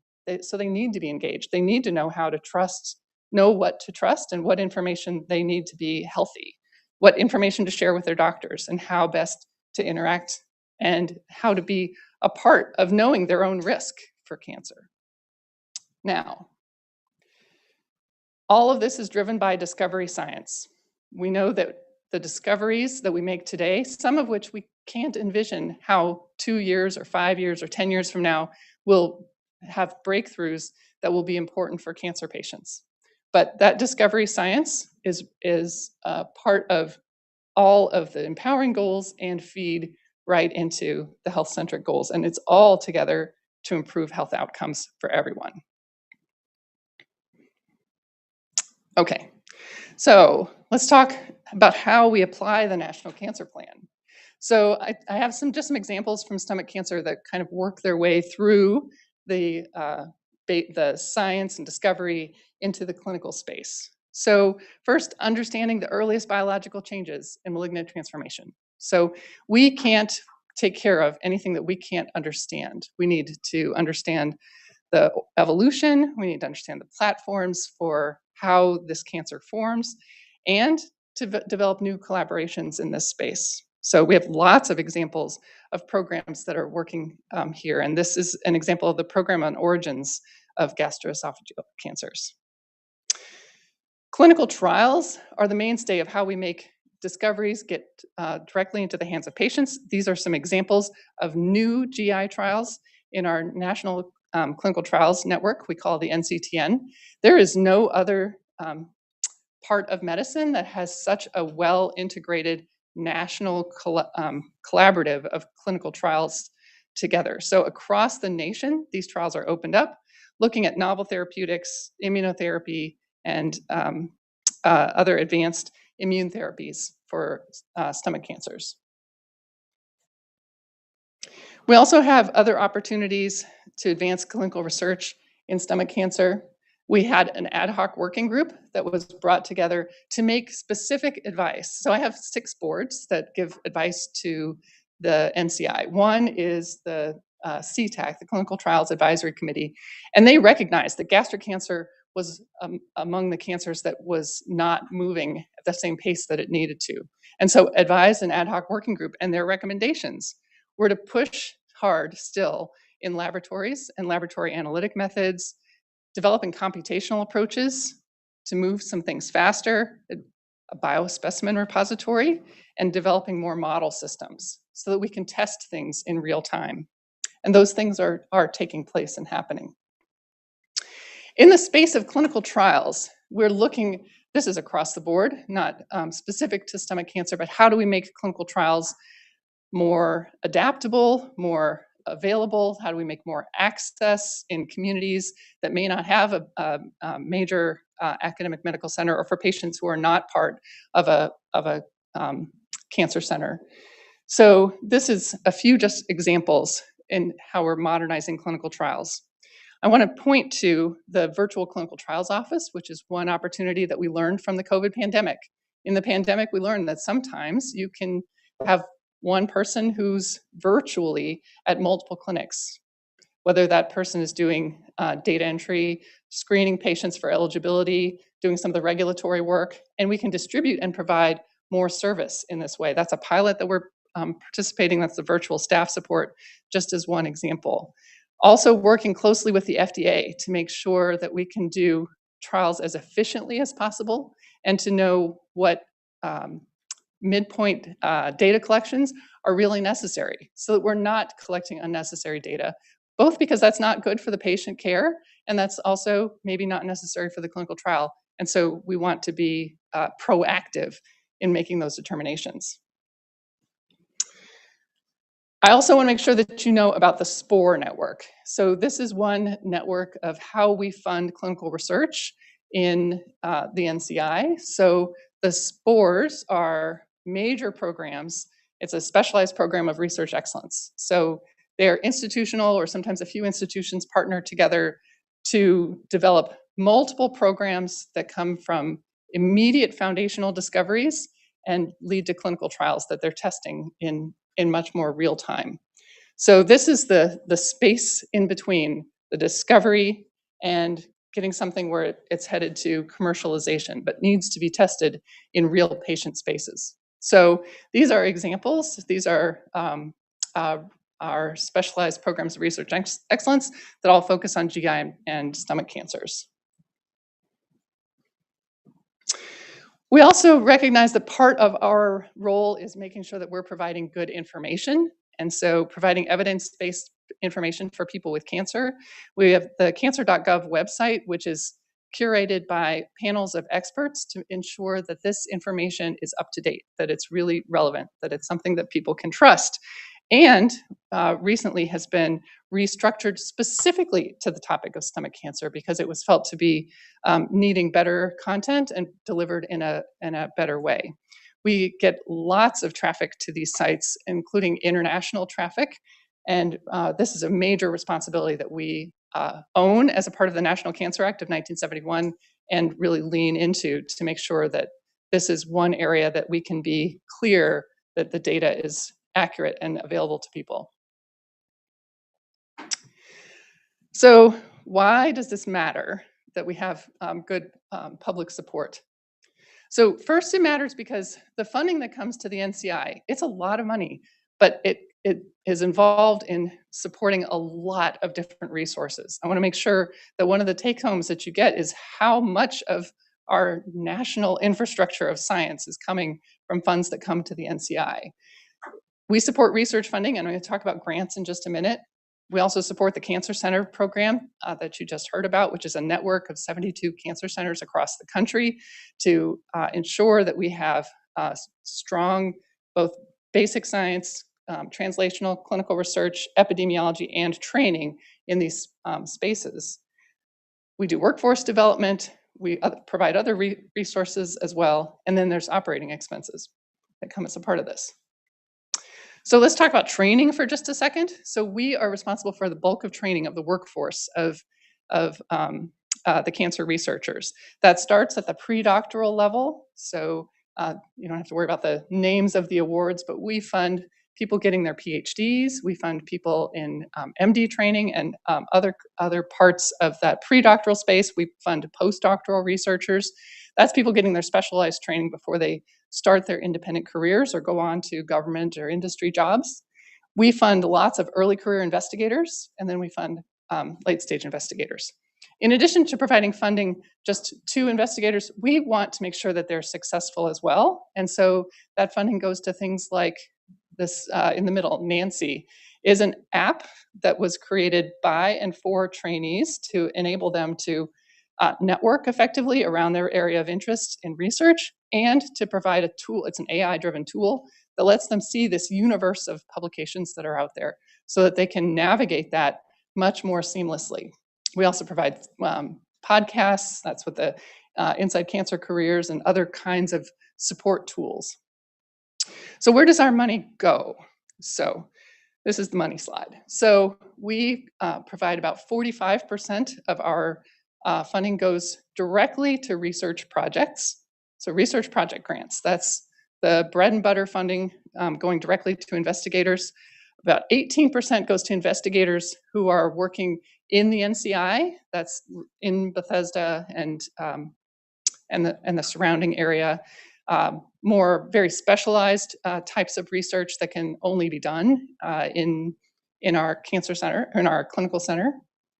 And then we have a variety of contracts, our support for training that I mentioned before, other research grants, and other ways that we support research across the space. So you can think about it, extramural is what we call the funding that leaves our campus and goes to investigators in a variety of different ways, from the cancer centers sized grants to the spores, to the individual, even to the trainee, and then intramural program to those investigators that are working here more locally. We get a lot of questions about our pay lines and our appropriation. So the purple line shows our total budget that has gone year over year. And as you can see, our total budget this year is $7.2 billion. It's actually down a little bit. There hasn't been a decline in many, many years. Our base went up. Our base went up by $120 million. You can see that's the blue line, but we were still receiving Cures Act money to support the Moonshot. And that has expired and now is what is bringing us down a little bit. You can see in the orange color there at the bottom, the 21st Century Cures Act, and that's in millions of dollars. I have another slide that'll talk about pay lines in just a minute. So how we convert that into money that's going into the hands of our investigators. So this is the looking at what happens to pay lines. So there are two numbers that I want you to take home. There's pay line, which is what we publish, which is the minimum. So everybody who gets a score better than our pay line will get funded for sure. We have mechanisms to bring a few more in. So the pay line is the funding line. The funding amount is always a little bit higher than the pay line. So our pay line has on average been about 10, and it's 10 this year. We had managed to get it up to 12. When I say 10 and 12, that means 10% of grants that are submitted will for sure get funded. So that's 1 in 10. We have far more than 1 in 10 that are meritorious. we have far more than 12 in 100 that are meritorious as well. And we've been trying to push that number up, but it's been a challenge because the budget has stayed steadily flat. Knowing that one of the most important things that we can do is fund our early stage investigators, you can see the blue line is this year we kept the early stage investigators funded at 17%. So 17 out of 100 of a new investigator. So someone freshly trained, starting up their research program, they have a much better chance of getting funded. This is our way of surviving through this difficult budget climate. The final funded numbers, again, will be a little bit higher than this. If we're funding early stage at 17%, it'll come in 18 or something. I don't know until the end of the year. For the established investigator, been there, done that, the pay line's 10. In the end of the wash, it'll come out around 12. So not enough to be really what we want, funding the best of research. I want to make sure you know, though, that we are committed to getting dollars out the door to these extramural investigators. So this is how we've been doing with funding in total amounts of dollars going out. And you can see our estimated number for 2024 is $105 million more than it was in FY23. Our increase in base pay was $120 million. So we tried very hard to make sure that almost every dollar that came in the door went right back out the door to investigators, because I know that's what we were intended, to make sure that we were continuing to fuel the best innovative research that's coming from our scientists around the country. And I'm not leaving you very much time for questions. I promise you I'm almost done. So when I talk about these dollars, the $7.2 billion, we do an assessment every year of what would it really cost to do the work. In fiscal year 24, the assessment for what we thought it would cost this year was $9.9 billion. We're getting an increasing delta in what it will really cost to be able to do the work that we want to do. We've made a guess for next year. What would it cost next year? We want to do the work we're doing today. We'd like to fund more grants that are meritorious. We would like to do more clinical trial research. That will cost, our estimate is $11.6 billion, $11.46 billion. We don't know yet what we're going to get this year. So how we're fueling progress, sorry, I know I'm just about out of time. Funding innovative research, fostering our workforce of tomorrow, engaging with collaborators, and leaning into the National Cancer Plan. And with that, I'll thank you, and I'm happy to take questions if I can. 2 minutes. Okay. So you have 2 minutes. Does anyone one question? I'm so sorry. You're the first one I see, so I'll give it the floor. Thank you for the presentation. Tomorrow, a group of us are going up on Capitol Hill. What message do you want us to convey to lawmakers? That's a good question. Yeah. I would say that if they want us to do the kinds of advances that they expect, we need more funding. We know there's a cap. We've made a good estimate of what it would really cost. It would cost between $9 and $11 billion. Could I ask from a global perspective? The NCI's budget is one pot. Yeah. Industry is supporting research. Yep. Philanthropy supports, and then there's and the foundations. Investment. Would you say what's your part of all of that and its role in that global investment?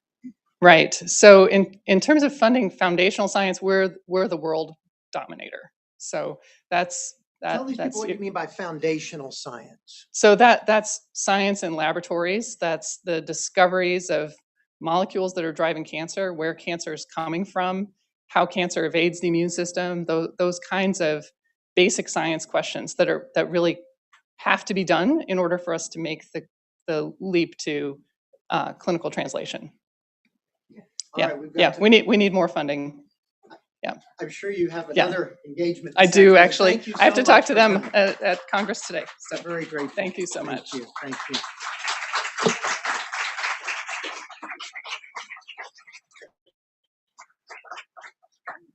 All right. Before our midday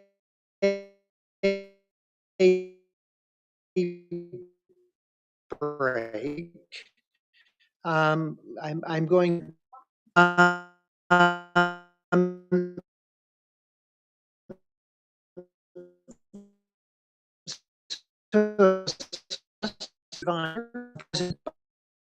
Office of Science. Prior to joining the administration, Asal spent the first half of her lead in the United States Senate and House of Representatives working on various policy issues on both sides. She has experience in HIV, both on the global and domestic range, and she's here to give us some perspective on where we are going with the Moonshot proposal. You're on. You good with that? I'll warn you. Yes, a nice round of applause. Thank you. Come on. Thank you. And this is a little slow. I don't have a PowerPoint. Then you're cool? Yes. Great. Good afternoon. As Dr. Marshall mentioned, my name is Asal Sayas, and I'm a senior advisor on the President Biden's Cancer Moonshot. So I want to begin by thanking Aki Smith and the whole team at Hope for Cancer for having me, Hope for Stomach Cancer for having me here today, and for all the work they're doing for this community. And most importantly, I want to thank all of you. I know many of you have traveled here despite being in active treatment. Many of you are caregivers, and some of you are living beyond cancer. I know it's not easy to be here today, and I know all of this because I am one of you. I am also a person living with a metastatic GI cancer diagnosis. And in active treatment and a caregiver to a loved one with a metastatic cancer, GI cancer diagnosis, my dad who's in the audience today. So as I'm standing here today, like many of you, my fingertips and toes are currently buzzing from receiving more than the lifetime maximum dose of oxaliplatin. Every step I take feels like I'm walking on pins and needles. I know many of you know exactly how this feels. As I'm standing here today, I have to get myself mentally prepared to go to tomorrow's full fury infusion, a treatment this community also knows well. Grateful that I'm still able to receive chemotherapy, but dreading how I'm going to feel for the next 7 days. As I'm standing here today, I am dizzy and lightheaded due to an adverse reaction from an immunotherapy clinical trial and have skin toxicity from my most recent targeted clinical trial, which had, an amazing side effect of making me grow a lot of facial hair. Not fun. And so like all of you, I know the brutality of all of these regimens. The moment that you recover and get a good day, it's time to go back, all while still juggling your career, your family, your relationships. Like all of you, I live scan to scan. And like all of you, I remain hopeful for a breakthrough. I wish my case was an isolated incident, but my story begins like many of you. I was 35 years old in what my doctors at the time called perfect health. At the time of my diagnosis, I had no family history of cancer. In fact, I had no one super close to me that had ever been diagnosed. I didn't even know what an oncologist was. One day, mild abdominal pain landed me in the ER with what I thought was maybe appendicitis. The ER doctor ordered a CT scan without contrast, diagnosed me with a diverticulitis, and sent me on my way. But before I left, I asked the ER doctor, could this be cancer? And he told me no chance. You see, like gastric cancers, colon cancers are also increasing in young people. And I recently had lost a 30-year-old colleague to it. Like stomach cancer, the symptoms are vague: fatigue, abdominal pain, mild nausea, indigestion, and often there are no symptoms at early stages, because by the time we feel symptoms, the cancer has generally already advanced. Well, several months and half a dozen doctor visits later, a global pandemic began. In March 2020, a week after the world shut down because of COVID-19, at my strong insistence, my PCP ordered another CT scan, this time with contrast. A few hours later, she gave me a call, and I heard fear and horror in her voice. She asked me to log on to the portal and to read along with her. It was the first time I'd ever pulled up a radiology report. Now I've seen so many I can practically write my own. The scan said multiple space-occupying masses. There are too many to count. Too many to count? What does that mean? I asked. She said with her voice cracking, you have cancer and it's really advanced. You need to see an oncologist ASAP. We're calling everyone, but no one's picking up their phones. You see, it was the first week that everyone started working from home, and everyone hadn't quite figured out telework yet. Once I got to an oncologist, I heard those dreaded words that too many people in this room have heard: inoperable, incurable. You never forget that first visit. I knew it was bad when the doctor came in with his head down. He asked me if I wanted to see the scans. I was too afraid. He explained that every lobe in my liver had a tumor. There were at least 18 tumors. And that wasn't the worst part. I had disease in my peritoneum. Perito what? I asked. Somehow I'd spent 35 years on this earth not knowing what a peritoneum was. This community knows too well what it means when you have cancer in your peritoneum. At the time, very naively, I asked the doctor, how long do I have? He explained how hard it was for him to answer that. And I had taken enough statistic courses to know that stats aren't always helpful, but I wanted them. Well, with the available chemotherapies and your burden of disease, probably a year, a little over a year. As I'm looking at everyone here today, I know this community understands how it feels to be told 1 year to live. How do you process that? Not only how it impacts you, but everyone that loves you. I felt like I had been dropped in the middle of the ocean with 100 pounds on each shoulder and I was drowning, trying hard to come up for air but couldn't. Before I could even process what was said, I started hearing words being thrown at me. We should look for a clinical trial. Words that sounded like a different language. And I was working hard to write them all down. Fulfoxiri, Avastin, get a port, fill a prescription for dexamethasone. I didn't understand what all of this meant. See, receiving a diagnosis is like entering a whole new world, a world with an entirely different language you don't speak, a world with rules and processes you don't understand, a world with hundreds of critical decisions to make, but you don't feel equipped to make them, often with life and death consequences. A world where you need help, but don't exactly know what type of help you need. And that is why patient navigation is so crucial. And here I'd like to share some information on what we're doing through the Biden Cancer Moonshot. In February 2022, the President and First Lady Biden reignited the Cancer Moonshot with 2 new audacious but achievable goals: to cut today's age-adjusted death rate from cancer by at least 50% in the next 25 years, preventing more than 4 million deaths, and to improve the experience of people living with cancer, their caregivers, and people living beyond cancer. In tandem with the reignited Cancer Moonshot, the President convened a cancer cabinet to ensure a whole-of-government approach to tackling cancer. The Cancer Cabinet established 5 priority actions that serve to guide the work to make meaningful progress against the goals of the reignited Cancer Moonshot. And so I'd like to tell you what those 5 action areas are. 1, close the screening gap. Make sure that everyone has access to cancer screening so more Americans can catch cancer early when outcomes are best. Understand and prevent toxic and environmental exposures, such as forever chemicals, air pollution, things we know cause cancer. Decrease the impact of preventable cancers and prevent more cancers before they start. And what I am specifically focused on is bringing cutting-edge research through the pipeline to people living with cancer in their communities so that all families benefit from breakthrough advances. And then the 5th pillar, to support people living with cancer and caregivers by helping them navigate the many decisions associated with a diagnosis. As I mentioned, hearing my diagnosis and then having to navigate this whole new world was difficult for my family, as it is for millions of families. Navigators guide families through every step and have been shown to improve health outcomes and the patient experience. Navigation services also lower costs, reduce health disparities, and facilitate access to services to address unmet social determinants of health, such as food and housing insecurity and transportation needs. In 2023, as part of his Unity agenda, President Biden set the goal of making navigation services accessible to Americans facing cancer. So until the President and Dr. Biden prioritized increasing these services, Medicare and other health plans largely did not pay for navigation, leaving the service out of reach for millions of Americans, especially in low-resource settings.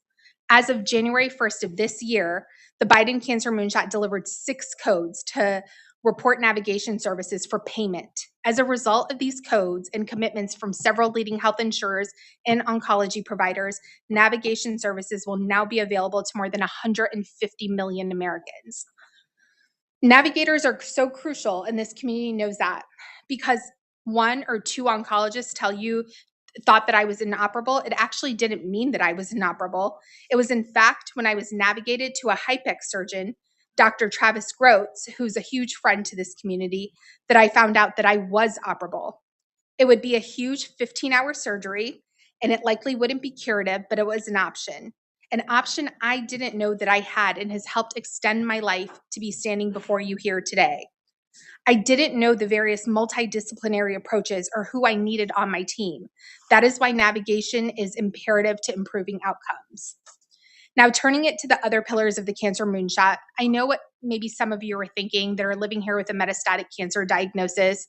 I've sat at many conferences and thought, okay, this is wonderful.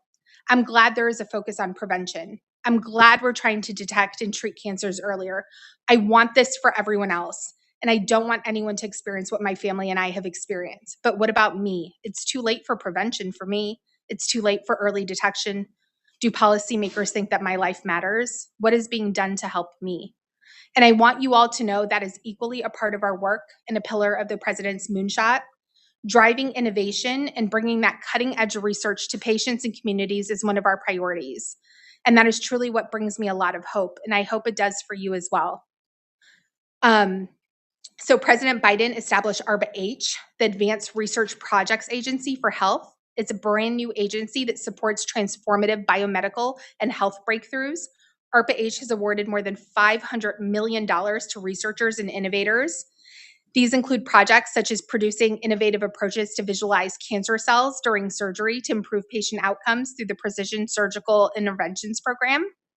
And as many of you in the room know, who are also patients of Dr. Gross or have had HIPEC, they spend hours reviewing our scans. And in the OR, they spend hours inspecting every corner of our peritoneums, trying to find cancer cells, but some are just too small to be visualized with the naked eye.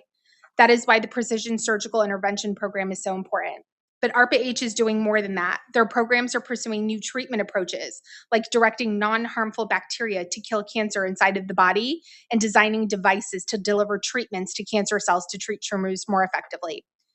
And in support of a cancer workforce that is more representative of the US population, the Biden Cancer Moonshot announced a new early career program at the NCI, the Cancer Moonshot Scholars, which invests in the next generation of innovative cancer researchers. So when people ask me what brings me hope, all of this brings me hope. In the first month on the job, I witnessed the president bring together his cancer cabinet for a meeting in the West Wing, the first president to assemble a cancer cabinet and bring a whole of government approach, where the cabinet agencies and relevant departments were all talking about cancer and driving progress towards the president's goals. When you ask me what brings me hope, it's that the president has a person living with metastatic cancer on the Cancer Moonshot team. But it's not me, it's all of you. And that is why I'm here today. The administration is committing to ensuring the voices of those with lived experience are always at the center of what we do, because the urgency for progress is real for me, as the urgency for progress is real for many of you and millions of Americans across this country, because cancer impacts us all.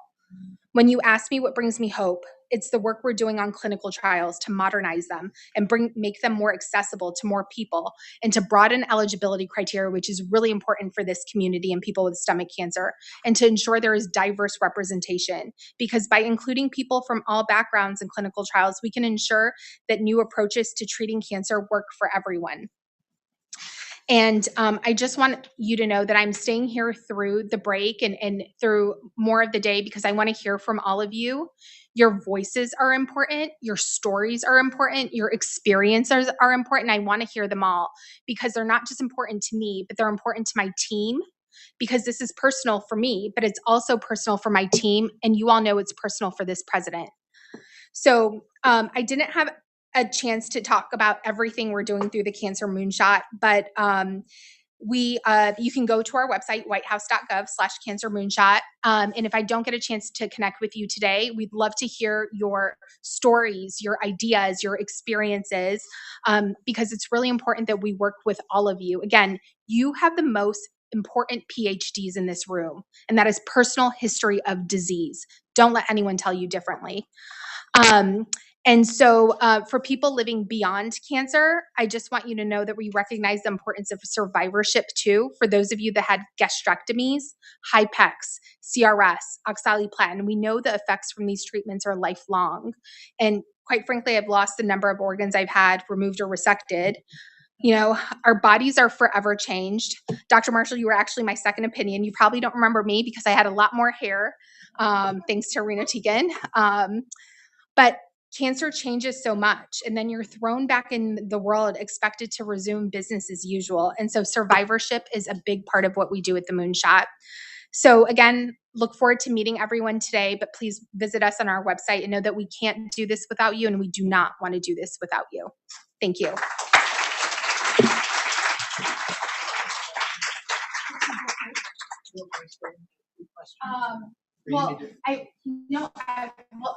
I'm happy to stay for these questions. I need to drink water, but I'm happy to meet everyone.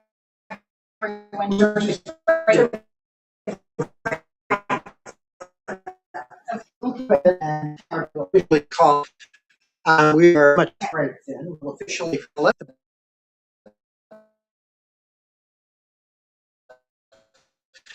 we are pretty much right on time thanks to our speakers. The hour will gather. Day start. Great.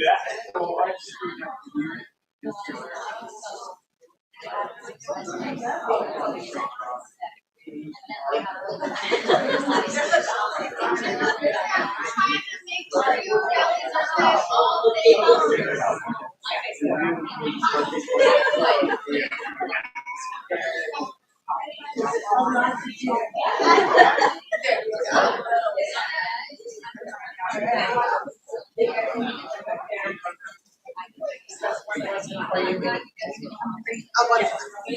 it's 4 pictures, guys, okay? So coming together for me a little bit tighter, just the teeniest bit.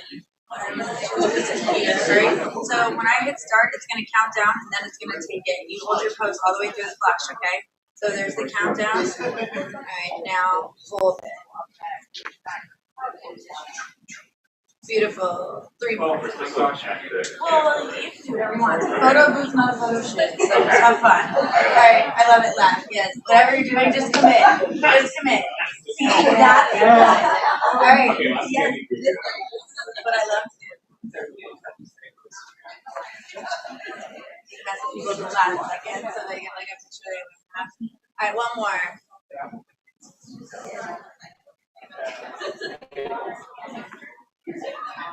That's adorable. All right, does anybody want to text message or do you just want to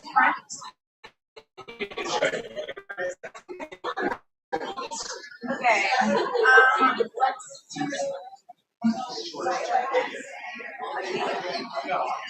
Yeah, I think it should. Yeah. What is the first one?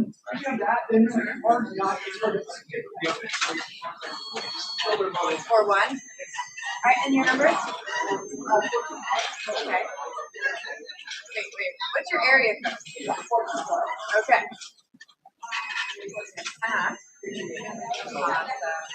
All right. And they're printing out right over here for you. Oh, I'm sorry. Okay. I'm sorry. I only heard 2 people say they wanted it. I'm bad. Here's copies for you guys. One for everyone.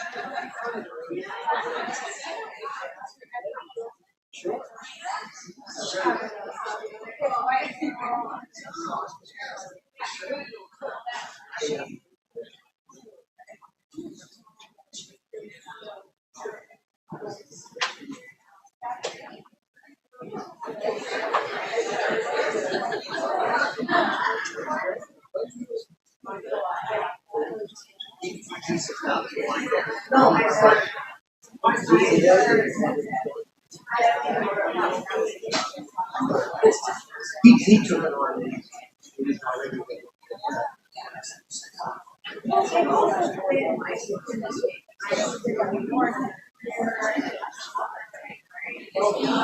And I know I think at one point they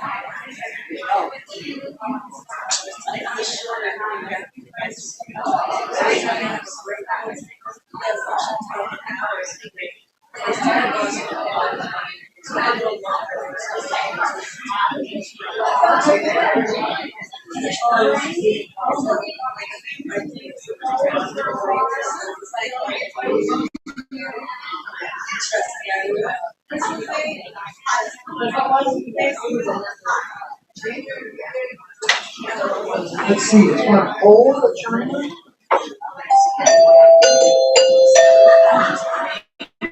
I don't need credit piano.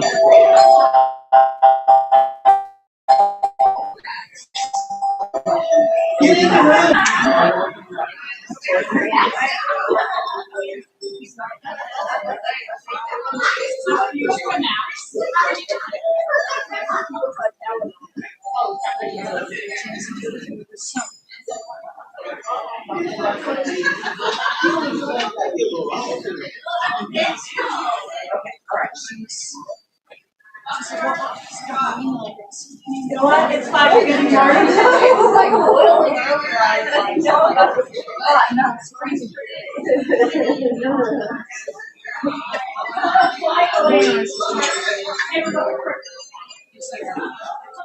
You should never have let me hold it. You're having too much fun. You're doing too good of a job. All right, here we go. Here we go.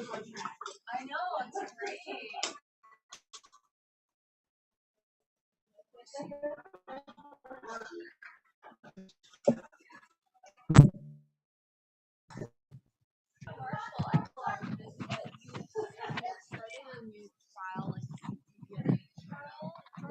We did. It's been going on a little bit. I'm a big I am too. I hope they're negative. Get in here.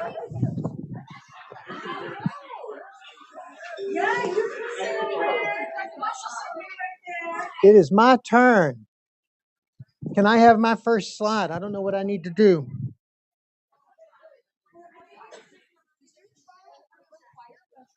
You have to be no evidence of disease and ctDNA positive.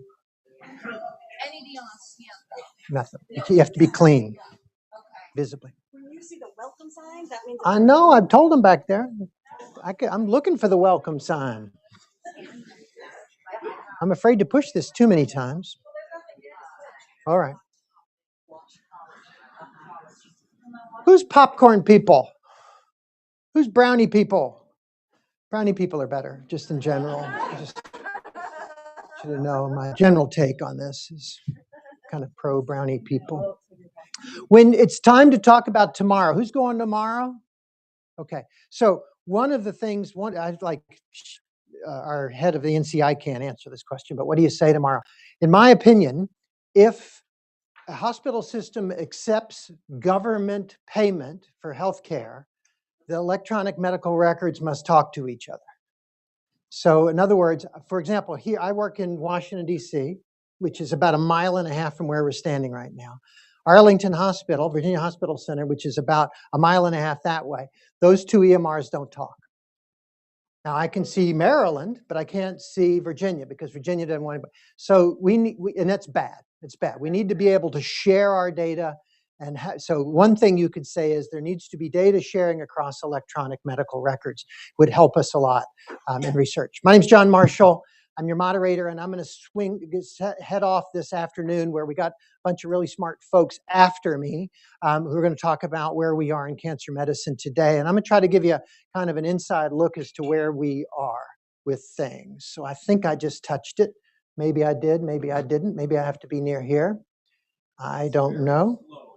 It's very slow. Okay, so you've seen some of this slide before, but I wanted to make sure when we talk about precision medicine, I want you to understand what we're talking about. This is doing genetic testing or some sort of molecular testing on the tumor or on the patient to find out whether or not there's anything going on abnormally that we can use medicines for. And so we order these tests. We get results back. We're excited to see the result, a little bit like Willy Wonka opening a chocolate bar. Am I going to get a golden ticket or am I going to get nothing to work with? And there are different molecular abnormalities.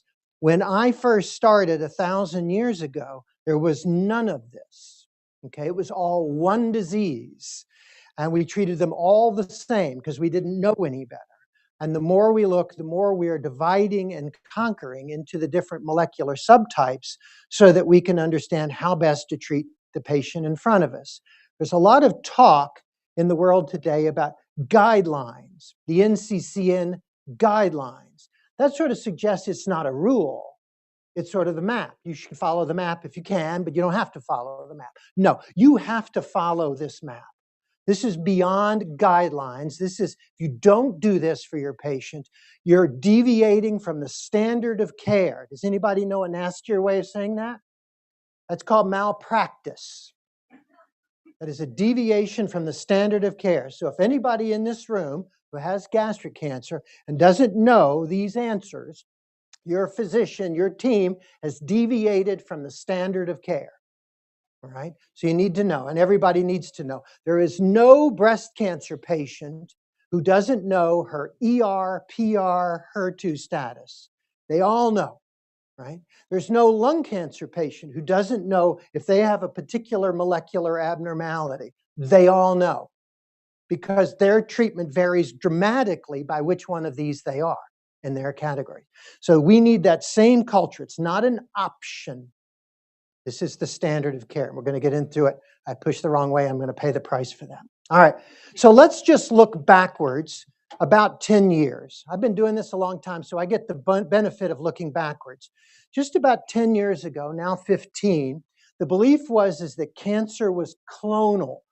Everybody know what I mean by that? So clonal means that all the cells are the same. Think a field of grass, and all the blades of grass are the same. And so we just treated them all the same. But now we know, thanks to precision medicine, that it's not a field of grass, it's a forest. They're all trees, but there are pine trees, and there are elm trees, and there are oak trees. And some of our drugs kill oak trees, and some of our drugs kill pine trees, but it's a forest down there. So it's polyclonal, and our drugs have taught us that. 10 years ago, we said immune therapies were stupid. They will never work. I, of course, started my career in immune therapy research. I was laughed off the stage. I was trying to turn the immune system on with vaccines. That was what we were trying to do. It turns out it was already on. That was the mistake I made. What you needed to do, and what got a Nobel Prize, is figuring out that you needed to cut the brakes. You needed to open up the availability of the immune system for our patients. 10 years ago, we did a little gene testing here and there. Broad molecular profiling is the rule of the day for all patients. 10 years ago, the only way you got a drug approved is big randomized phase 3 clinical trials. Now, if you have the right drug for the right patient in the right setting, you can get FDA approval on single-arm studies, no placebo, no control arms, and getting approval. 10 years ago, the microbiome was just disgusting. It's poop, people, all right? So that's the bottom part of the river, but the river starts way up here, and it's covering all the way through our GI tracts. Do we believe in evolution? We're in Virginia, so some people might not. But if you believe in evolution, we evolved to keep this stuff inside of us. And we docs in the room spent approximately 2 hours of our 4 years in medical school learning about the microbiome. We memorized some bacterial names, we got them right on the test because we're smart, and then we promptly forgot them. And yet, the more and more we look at the role of the microbiome in our health, the more we think that not only is it part of our health, I think it's where the soul resides.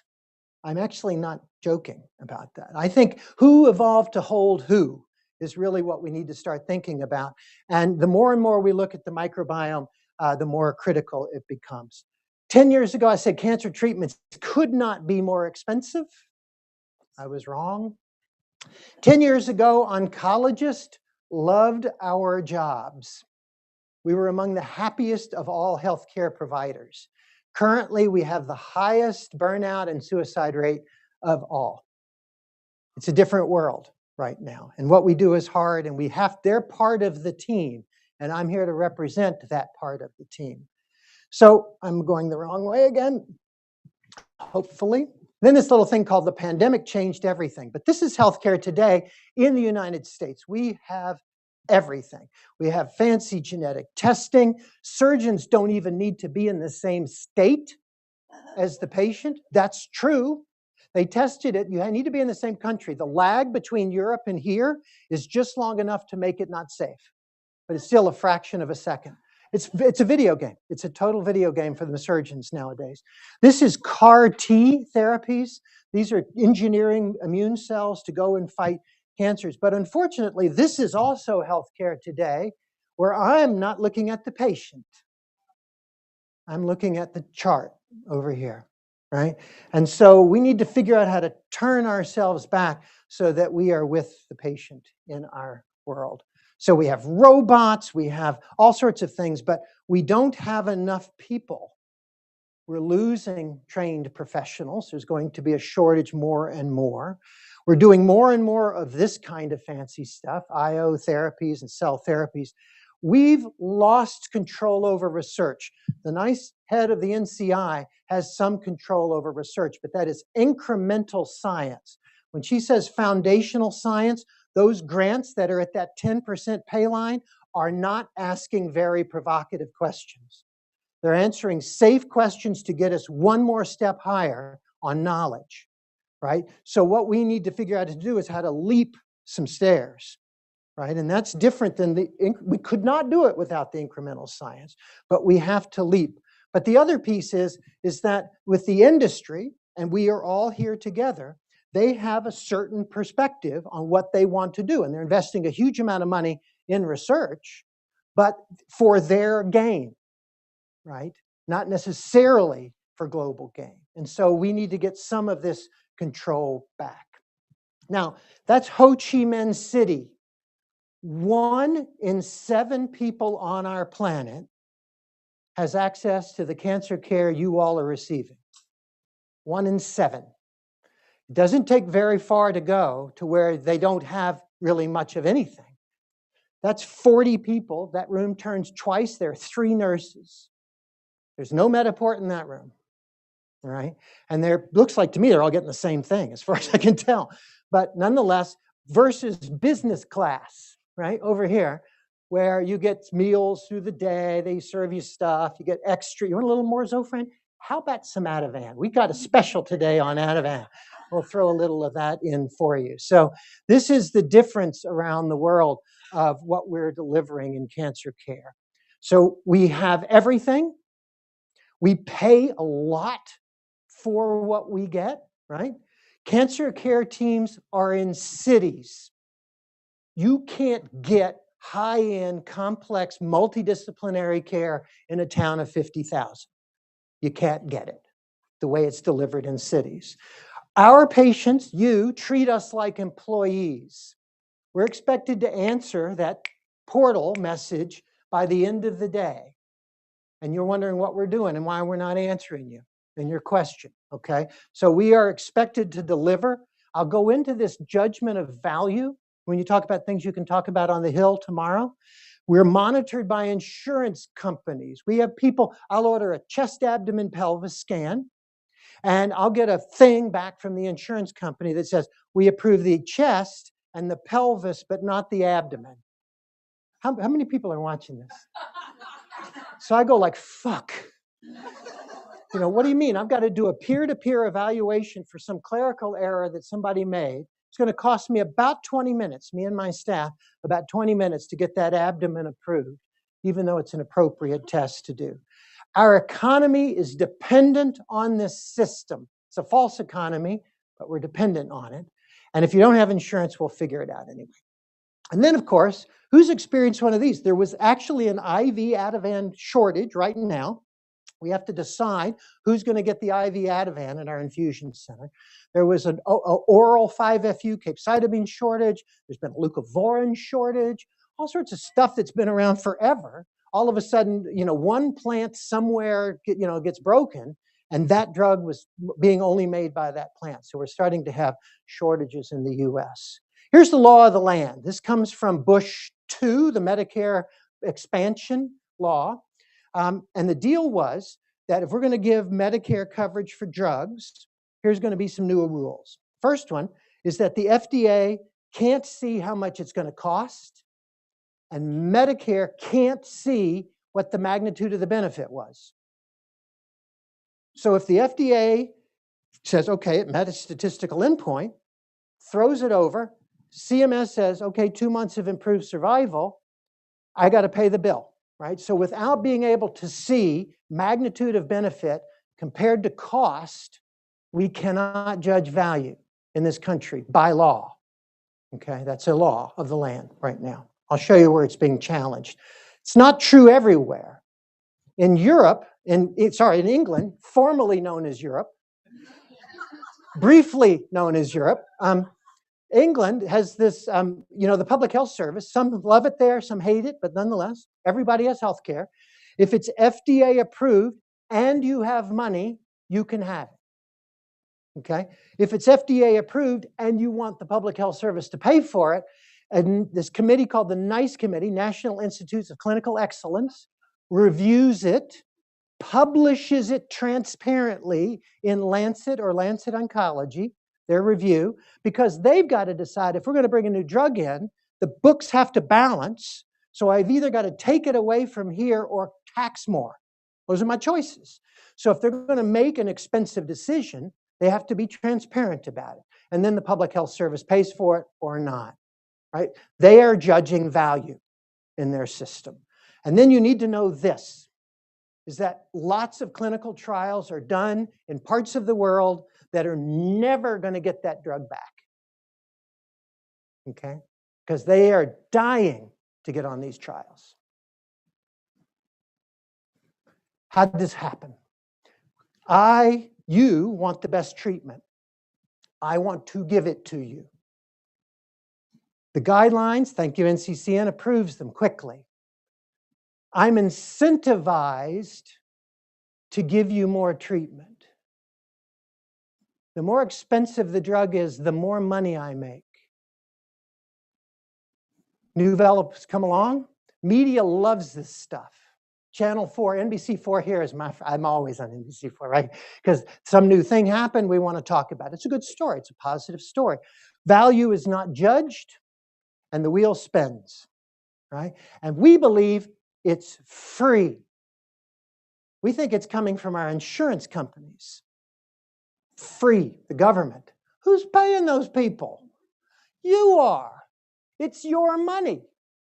that's going into this wheel, that's feeding this wheel, all right? The middle class has not received a raise in a long time because of this, okay, in the United States. We got to deal with it. Now, so what I would challenge you to do, next time you say, I want one of those things, would you pay for it?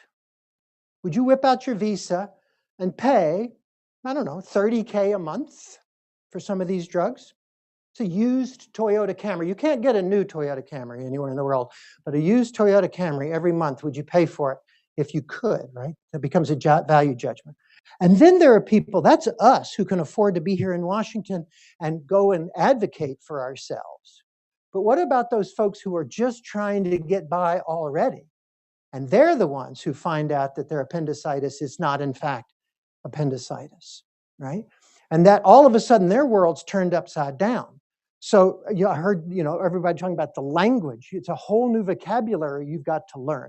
The time investment, if you're an hourly worker at Starbucks and you get this kind of disease and you need every other Thursday off to get your oxaliplatin, you got to make some decisions whether that's something I can do or not, right?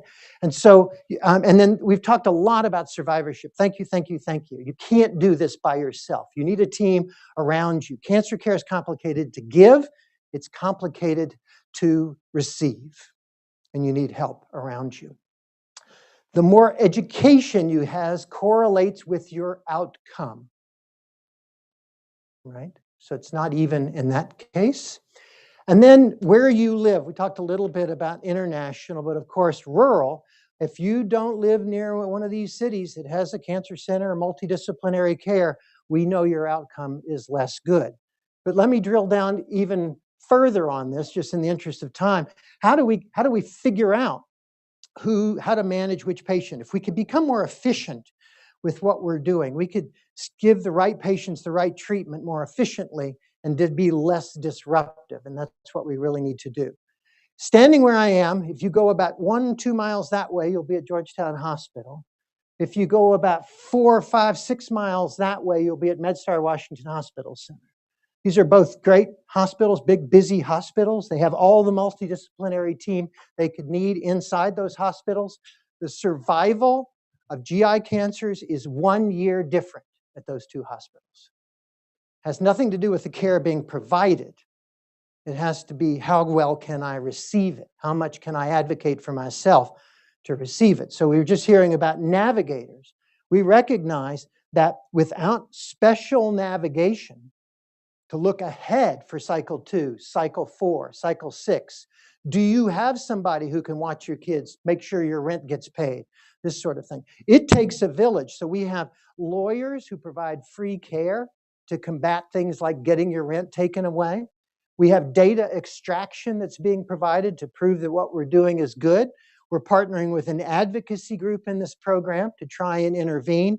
My healthcare system's buying this position, an extra position, to navigate for these folks who are in trouble. And our Ralph Lauren Center, originally a breast cancer-focused center, right, is out there. They know what our community resources are and what are available so they can connect the dots.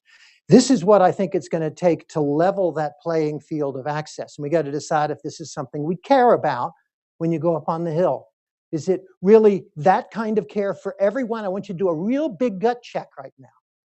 Is it really the care for everyone that you're after? We all have this slide.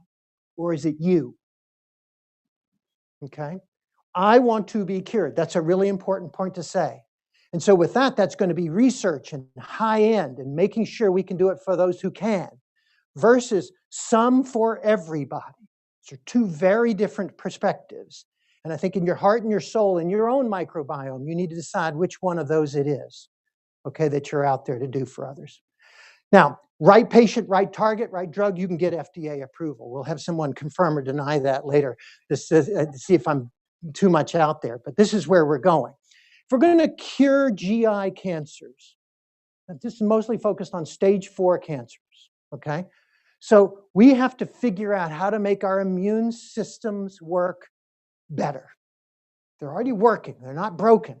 But how is the cancer hidden from the immune system? How do we open it back up so that they can see it? That's going to be one major way of going. understanding the cell signaling, and this is back to the precision medicine piece of this, new therapies, how to manage if you have one metastasis, if you have peritoneal disease, right? How do you manage that? We've already talked about AI and big data. The clinical trial speed has to increase dramatically. So here's the standard testing today for esophageal stomach cancers. And those are the tests you all know about. You all know this drug? Do you know why you don't have it yet? It was FDA approved at the end of December, and you don't have it yet on the market because of some sort of manufacturing question. So we've been measuring this Claudin 18.2, but we haven't gotten the drug in our hands yet. And then there are a bunch of targets that are for any kind of cancer if they have that abnormality. What we really need is one of these. Everybody know what this is? This is a Harry Potter sorting hat. We need to go in as a doc. I need to knock on the door, go into the room, put this on, and say you had your surgery or not. And maybe you're already cured. Maybe you don't need any chemotherapy. You're good. You're good to go. Or you're not good to go, but I need to give you some chemotherapy.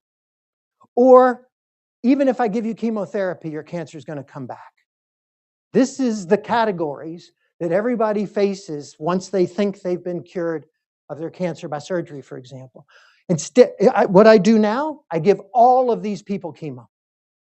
I give them all oxaliplatin because I don't know better.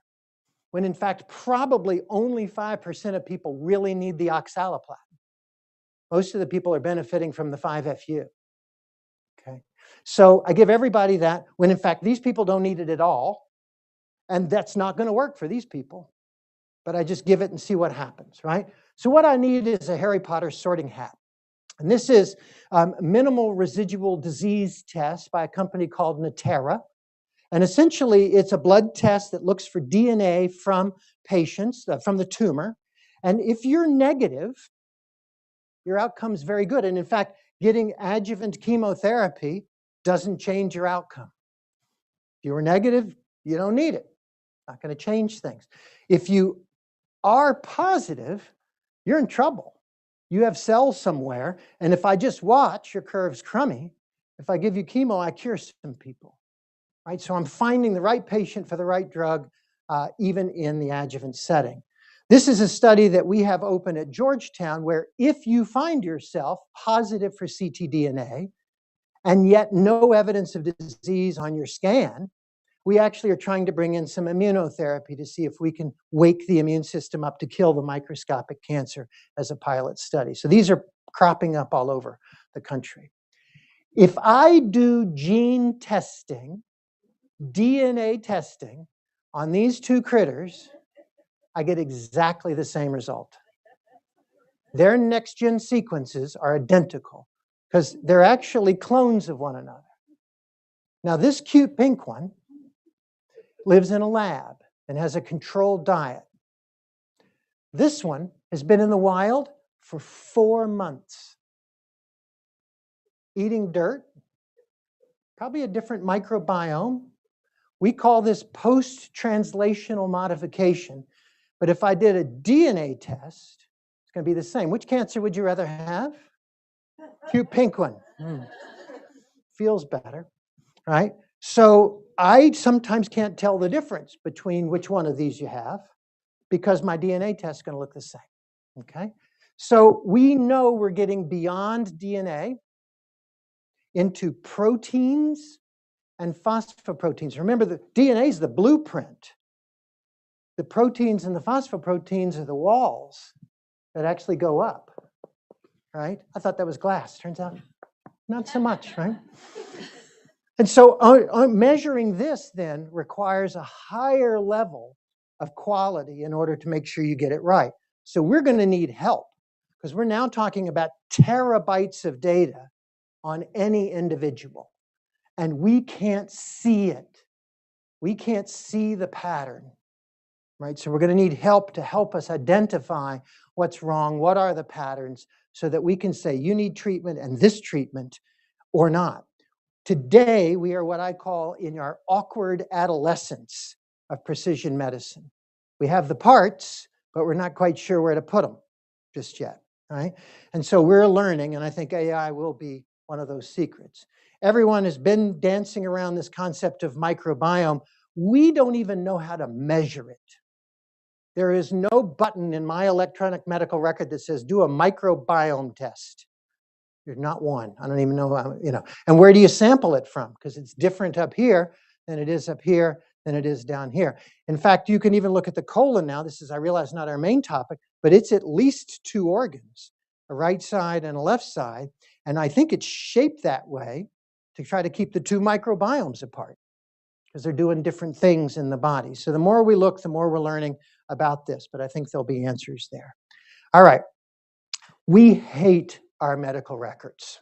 You just need, it's welcome to my world, right? So the reason my computer's open right there is so I can make sure I'm up to speed and all of that through the day. It never goes away. It was built for billing. It was not built for information. Okay, so it's not really that smart. And so we spend a lot of time looking for your results. So precision medicine tests are the worst because they don't come over. If I order a CBC or a chemistry panel, it comes over into a nice, neat box. I can tell you where it's going to be. But if I order a Natera test or a Caris test or a Tempest test or a Garden test, who knows? It could have come faxed in and then somebody scanned it in under lab. Could have sent it in under outside records. So here I am going, no. And then, 30 pages of outside record. Oh, there it is. So we have to then translate this back to our visible part of the electronic medical record so we know what was done. So as a patient advocate, one of the first messages you really take out there is know your own profile. Demand that you know, record it, keep track of it. Because that'll help you in the long run. All right. This is going on right now. One of my last slides, maybe my last slide, in the United States, and this is pushing back on value. These were the first 10 drugs, I think I got it right, that were lobbed over to say we want to negotiate price on these 10 drugs. So not just all cancers, mostly non-cancer drugs, but there's some cancer drugs there. And so this has caused a huge thing going on because nobody, only the US government and some payers want to do that. Patients don't understand why this would benefit them yet. So there's a lot of back and forth on this. So I know Maryland just held their first review of this last week, but this is going on there. But we will get smarter. As we get smarter, the value goes up, because I'll know more it works. I'll be sure it works. There'll be less guesswork around it. We'll have longer survival, but they're going to have more and more subgroups. So it's not going to be stomach cancer. It's going to be HER2 positive stomach cancer and MSI high stomach cancer. They're going to be different groups, each one. We're going to have to learn to play together, but it'll be more and more subgroups, more AI. And ultimately, I think the business model has to change. So with that, I am done, and we will invite up our next speaker. Thank you. We will have a panel.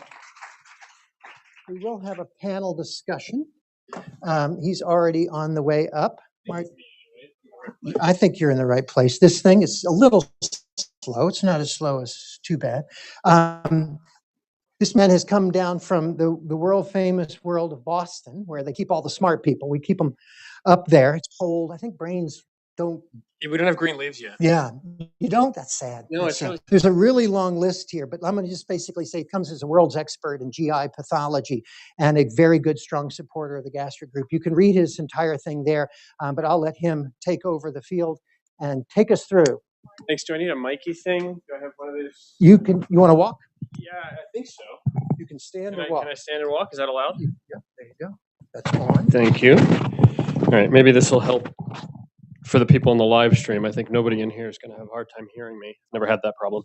So, well, thanks so much for having me. Oh, technical difficulties. Try it on this side.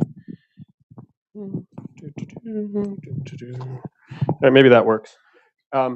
Well, Aki, thanks so much for inviting me. Everybody, thanks for this really powerful stories coming up to this. It's my first time speaking at a patient-focused thing. So this is going to be a bit of a bit of science, a bit of future directions. So it's kind of a mouthful of a title, and you probably don't know what a transposon is, and I'm going to get to that a little bit now and a little bit more tonight. But I think I'm going to mostly be talking not about the practical pieces that John just talked about, but about some things that in the science that give us hope and actually what we do. So by way of disclosures, I work with a company called Rome Therapeutics pretty extensively to try to make new drugs that we hope may one day be cancer medicines. But none of the work that I am going to talk about today has anything to do with the company. And I get grant funding from, thank you, the NIH, as well as Stand Up to Cancer and the Dana-Farber Harvard Cancer Center. So Aki, I'm here because Aki asked me to come, and she wanted me to talk about chemo resistance, which is not exactly what I do in the lab, but I'm going to tell a little bit about chemo and cancer from the perspective of a pathologist, and a lot of stuff that nobody tells you. What we actually do. And I'm going to talk a little bit about how I think about cancer, which I'm sure is very different from how a lot of people here do. So it might be helpful about why we can't kill it, and what kind of things are coming down the pipeline, and how I think we might be able to do better over the next 5, 10, 20 years. And then I'm going to talk a little bit now and more tonight about transposons in the dark genome, what that is, and why we think it's important in cancer. So this is what everybody thinks I do, is seeing dead people. As a pathologist, sorry, my slide, something happened to the font, so we have this very retro 1980s thing going on. But that's actually not what I do. So pathologists are key. We do behind the scenes parts of cancer care, mostly diagnostics and prognostics. And I guess actually, John, you really put that lid on it. I'm your sorting hat. So we are trying to be, so I'm going to talk a little bit about how the sorting hat works, and then also about how we're trying to make it better, what we don't know. So we do a lot of diagnostics and prognostics. So anytime a biopsy or a resection or any of these bespoke assays or next generation sequencing assays are run, they come through us. And our job is anytime we get something to say, okay, is it cancer? And there's actually sort of a joke, but it's true that it's not cancer until a pathologist somewhere calls it cancer. How bad is it? What stage is it? Did we get it all? And that's a real, there's a real star on that, which I'll get to in a minute. And then what therapies can we offer? And I think many people here already know that major centers re-review all outside pathology. And that's because sometimes the first person didn't quite get it right. And if it's not right, it makes a huge impact. And sometimes a small change can really impact what happens next. The next two slides are bloody. If you don't like blood, I think probably everybody in this room has seen more than I have. But if you don't want to see that, please don't look. So this is a stomach. This is a prophylactic gastrectomy specimen from a 24-year-old with CDH1 mutation, hereditary diffuse gastric cancer. And this is what we see on the pathology side, is the specimen comes out. And the stomach, you guys can see, has sort of two zones. This is actually all pretty darn normal stomach, with the exception of that little fold there, which no one had noticed on the previous scope, turned out to be a T3 cancer. But it was actually missed on some previous scopes, but this is why the prophylactic gastrectomy was done. And you can just see how much stomach there actually is. And this is a close-up of what we actually had in the lab. That's actually just me holding it, where you can really see what the cancer actually looks like when it's out. And this young man was fortunate that he had the surgery when he did, and that we were able to catch it here. And he had really great care at Mass General thereafter and has done very well. This photo is actually from 2017. So, but what happens then? So the staging, of course, informs both the prognosis and then the next steps. So what we do with a pathology specimen is we make the T stage. And basically, as you go through from the inside of the stomach out, the farther down you get through different anatomic layers, that dictates what T stage you have. And so we can call that on the slide. Now, of course, you don't have the end decision in staging. People like John do in the med-onc side, where radiology is combined with what we see, endoscopy, laparoscopy to put everything together. But that's how this piece works.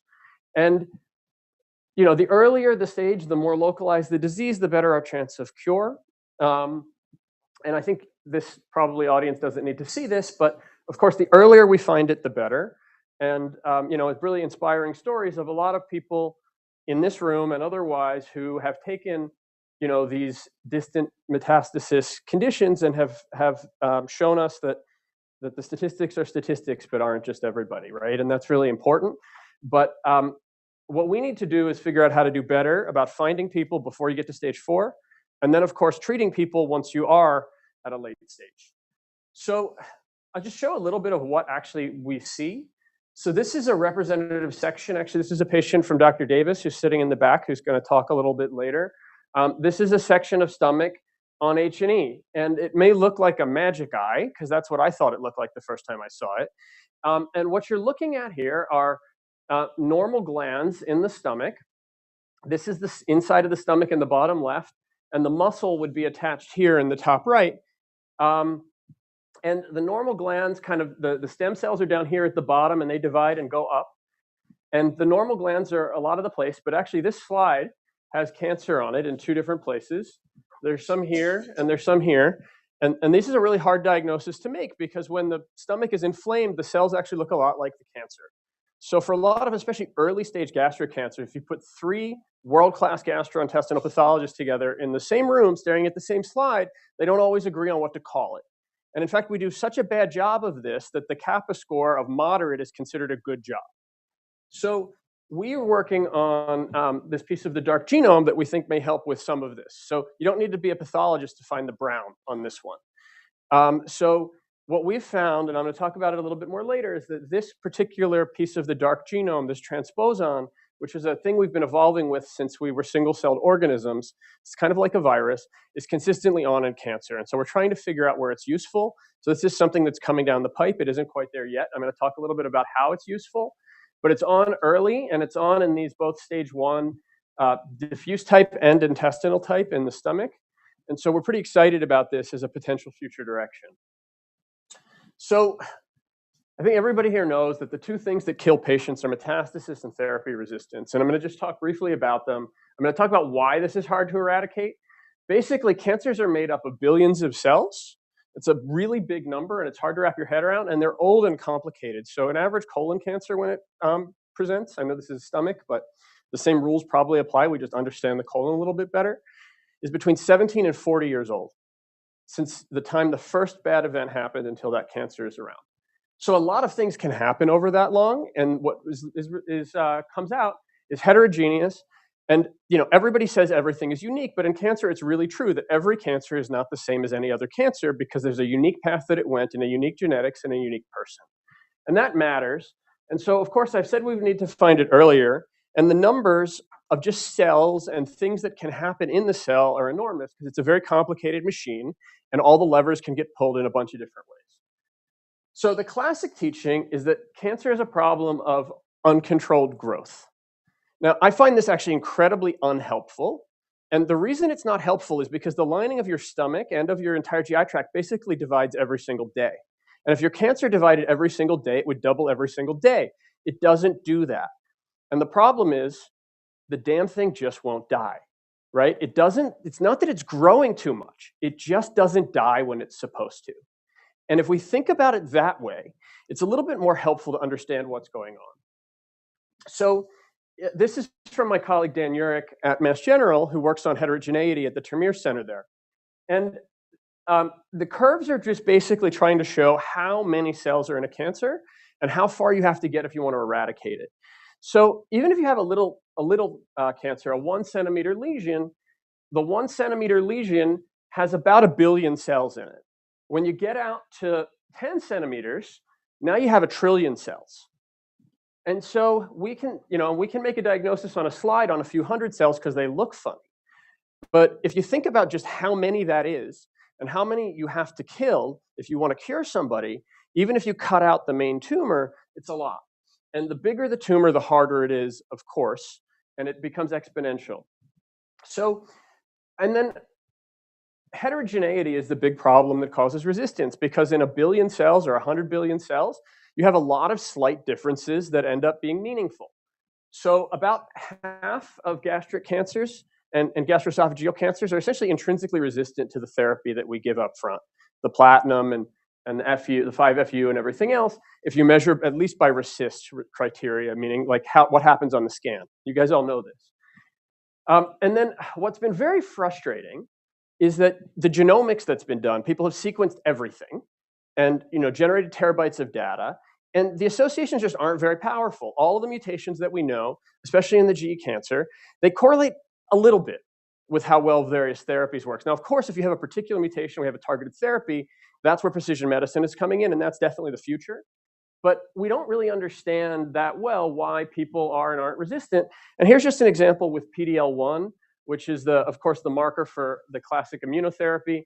And you can see that if this whole ball is the tumor in that little section, that's a few hundred slides, they don't all have the same staining pattern. And that heterogeneity is true for not just PD-L1, but all of the 20,000 proteins in the proteome and many other things. So that is a big problem. And all it takes is a very small percentage of them to be resistant to standard therapy, and then they've grown out over time. So if you think about it in evolutionary terms, you basically get rid of almost all of them, and then a new clone comes out, and that's where the problem arises. So how do we do about it? What do we do about it? So one of the things that a lot of people in this field are thinking about now is micrometastasis, which is not only can we get the local cancer, but can we do a better job up front of removing the micrometastases? These are the small little bits that are throughout the body that we can't see, that we can't detect by any method that we have now. So this is a slide from my colleague Yelena Jangjigian, who's the head of GI cancers at Sloan Kettering. This is a pretty common thought now, which is that depending on which way we do the surgery and which way we do the therapy, we may be able to get more immune cells into the tumor, and we may be able to remove the number of micromets at the same time. And that's the goal, and that's kind of been the goal for a number of years since we've had immunotherapy, is to reduce the number of tumors and train the immune system to more and more go into the tumor. So I'm hopeful that between these better therapies, as we start to understand them, we can get there. So just kind of a little bit more on this. So, it takes 1 billion cells to see it on an X-ray. That's a 0.5 centimeter to 1 centimeter lesion. On a CT scan, you can see a little nodule. That's 10 million. Now with ctDNA, in the best situation, you can see 10 to the 5th cancer cells, but at least at Mass Gen, only about 40 to 50% of our stage 3 patients are even positive to start. So that biomarker test that John just showed that looks really great, you filtered out 2/3 of the people before you even opened the door, right? So what do we do for those other 2/3 of the people? Well, we make the biomarker tests better, and that's some of what I'm working on. And then this is my colleague John. Jeremy does very similar procedures. John Mullen is a surgeon at Harvard, at Mass Gen. And with a good endoscopy and really know what you're doing, you can see a few thousand cancer cells, and they can cut it out. But we're still, you can't put an endoscope in other parts of the body other than into the stomach or into the GI tract. So we have a lot of work to do, and early detection and better detection of minimal residual disease are things we're thinking about. So what is MRD, or minimal residual disease? I think you guys all know this, but just to define how we think about it, it's the presence of cancer after therapy that's intended to be cured without being able to see it on a scan, right? And that's the idea that there is molecular detectable or otherwise detectable disease that is in the body in bunches of little tiny seeds that we can't find yet. And below the detectable by imaging, now by ctDNA, we're detecting some of this minimal residual disease. Then there are some patients who have it that we're not detecting, and then we hope we can cure some people. The idea is, in the standard way, as the tumor burden goes down and people are not detected, there's a window in which we might be able to detect them again and do something where, instead of getting to a spot where you might be able to be cured and then getting sick again and ending up incurable, we might be able to do another intervention and drop you down into the cured bucket, or at least keep you in the not detectable region for longer. So you can see that again here. If we do this more and more surveillance and we have a better and better way to test for it, could we find ways to do better and better therapies to keep people healthy longer? So this is Sam's slide on kind of another way of thinking about that, which is most of our therapy, we just give everybody the same thing, right? We throw everybody in platinum, like John said. That's a sort of a standard approach, and it's very common, and it's a good approach. We do the first chemo, it stops working. Okay, then what? Well, now we have to decide what to do again. So we try something else. Now it stopped working again. And I just heard from a number of people that that's where we are, right? And that's where people in this room are sitting. So how do you decide? What do you do? Well, what if we could do a better therapy up front and we hold our chemo options until later? Or what if we could better pick who goes on which therapy? With the hope is that we could push it out for further as we've got better and better targeted therapies. So that's the part I've never talked about before. So hopefully that was not a total waste of everybody's time.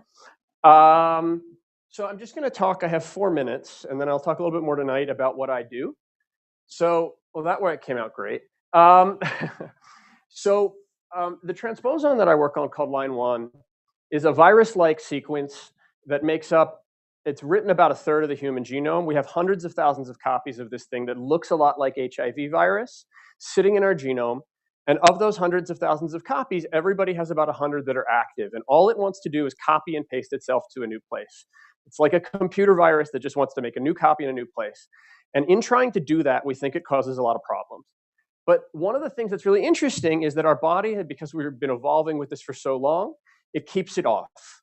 And so it's not on in normal tissue. And one of the things we've discovered over the last 10 years, and as we do more and more studies, we're finding that actually a lot of our initial calls were underestimates. Most cancers, especially solid tumors, are positive for this, and the corresponding normal organs are not. And so in our most recent work, we did about 200 colon cancers and about 60 gastroesophageal cancers. And the positivity rate was between 90 and 100% for both. And what's really unique about this is that the normal tissue shown here, in the colon, is negative and the cancer is positive. And here you can see, as I showed kind of before in an earlier stage lesion, in the stomach, both the intestinal type and the diffuse types are positive, and the normal glands, which are these blue kind of circles here, are negative. So this presents some unique opportunities because it's potentially binary. So what are we doing with this? Well, the first thing we did is we made a blood test, which required some fancy technology that I don't have time to go into today, but it seems to work in a pilot cohort. And what we did is we had a group of 19 patients at Mass General where we had blood before they were on therapy, and then we had blood on their therapy as soon as 30 days or out to 120 days. And it was a heterogeneous group. It was just what we had in the freezer. And what we saw was really surprising. I actually had to go back and make sure I hadn't done something wrong, because the p-value for this was actually 0, which is that all of the patients who had a response to the therapy had the blood value of this transposon protein fall to 0, whereas all 5 patients who didn't respond either had an increase or we could still detect it in the blood. And so you could see, here's a patient who responded really nicely, had a big mass here, went down. This is food, and this is the dye in the stomach. And you can see it really on the PET CT scan. Whereas one of the patients who increased, we could see growing in their liver lesions. So we're really excited about this, that we might be able to use this to live monitor what's happening to a patient. The tests cost us anyway in reagents less than $10 or $20. So we think we could run them a lot, and they use a very small amount of blood.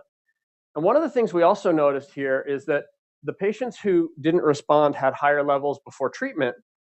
And when we actually ran this over large cohorts, what we found is that the patients who were low for this marker did better than the patients who were high.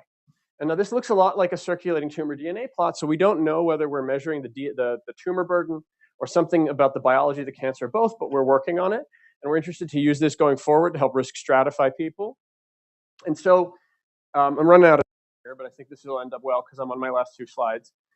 A trial was done by my colleague Sam Klempner at Mass General. It's now fully enrolled, where it's a modified FOLFIRINOX trial called NALIRIFOX that was designed to sample very extensively so that not only did patients get the best standard of care, and actually the trial has gone very well, we actually got lots and lots of blood and tissue samples throughout so that we could study what happens to people throughout chemotherapy to try to understand resistance. So that's ongoing, and we have a lot of samples, so there's a lot to study in the lab going forward. And so kind of just to wrap up, cancers are old, heterogeneous, and complicated. And so finding them early and preventing them is the best route to a cure. But as we heard earlier, that doesn't help you now if you're already stage 4. So I think that, as John was saying, a lot of these revolutions in technology, we have better and better tools and better molecular understanding. New therapies are coming down the pipe that are going to work better, and we're going to be able to make improvements. So I just want to thank everybody again for the stories and for participating in the trials. It makes the biggest difference, and it's great for me to hear. I miss this part of as a pathologist, I miss the communication with patients. And I really am just inspired by the strength of everybody to push through this and to work through this and to keep fighting. And it helps us to learn how to provide better care, so we're really grateful. So anybody who wants to know our team. We have a great team at both Sloan Kettering in collaboration and at Mass Gen who are running trials, and Jeremy Davis, who'll talk in a little bit at the NIH. And then the transposon stuff I'm going to talk a little bit more about tonight. I'll just say for now that we think in the future this is going to be very useful as a biomarker. We think that we can do better than circulating tumor DNA markers because of the uniqueness of this. And then in the future, we have some ideas for how we can use this idea that the transposons are in cancer and they're not in normal to make a new kind of drug that nobody has thought about before that might kill the cancer. So that's what my lab is doing going forward. Doesn't help anybody right now, but hopefully in the next 5 to 10 years, some of these things work and we can get them out. So thanks for having me. Oh, and then I forgot the most important slide, which is a big thanks to the team, especially Aki for having me here, and a huge team of people, both from funding and in the lab, who've made this happen. Very nicely done. You can just take that off and we'll turn that one off. Yeah, sorry, I don't know if I went too long. We You don't were have time for perfect. You were perfect. We're going to have our panel discussions. So we have time for point. I'm all the time, but the beauty of the moderator. Let me introduce standing right here. Anyway, beauty of being the moderator. Let me introduce. You can see where she did all of her training, but she too, after training at the NCI during her fellowship and focusing on GI and GU cancers, she's opted to focus on drug development within the FDA, and it's always enlightening to hear how our government leaders are having an impact on moving the bar forward. And there's I think often a misconception that the FDA is a sort of regulatory, it is, but what they're really trying to do is break through, is to try and change the standard of care. But they need to do so responsibly and appropriately to make sure that on the backs of everybody, we move it forward better. So with that, I look forward to her comments on how she's going to move things forward. Dr. Gandhi.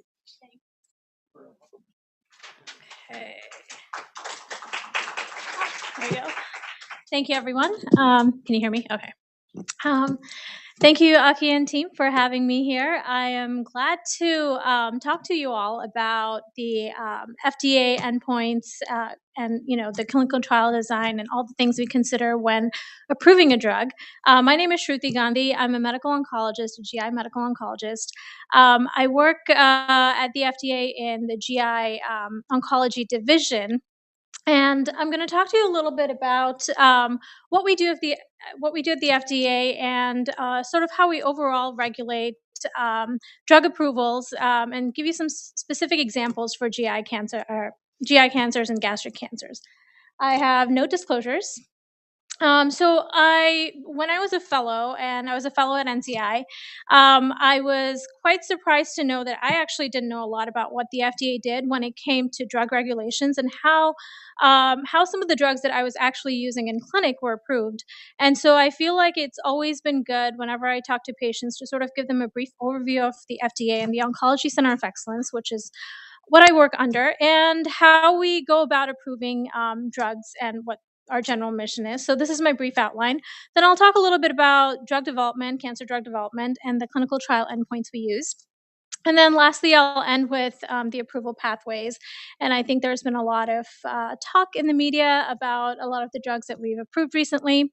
I do want to point out that I am an oncologist, and while the FDA and other divisions do work within the same sort of regulatory framework, my focus has been on oncology, and I'm actually not privy to the discussions that happen in the infectious disease group. And so it's a very, very engaging environment, but I'm not always included in all the discussions for other divisions. So the mission of the FDA, what we try to do is we assure the safety, efficacy, and security of drug biological products, also medical devices, food supply, radiation products. As Dr. Marshall mentioned earlier in this talk, we cannot take into account cost or payment issues, and we do not regulate the practice of medicine. So what that means is, while we do understand cost is important, it's actually not something within our regulatory legislative purview. We do not know the cost, the future cost of the drug when we're undergoing the review and approving it. So that's something that's completely sort of hidden from us. We're just not, that's not something we take into consideration at all. So the safety and efficacy requirements, the laws which we work under, the Food and Drug Cosmetics Act was first actually enacted in 1930s and then amended in 1960s, and it basically says that the drugs that are approved for marketing must be found safe and effective.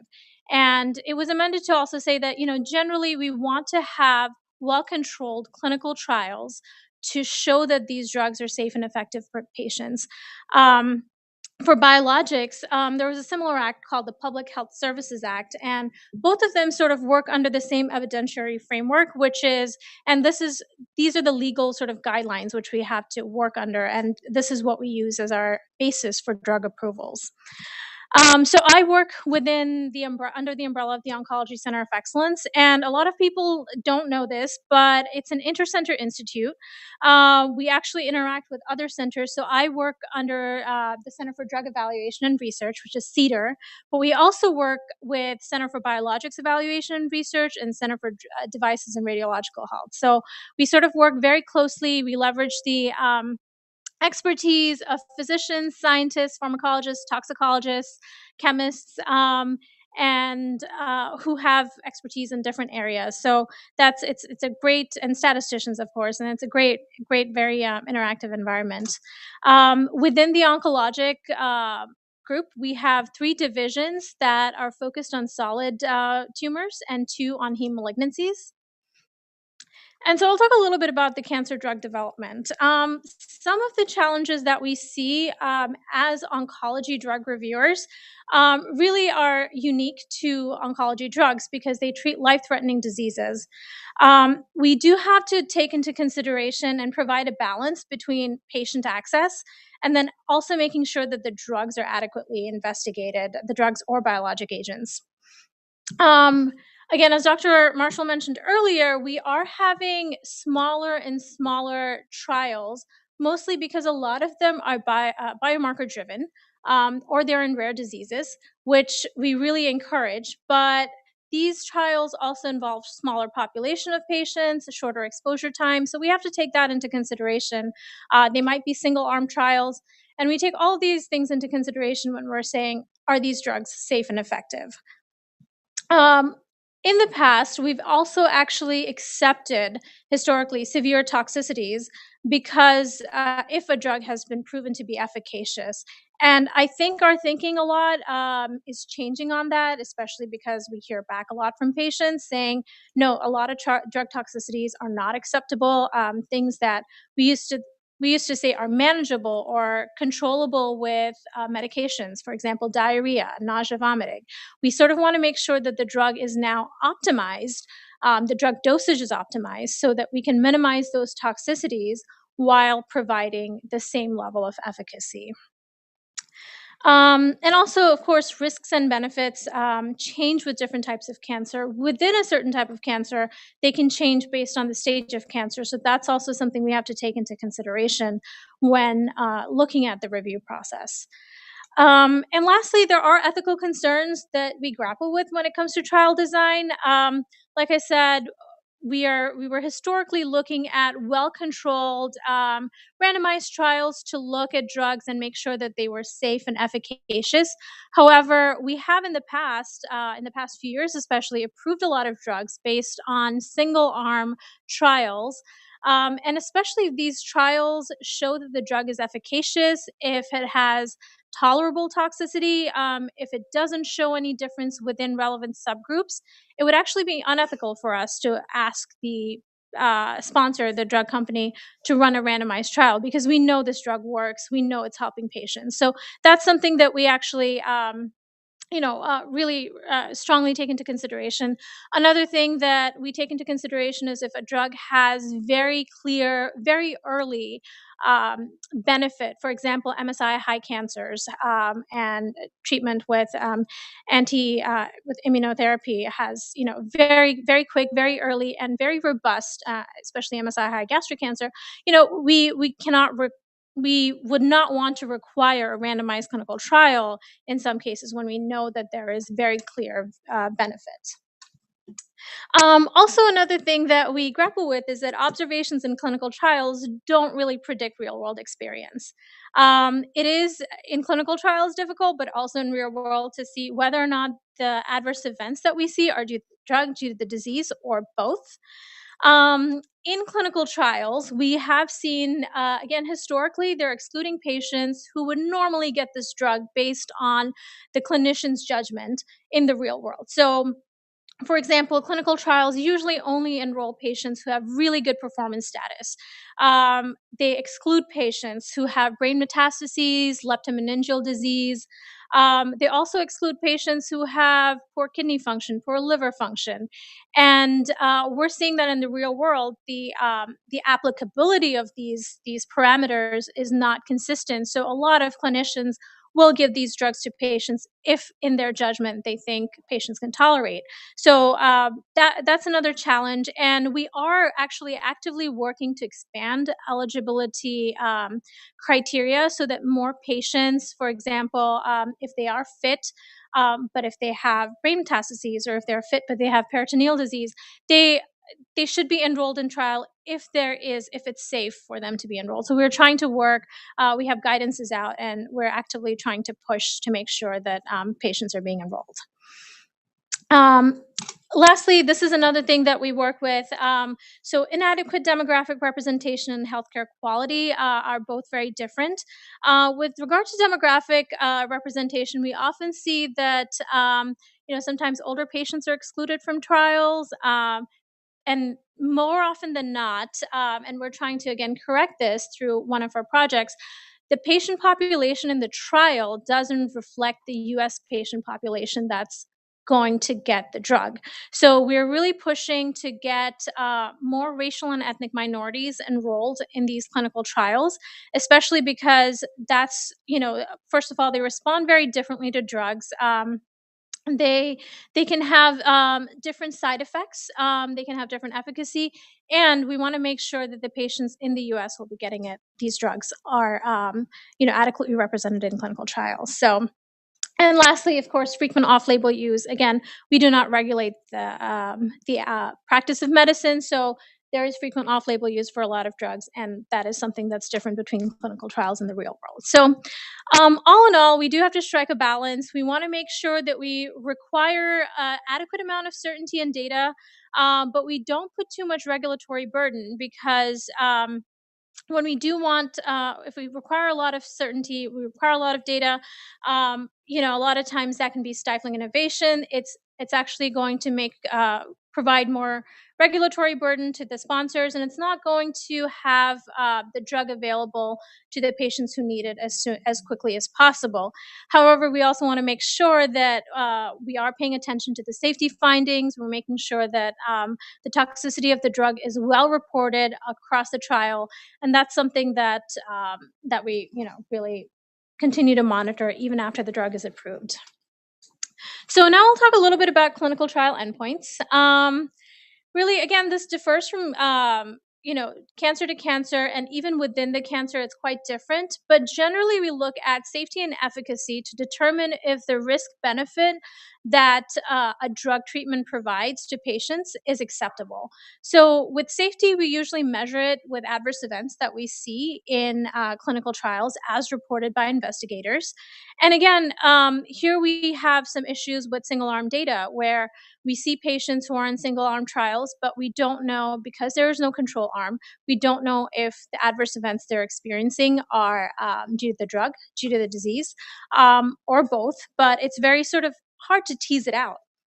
And again, toxicity, we've generally accepted higher drug toxicity in oncology due to higher mortality rates, but we have another ongoing project called Project Optimus that really is working with the drug companies even before they start the registrational trials, before they start these trials, enrolling patients to make sure that the drug dose that they're giving has been optimized to minimize toxicity and optimize the efficacy. So that's something we really want to do. We also measure efficacy using clinical trial endpoints, which I'll talk about in a little bit. But in general, we want to answer the question, does the product provide meaningful clinical benefit to patients? And that's really something we look at in our review. So the kind of questions we ask during clinical trial efficacy evaluation are very different during the early phase and late phase. So for investigators, such as Dr. Taylor, we see a lot of investigational new drug applications looking at different therapies.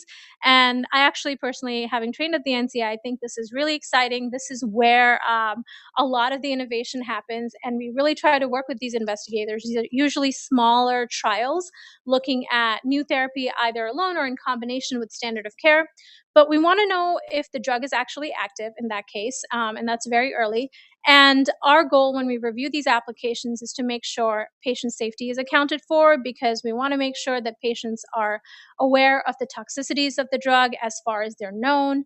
And we want to make sure that patients know that if they're going to be getting a drug or a drug combination, they might be foregoing standard of care, for example, if they want to enroll in a clinical trial. So those are some of the things we always want to ensure that the patients are informed of in the informed consent form, and that's something we look at very thoroughly in the early phase of development. The late phase of development, we usually want to look and see if the drug provides meaningful clinical benefit. And that's something that's, we talk to sponsors and pharmaceutical companies before they start the trial to make sure an adequate control arm is used, where they're not using something that's antiquated, they're not using a control arm that's old, that patients are not getting anymore.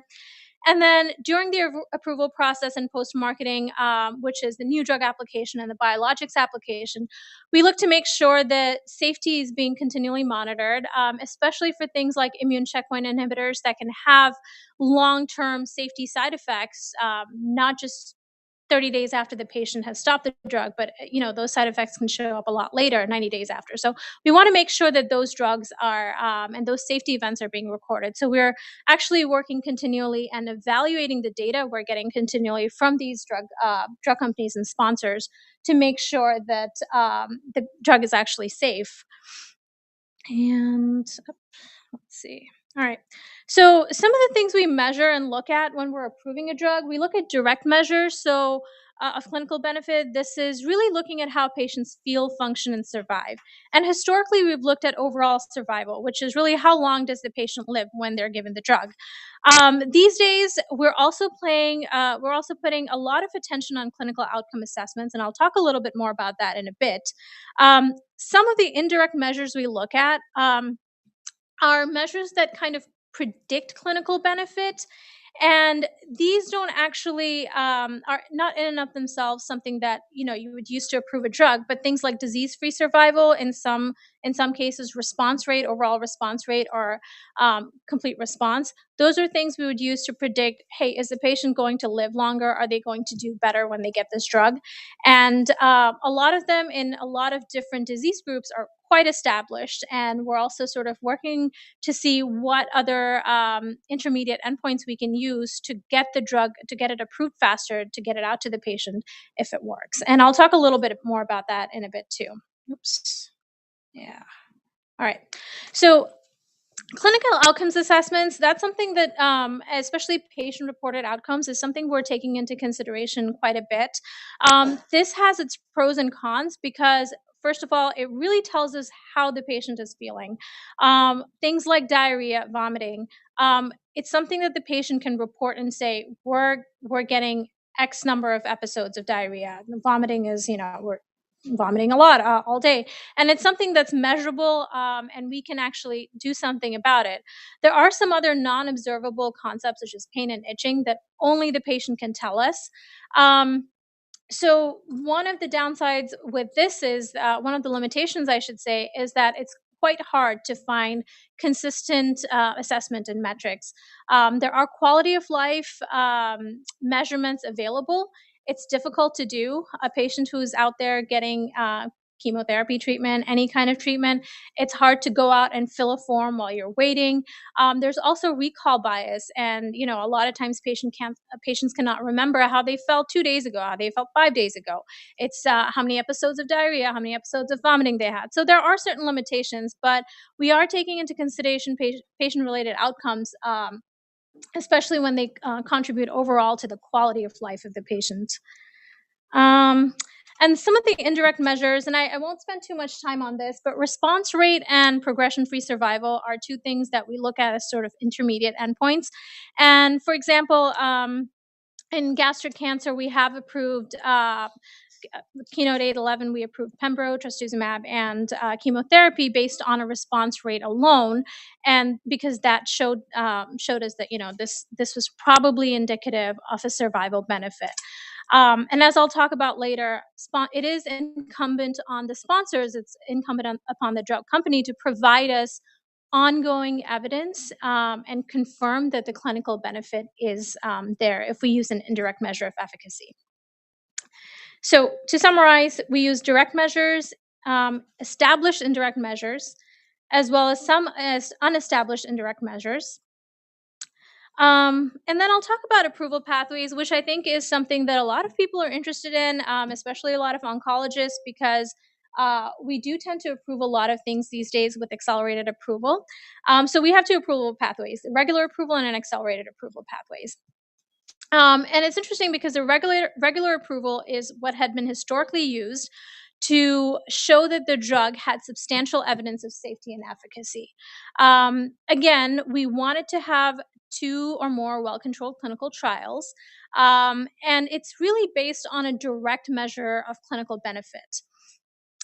Importantly, when a drug company applies for a regular approval, they just have to show that the drug is as safe and as effective as existing therapy. So a good example of that would be in HER2 or trastuzumab deruxtecan. It was approved in a later line setting for patients with gastric cancer, and it was given a regular approval based on comparison with chemotherapy. So it allows for this kind of an approval, allows for non-inferiority design, and it's really one of the standard mechanisms. Sorry about that font, but accelerated approval is something that we've used more and more recently. A little bit of a history. It was actually sort of implemented back in the 80s to approve and provide drugs to patients during the HIV crisis, to actually expedite the review of drugs and approval of drugs during the HIV crisis. Now we use it frequently in oncology because it also requires substantial evidence of safety and efficacy, but we can use it we can approve a drug with accelerated approval based on an indirect measure such as response rate or progression-free survival. So any endpoint that is reasonably likely to predict clinical benefit. One of the pros and one of the reasons we really like this is because it provides for earlier events, smaller, quicker trials.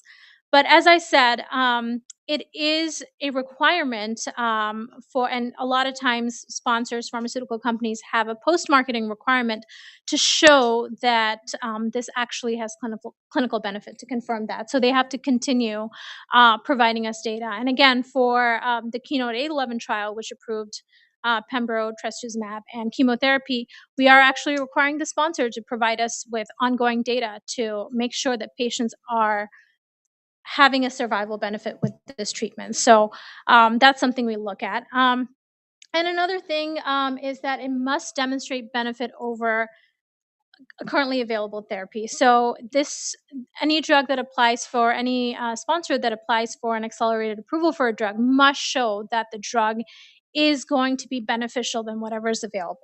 And again, this was in place mostly to expedite the availability of these drugs to patients who need it most, especially if we think that this is going to help patients. All right, so this is actually just my conclusion. I have a couple of conclusion slides, but I just really went over very quickly about the review of cancer therapeutics and how it involves serious life-threatening diseases. And it is a really active area. The kind of applications we get, it's really the cadence is determined on what's being done, how active the pharmaceutical companies are within a certain disease group. We obviously try to get as many drug companies to, we work with them to get as many trials as we can. But again, this depends on the scientific the landscape as well. We look at the safety and efficacy data to look at and examine and assess for meaningful clinical benefit. We look at direct measures, and especially we're paying more attention to patient-reported outcomes now. How do patients feel, function, and survive? And then we also look at indirect measures to predict clinical benefit. Regular approval, as I talked about, is normally based on measures of clinical benefit itself. And then accelerated approvals are based on intermediate endpoints and often require a confirmatory trial. So ultimately, the appropriateness of a particular trial and endpoints really depends on the disease, the stage, the availability, and the scientific landscape of that disease. So we really work very closely with sponsors as they submit us these clinical trial designs to make sure that it's applicable to the US patient population. And then we also have resources, and we engage quite a bit with patients at the FDA. We have patient listening sessions, and I will end my talk there. Thank you for, yeah.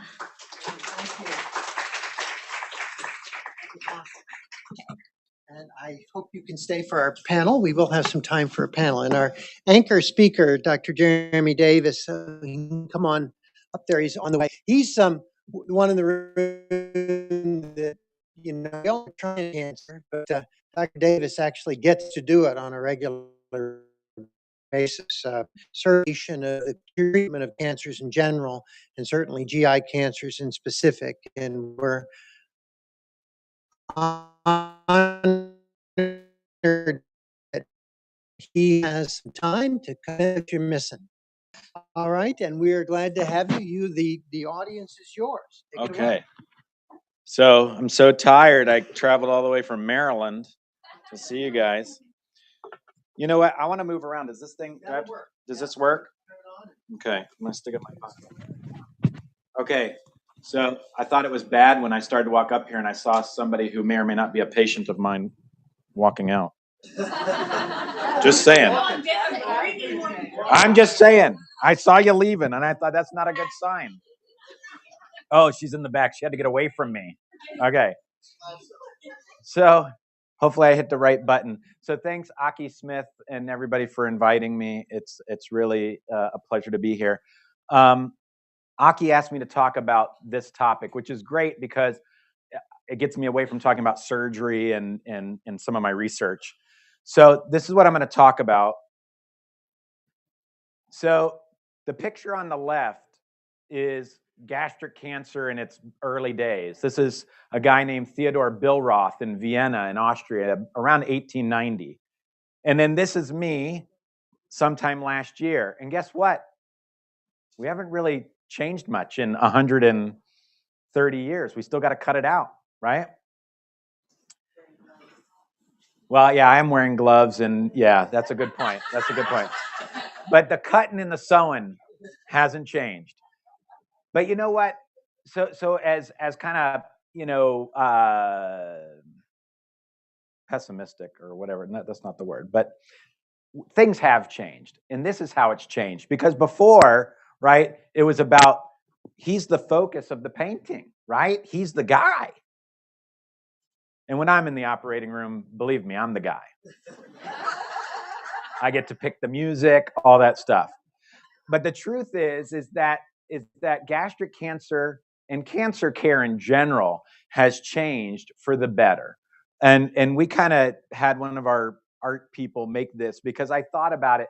Okay, we sit around a table in our meetings and we talk about patients. The patient's not there, but you're there, right, in spirit, in the center of the table. And you've got all these people sitting around the table talking about you, all these disciplines. And it's not just the surgeon, not just the medical oncologist or the pathologist, right? It's all these other people nowadays, right? Radiology, medical genetics, and at least where I work, the cancer researchers are right there at the table. So we have made some progress. But I'm actually going to take a little bit of a different attack today. Dr. Marshall, Dr. Taylor, they talked about like what's next, what's coming, and the excitement of gastric cancer research. I'm going to focus on the basics, right? Like, we got to walk before we run. And my struggle as somebody who's at a big referral center is that I see that people still out there are still not doing the right stuff. And it makes me mad. So we're going to talk a little bit about walking before we run. So why is gastric cancer care unique? Now, I take care of a lot of different kind of cancers. So does Dr. Marshall. What do we know about stomach cancer? It's rare, right? But it's not just the rarity. And by the way, put it in perspective. I put the numbers because I got to remind myself, 26,000 cases a year. And then look at, that's, what did I put? Lung cancer? 10 times as many lung cancer cases. So it's not super common. But it's not just that it's rare. I want you to think about a few things. And this is what I think about on a daily basis. The diagnosis can be difficult. How many times have I had somebody say, well, they said there's something wrong in my stomach, but the biopsies keep coming back negative or questionable. And you think to yourself, how hard can it be to diagnose cancer? Well, it turns out sometimes stomach cancer is a little bit harder to diagnose. And staging is critical. In staging, unlike other cancers, we try to do a lot of staging up front. If you have a colon cancer, you go to the surgeon, they just cut it out, and then the pathologist tells you the stage. Right? But here we're trying to do some staging up front. And the staging is not like the same as it is for other cancers. And this is where people who don't treat stomach cancer commonly can maybe forget a few things. So like I use this as an example. PET scans. We get PET scans for a lot of things. Turns out in diffuse type gastric cancer may or may not be helpful. Laparoscopy. I'm a surgeon. Laparoscopy for staging of stomach cancer is critical. If somebody out there has stomach cancer and they don't get a laparoscopy, you've got to kind of wonder, why is that? Now, there may be some extenuating circumstances, but that's not common to most cancers. Okay? We don't do laparoscopy to stage most other cancers. This is pretty unique. You guys know about endoscopic ultrasound, probably EUS. I'll tell you right now, it's highly user dependent, and it's probably not always necessary. And it probably depends on where you practice. I trained in New York City, and we didn't use a lot of EUS, but you might train be with a doctor who trained somewhere else, and maybe they do. But there are all these little nuances, and that's my point here. The last one is this one, bone of contention, gastroesophageal junction tumors. Boy, I tell you, you get a thoracic surgeon and somebody like me in a room, woo, fireworks, okay? So all these little nuances in stomach cancer, and this is why people can get tripped up out there. So we gotta start with the basics. So here's a common scenario. A 67-year-old guy presented to his doctor. I actually just saw him in clinic last week. So this is why I put him on here. He had anemia. He's 67, never had a colonoscopy, endoscopy, blah, blah, blah. And this is what they see. So that's cancer, right? So now, it's kind of like, what are the next steps? And this is where I think I've seen Dr. Marshall and others have seen the gamut. People will be all over the place. Some will get a CT only. Some will get a CT and a PET. Somebody will get a CT, PET, and an EUS. Who should they see? Do they go see a surgeon first? Do they go see a medical oncologist first? I'm not so sure that matters as much, but it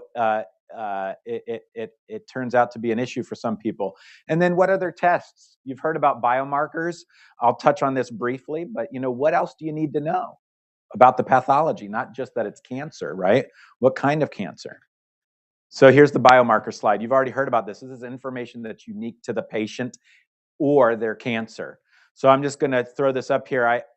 This is a group, testyourBiomarkers.org. I think it's led by Stupid Strong Foundation. That's just information. Go out there and you need to know HER2, MSI status, PD-L1 status, and then there are others, right? Claudin 18. This is very, very important.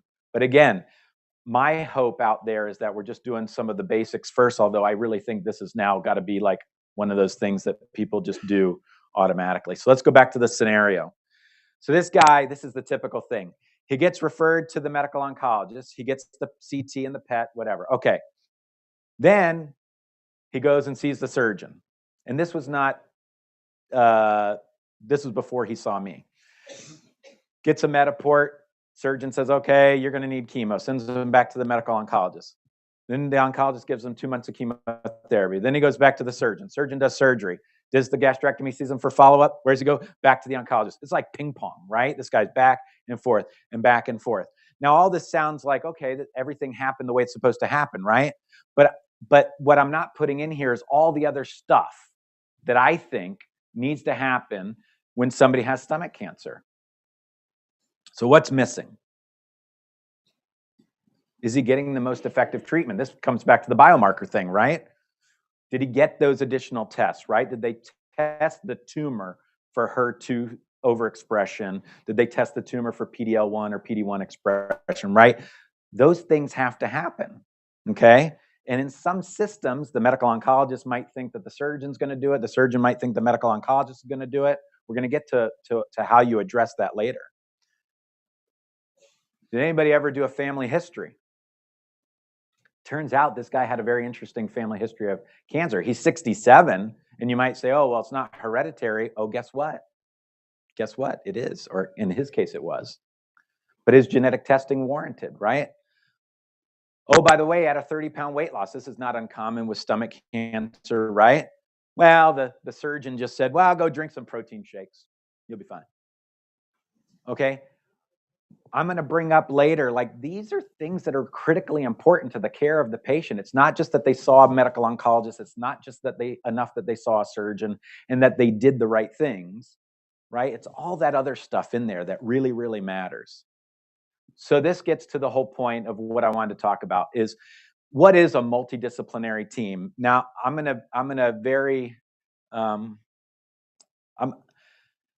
I think a lot of people talk about multidisciplinary teams, but I think very few people actually do it the right way. So what's a multidisciplinary team? It's a team of experts, and in this case, in gastric cancer diagnosis, treatment, and kind of overall care. These are just some of the people on the team. So I say surgical oncologist because I'm not just a surgeon. I'm not just a general surgeon. I actually trained in oncology because that's the field that I want to work in, right? So I think a surgical oncologist, a medical oncologist, we don't talk a lot about radiation much, but radiation oncology. And then you have all these other specialties. The pathologist is critical, radiologist, et cetera. So these are all people that should be in that multidisciplinary team, okay? But what do they even do? Do they just sit around a table and munch on, cookies and drink coffee every Thursday? Well, yes. But they should, and I think Dr. Taylor brought this up, review and confirm your pathology. I think when we were in New York, it was about 10% of cases under re-review got, put into a different category. So that's 1 in 10 patients whose diagnosis may not have been totally accurate. And we review radiology. We resolve issues related to diagnosis and staging. Do we need that endoscopic ultrasound? Do we need that PET? So it turns out I'm a relatively bright guy, but guess what? I don't know everything. So I need those people around me to keep me in check and vice versa. Then we need to determine the most likely stage of the cancer. And this is different in gastric cancer than other cancers because it does inform treatment. This morning before I drove over, I did a gastrectomy on a guy who I thought, yeah, I did. I'm in Maryland, my goodness. I'm right there. I wore gloves. But most patients with stomach cancer need chemotherapy up front because that's the treatment paradigm. But I thought that this guy might have a very early stage cancer. So in our multidisciplinary conference, I said, guys, I don't think, he needs chemotherapy, but we had to go through some extra things and whatever. And so I think I did the right thing for him this morning. Okay, but that's what that multidisciplinary team does. And then the last part is determine kind of the order and timing of treatment. This goes back to surgery first, like my guy this morning, versus do they get chemotherapy up front? Is there radiation involved? And oh, by the way, hey, Jeremy, did you order the tumor markers, right? My medical oncologists are really good about that. They're like, hey, you didn't mention their HER2 status, right? So all of this is what that team does, okay? And they really have to work together, okay? It can't just be, I'm the surgeon and the medical oncologist is on the other side of town, right? That's not ideal. It happens, but that's not ideal. So this is how I care for patients. Now, I do it in the context of clinical trials, right? Because everything I do at the NIH is on a clinical trial. So I think in general, any tumors of the upper GI tract require additional expertise. And I'm not saying that some cancers are easier to treat than others, but they're a little bit more straightforward, okay?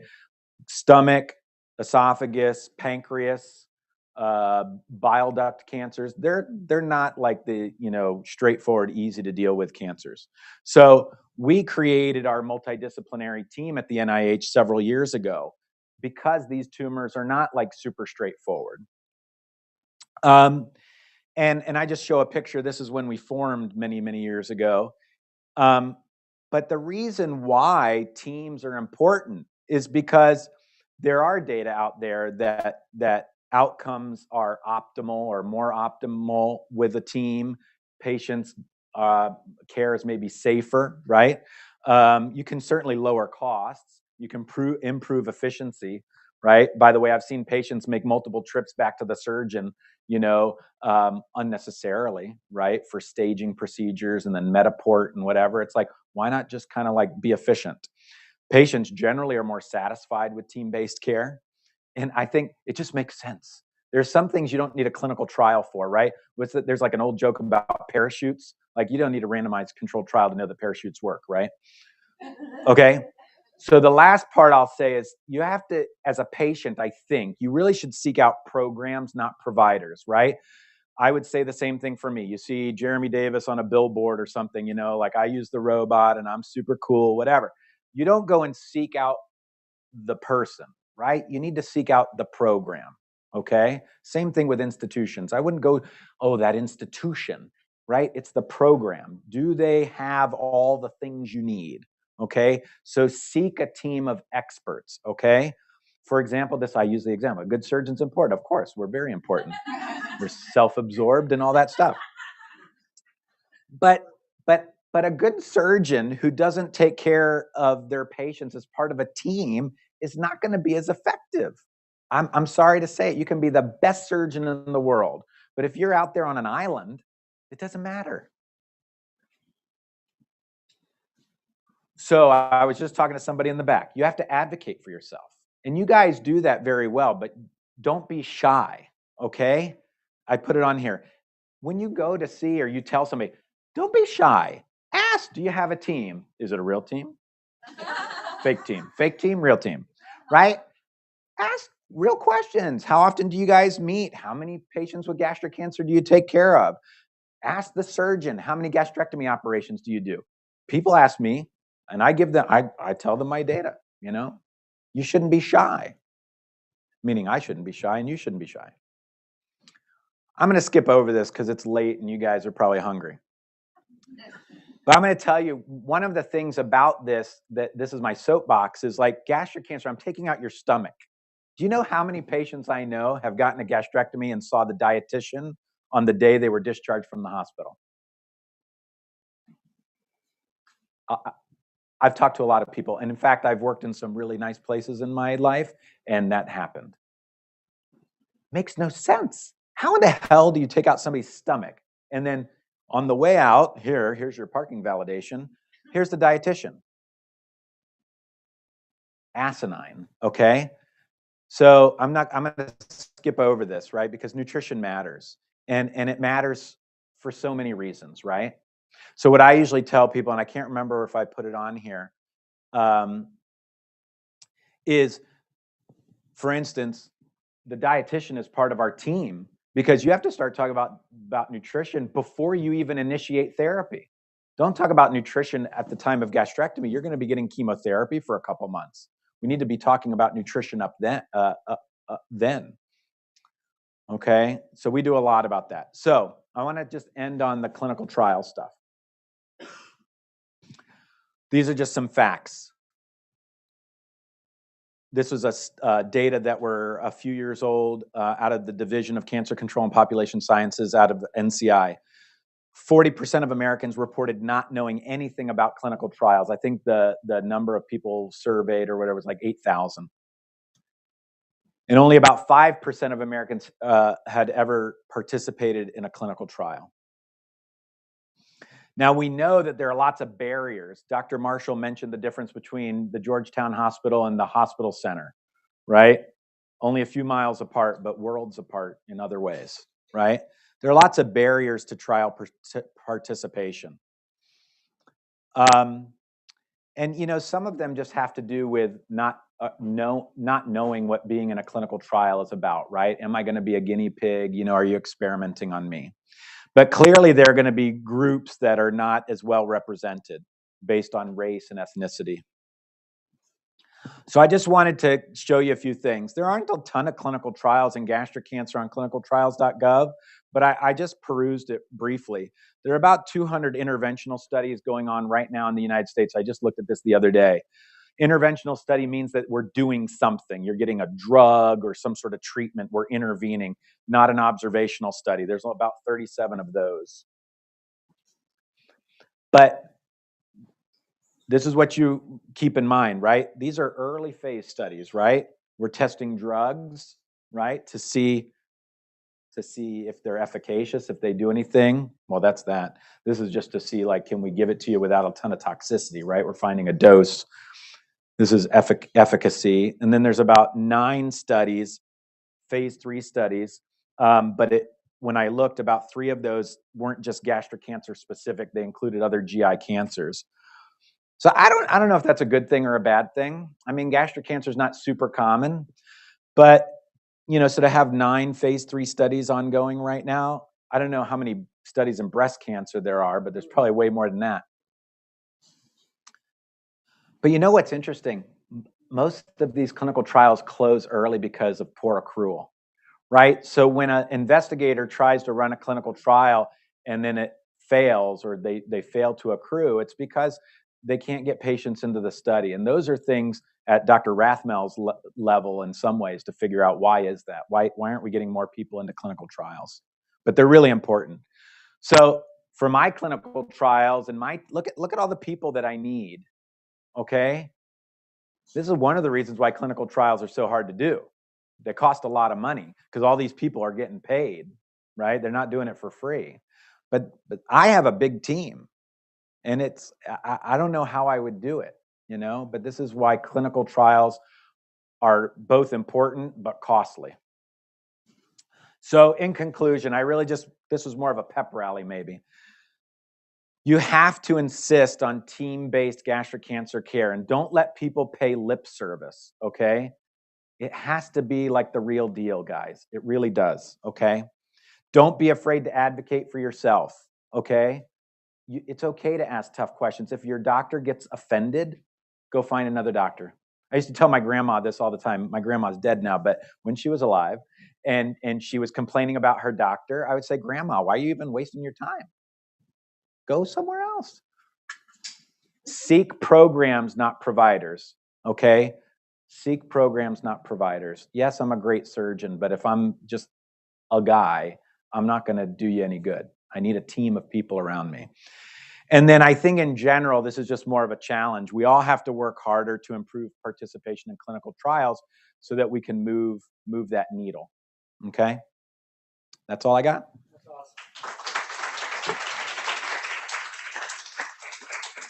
All right, on the hot seat. Let's all join me. We do have some time for some panel, and I bet you there are some questions. So okay, let's come on and join us here.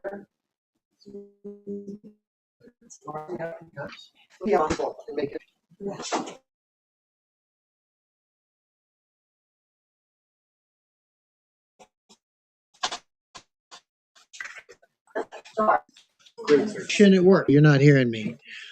I did. It's green now. There we go.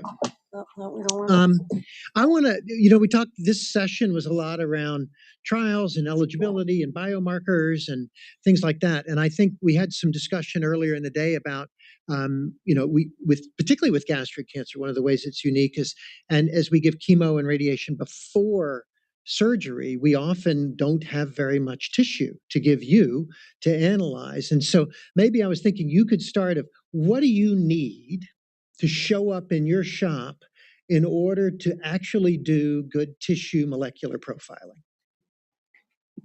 Yeah, it's a great question. So I think it's a combination of you know, the part of the issue is that the initial biopsy is sometimes the only tissue that a patient has before therapy starts. And that's, of course, because the procedure to get the tissue is not benign, right? Nobody likes having an endoscopy. There are complications. You know, it's not as bad as many other things we have to go through. And then it's, of course, usually sufficient to make the diagnosis. So then for a lot of the current molecular testing that will provide the DNA, as you talked about, we actually don't need much more. But the issue is that for research, we often do need more. And then, well, let's be fair. If a gastroenterologist does an endoscopy and it's a necrotic mass, and they do a couple of alligator clips of this thing, and you've now got, I don't know, how many did you say? 100 cells that you can see. Yeah, that's not is that gonna do it? Probably, almost certainly not, right? So And then the sometimes question the becomes, do you necrotics- send them back, right? And you won't know that for a while. Right. And then, of course, those tests aren't cheap. And Right. so, but neither is the scope. And so, do you take a shot on goal for a $5,000 to $10,000 molecular test from Freenome or whichever one of the big companies is the one that hits your flavor that day, only to find that the results are not very good, or that there's a false negative that you will never find out about, right? So that's one hole. Another hole is that we can often get the genetics, of course, at the time of surgery, and usually there's plenty of tissue there, unless, of course, the medical oncologist has done a really good job. And, you know, about a third of the cases that I see at Mass General now have what we call a pathologic complete response, right? Which just means that I can't find a tumor cell that I can call a tumor cell on any of the blocks that were submitted. So that's typically on a given case somewhere between 6 and 20 thin sections through the tumor. And sometimes we can, you know, there's studies where you could go back and do expensive staining and try to figure it out. But then once it's gone, you can't sample it. Yeah. Right. So I don't know, maybe you can say at your institution, and I don't actually know at Mass General what percentage of patients end up falling through the cracks. I think the oncologists have been pretty darn good with the multidisciplinary teams. When we know we don't have enough tissue and we're about to do something to someone that's going to potentially remove most of the rest of it, to make sure we have at least what we need for what the current standard of care is in our institution. Yeah. So I think that the biggest point for that is actually what Dr. Davis was saying, which is that is being in part of a place that has. Well, let me play it out. So now let's say that the patient got their biopsy in a community gastroenterology's office in Maryland, all right? But they don't have enough for molecular testing. They can't get into your trial without knowing what their molecular testing is, and they're eager to get started for treatment. And so the question is, do I delay? Do I repeat my test so that I can get into a clinical trial? And this is not an uncommon scenario that I face day in and day out. What's your take on that? Well, so the good news is that, at least for me, I can bring them in and screen them without them being on the clinical trial to get more tissues. At taxpayer dollars, Yes. by the way. Yeah, yeah. This is a different world than the different rest world. of us have. But with that said, if I were, let's say, you know, University of XYZ, and somebody got referred to me and I thought that the diagnosis was not clear based on the biopsy or whatever, don't forget, there are a couple things to keep in mind. If that person may need systemic chemotherapy, right, they're probably going to need a Metaport. And if they've got gastric cancer, they probably need a laparoscopy. So one of the things that I do, and again, this goes to where if you're in a center that takes care of gastric cancer, routinely I'll say, well, if I've got to take you and do a procedure either way, Metaport or laparoscopy, I'm going to take advantage of that situation, meaning you're going to be under anesthesia and we're going to get the tissue that we need. And we've done this many times because we can sit there and hem and haw, but we can also just say the right thing to do is to go back in, get another sample during endoscopy. And oh, by the way, you need the staging laparoscopy. And oh, by the way, if Dr. Marshall's pretty certain you're going to need chemotherapy, then we're going to put your Metaport in. And that goes back to that efficiency thing, right? Don't waste time. We know you're going to need this anyway. And yes, it's different than colon cancer. If you had to get a whole full prep to do another colonoscopy to get a biopsy, yeah, that is kind of a pain in the rear. Let me drill that. Take I'm this happy one. to be waved at for colon cancer. By the way. We do a lot of that. But yeah, I think that we see the same thing at our institution, right? Which is that people end up going back for additional tissue. More tissue. When we make the diagnosis and we review the outside pathology, we do comment on how much material is there, and that's a conversation in the multi-D. Yeah, that's where I wanted to go down to the next level, the higher level in some ways, is central review of testing. Because as you said, Dr. Taylor, that often you'll overturn a review. I've had cases where someone clearly, their report says IHC, by immunohistochemistry, they were MSI high, had been treated that way.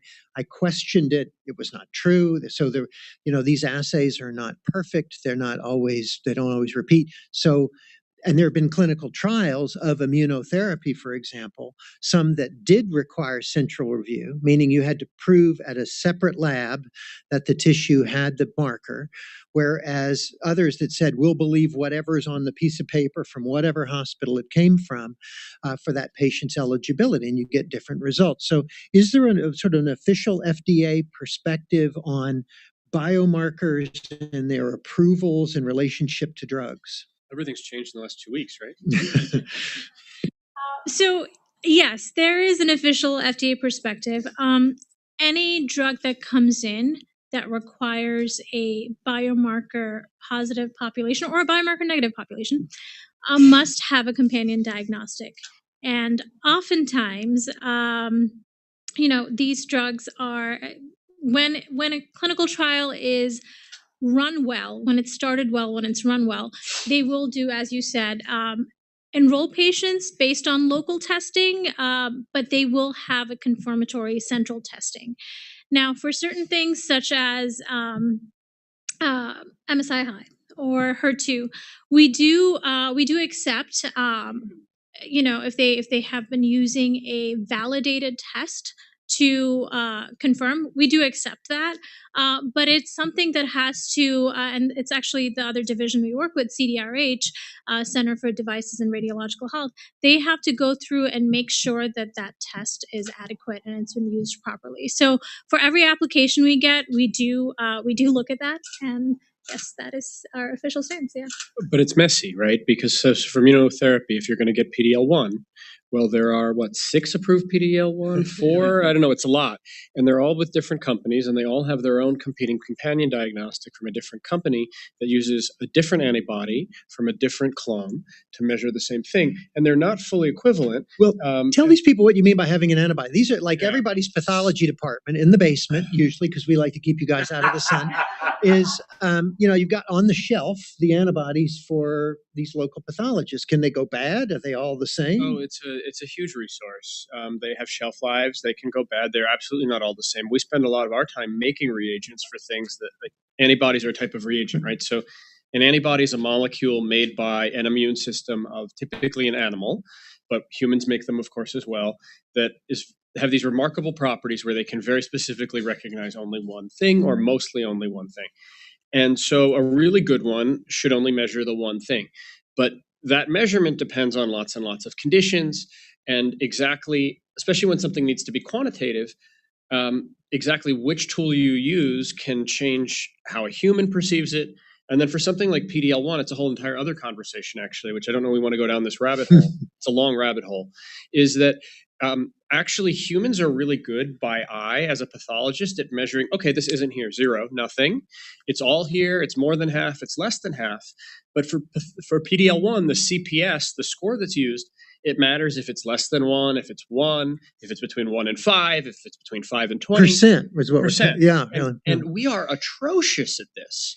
And actually, there's a lot of studies that show how bad we are at it. And even, you can sit there and you can count and you can spend a lot of time. So there's companies that, including a company called PathAI, my wife was a former employee there, was trying to make automated algorithms using AI to quantify it so that at least the same test, at least the results are reproducible. So there's a lot of, there's some stuff under the hood that is still a little bit variable. Let me take this a little further then. What's your perspective on retesting? We talked about rebiopsy and getting adequate tissue, that if, a lot of people have CPS 0. and they're like, oh, well, no IO for me. Is that done? You're done? Or Yeah, should you kind of look again later? Different biopsy sites? It's a really it's a hot topic, actually. Sam Klempner, my colleague, was telling me the other day about some examples he has of this, where they've run PD-L1, and they've asked me sometimes to run it just to test on 3 different samples that we have from the same patient, and they're not always the same. And a biopsy can be really small, a resection can be really big. Things change over time, tumors evolve. So I don't know what the current evidence-based answer to this is, but anecdotally, absolutely, there are differences. And so if there are multiple biopsies, a PD-L1 immunostain all done and read by a pathologist is $300 or $400. Yeah. Maybe 500. I don't know what the billing is, but it isn't cheap, but it's a lot cheaper than a bad therapy or no therapy when there's something that could help somebody. Well, but what's your experience? No, I mean, I think sometimes we do it so to help justify getting the drug, right? You need to be able to show that the patient is eligible for the drug, and knowing that there's heterogeneity. I think, listen, this field is so still relatively young. Dr. Marshall said he was doing this, what did you say, 1,000 years ago? 1,000, yeah. Yeah, so I was doing it maybe 100 years ago.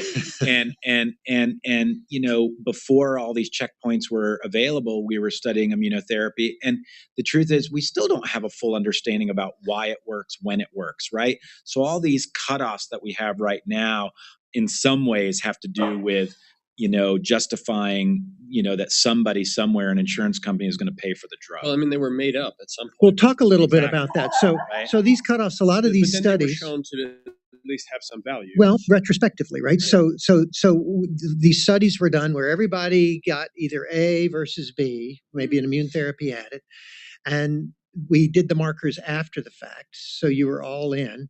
But then sometimes approvals or benefits were dialed up and down based on PD-L1 expression, for example. So, could you just comment on how those things come about? Yes. Oops, can you hear me? Yeah. So I think that that's actually something that we're grappling with right now in all GI cancers and other types of cancers too. Because first of all, CPS1 versus TPS, like it's a very it's something that, again, I think that we cannot tell sponsors what to do. They come in with their proposal, and I think that Pembro was approved so many years ago, like 2016, yeah, right.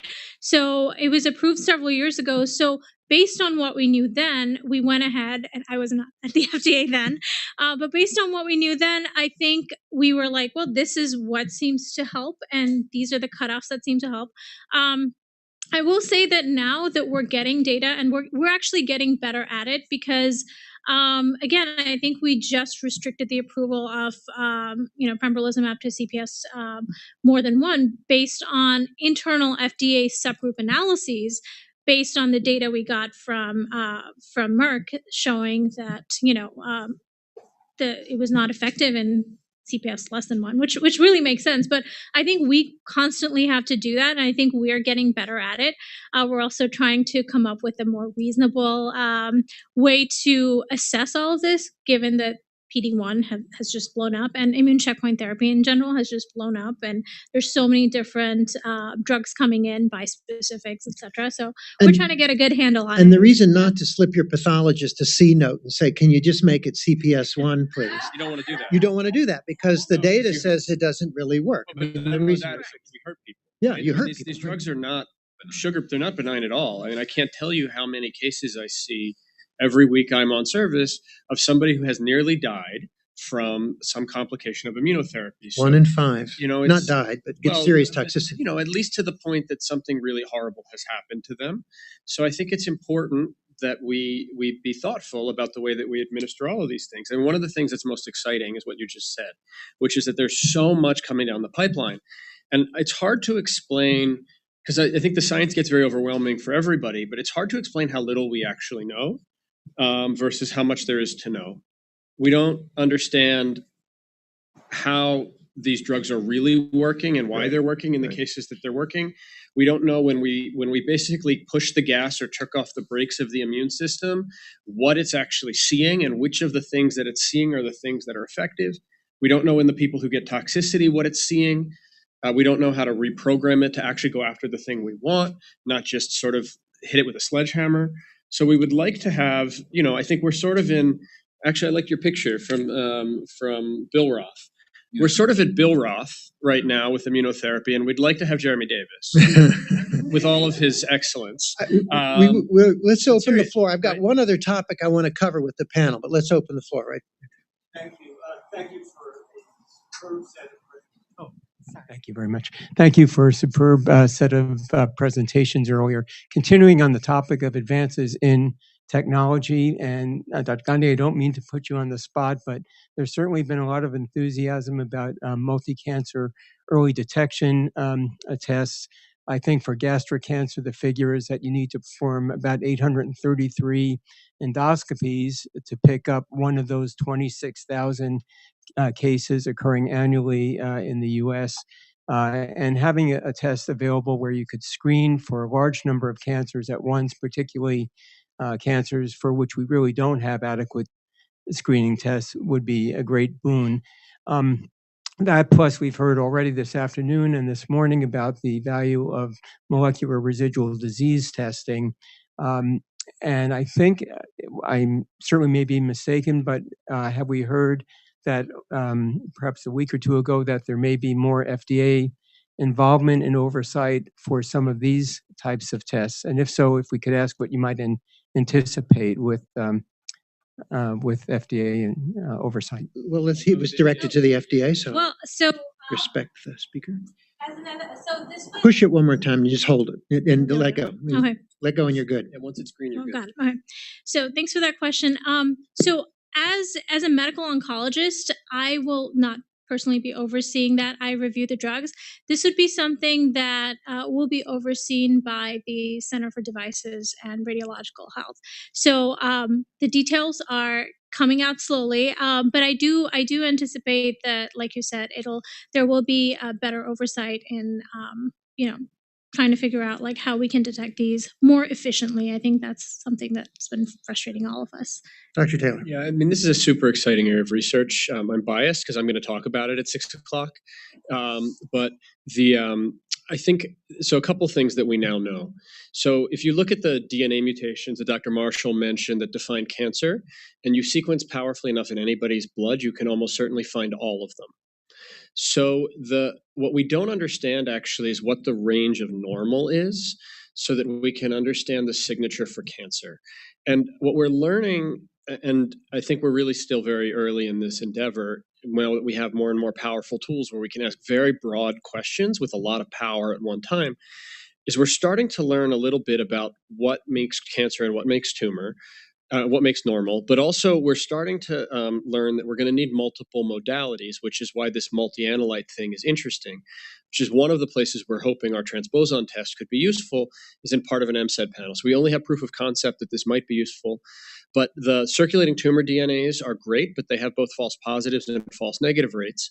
And the MCED clinics at places like the Dana-Farber and Mass General and other places are flooded with people who are, have gotten a result that could be a false positive for all that we know right now, and are then going to get maybe an immunotherapy trial, maybe something else. So we have a lot of work to do. It's a really exciting space because a liquid biopsy could potentially be something we do annually. I think ideally, rather than exposing people to radiation or other tests that are expensive, if we could get good enough at these, of course, we could do them on the regular. My sense is that the TSA will be doing this as we get through the airport. And the thing, it'll be red, you've got a gun, but, some crab light goes off and says, you've got cancer, you go over here. Yeah. It's going to be great. It's going to make travel great again, I promise. There you are. You started to answer my question as you were speaking. I talk a lot about Guardant because that's the test that I get. And everybody knows Camilla, and she uses Signatera. And we're all, most of us are friends here, and we know each other's smoke Lucky stores. Strikes myself. Yeah. So, I just would love for to have a good explanation of the pros and cons of each one. My doctor wanted me to get Signatera at Hopkins, and we tried, and my tissue sample was too old or too diffuse, whatever it was, and it failed. So when I was diagnosed, the only test that really would have put me into a drug was PD-L1 and HER2. MSI wasn't done, high tumor mutation wasn't done, but now I've noticed on my Guardant test that it's gotten better because this will be my fourth one. And it didn't tell much about MSI or high tumor mutation. It was, I can see that they're adding more on to that. So I guess my question is, if Camilla gets a Signatera test and it tells her specifically what cancer cells that match up to her original tumor, you can see it in the blood. Well, why can't my Guardant test do that? And vice versa. Why? I like my Guardant test because I'm getting a big picture. And then can Camilla get a big picture from her Signatera? So sometimes I order a PET scan, and sometimes I order an MRI, and sometimes I order an X-ray, and sometimes I order a blood test. So I know as a physician how these tests are different.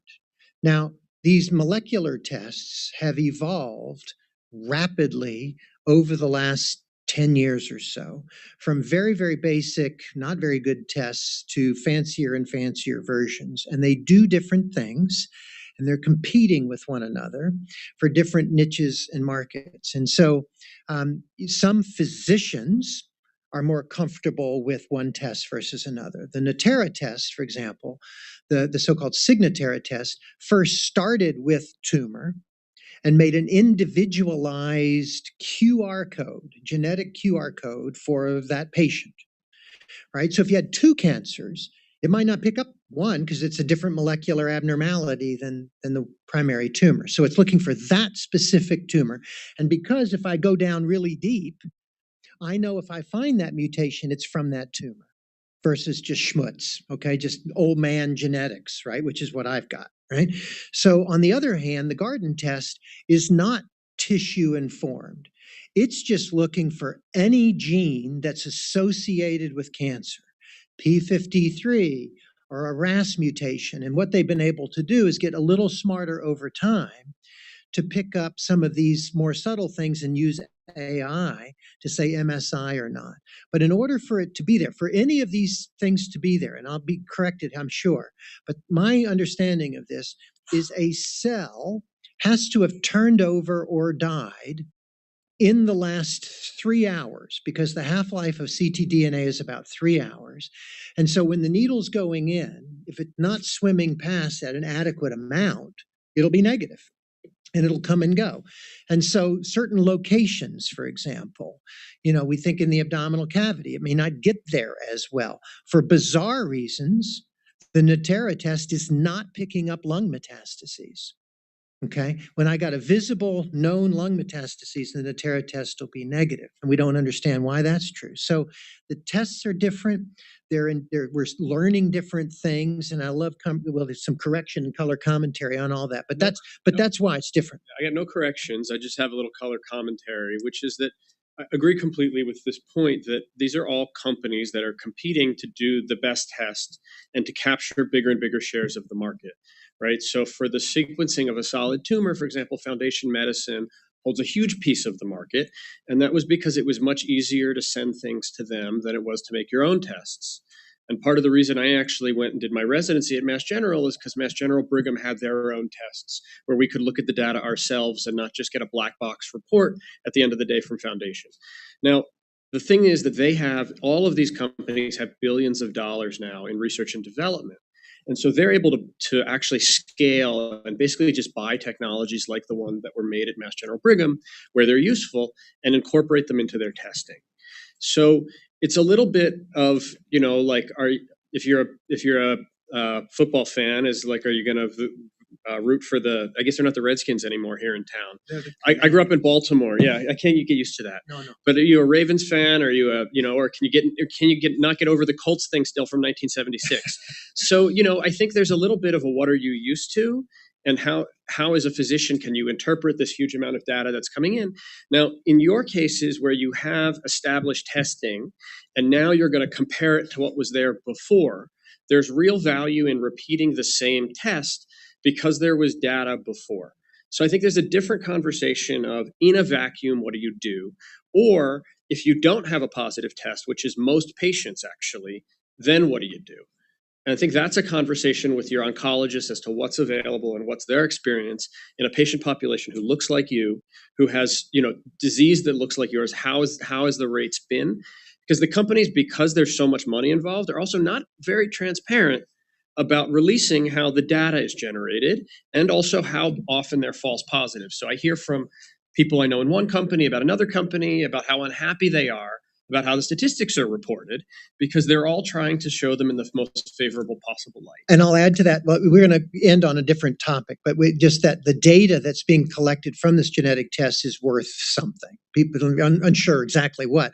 So early on, all of these tests were essentially not back bill. I mean, if your company paid for it, if your insurer paid for it, fine. But if they didn't, they never sent you a bill because they figured the payoff was going to be having a data set later on to pay the bill in the end. Because of your all's role here and why you're here, and the need for more clinical research accrual in a rare cancer, I keep thinking about the culture of clinical research. And I think about the HIV time. I lived through that as a resident, where if you were a young man and you had AIDS and you were not on a clinical trial, you were seen as not helping. Right, you were societally sort of in your society, you were obligated, and the demand was met. Breast cancer. If you look at the wave of breast cancer patients early on, the 70s, 80s, and 90s, there were plenty of clinical trials, and it was the culture of the breast cancer community to be part of a clinical trial and move the bar. Because if you weren't going to help each other, it wasn't going to get done, right? And so the balance and the battle between delivering standard of care and it's reimbursed and it can be delivered quickly versus clinical trials. Is there one that's eligible? Are they too restrictive in a patient population? One of the things that I think is important for a group like this to get its hands around is what's the position on that? Do you push to make trials more simple?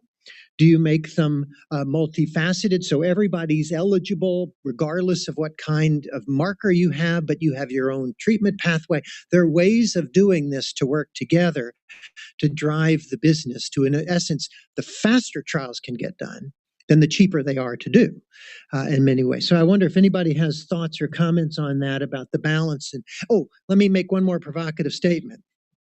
Should we, if you go onto a clinical trial, incentivize that patient's behavior? In other words, should we somehow should we pay them on some level to do that? Why isn't an insurance company giving you a bonus if you go on a clinical trial because, waive your copays for the rest of your life, or don't pay for premiums while you're on the trial, or whatever that might be? Create some legislation around that to incentivize the process in favor of research.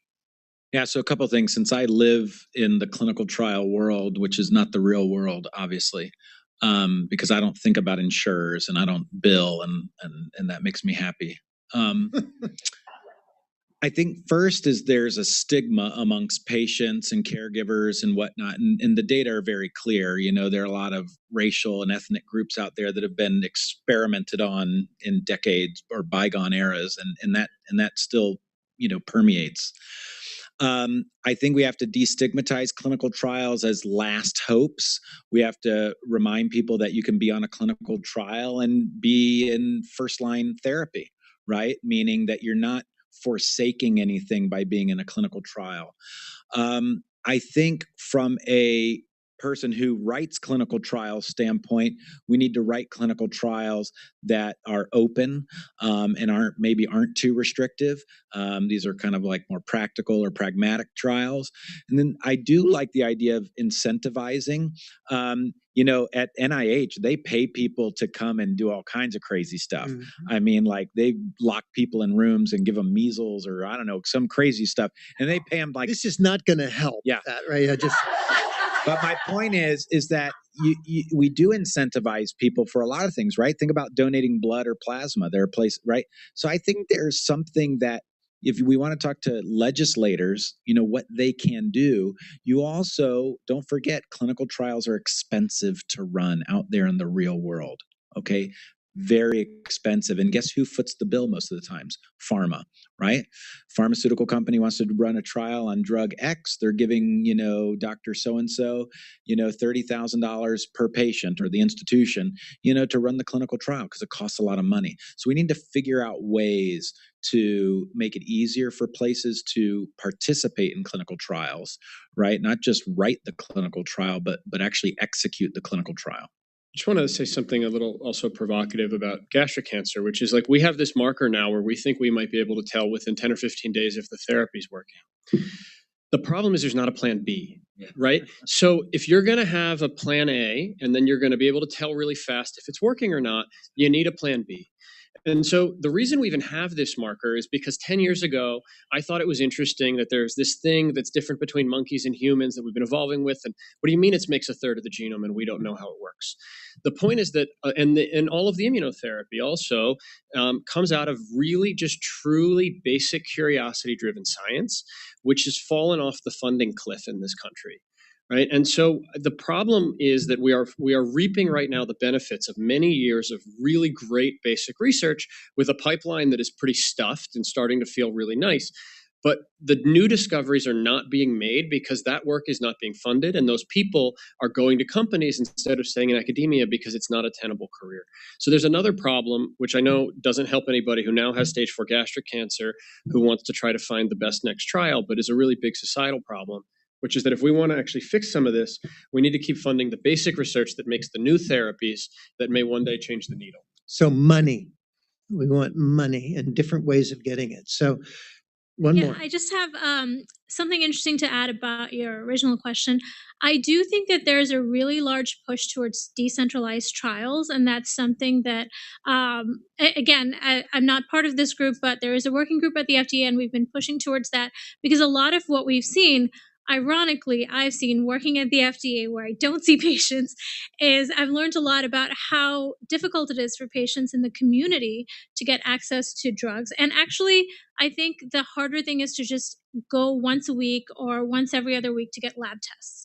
So I think the push towards decentralized trial is, and we're actually incorporating that and pushing for a lot of registrational phase 3 trials, even early phase trials, if it's possible.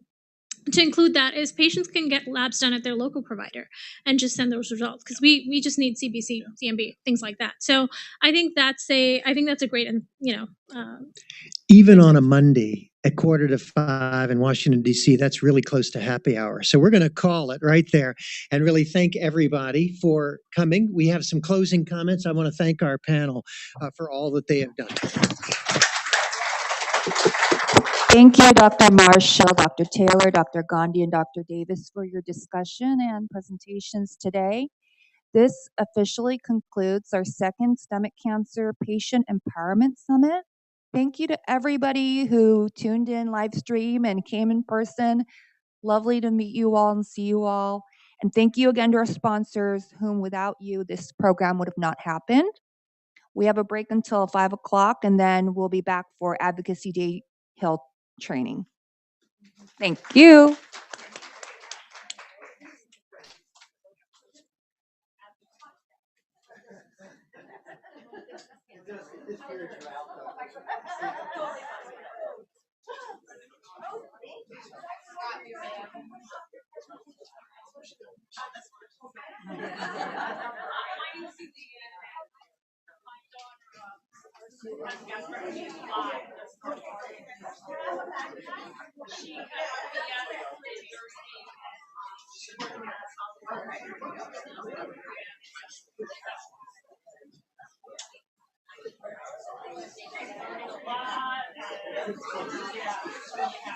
Tip for her. I hope she doesn't. How are you?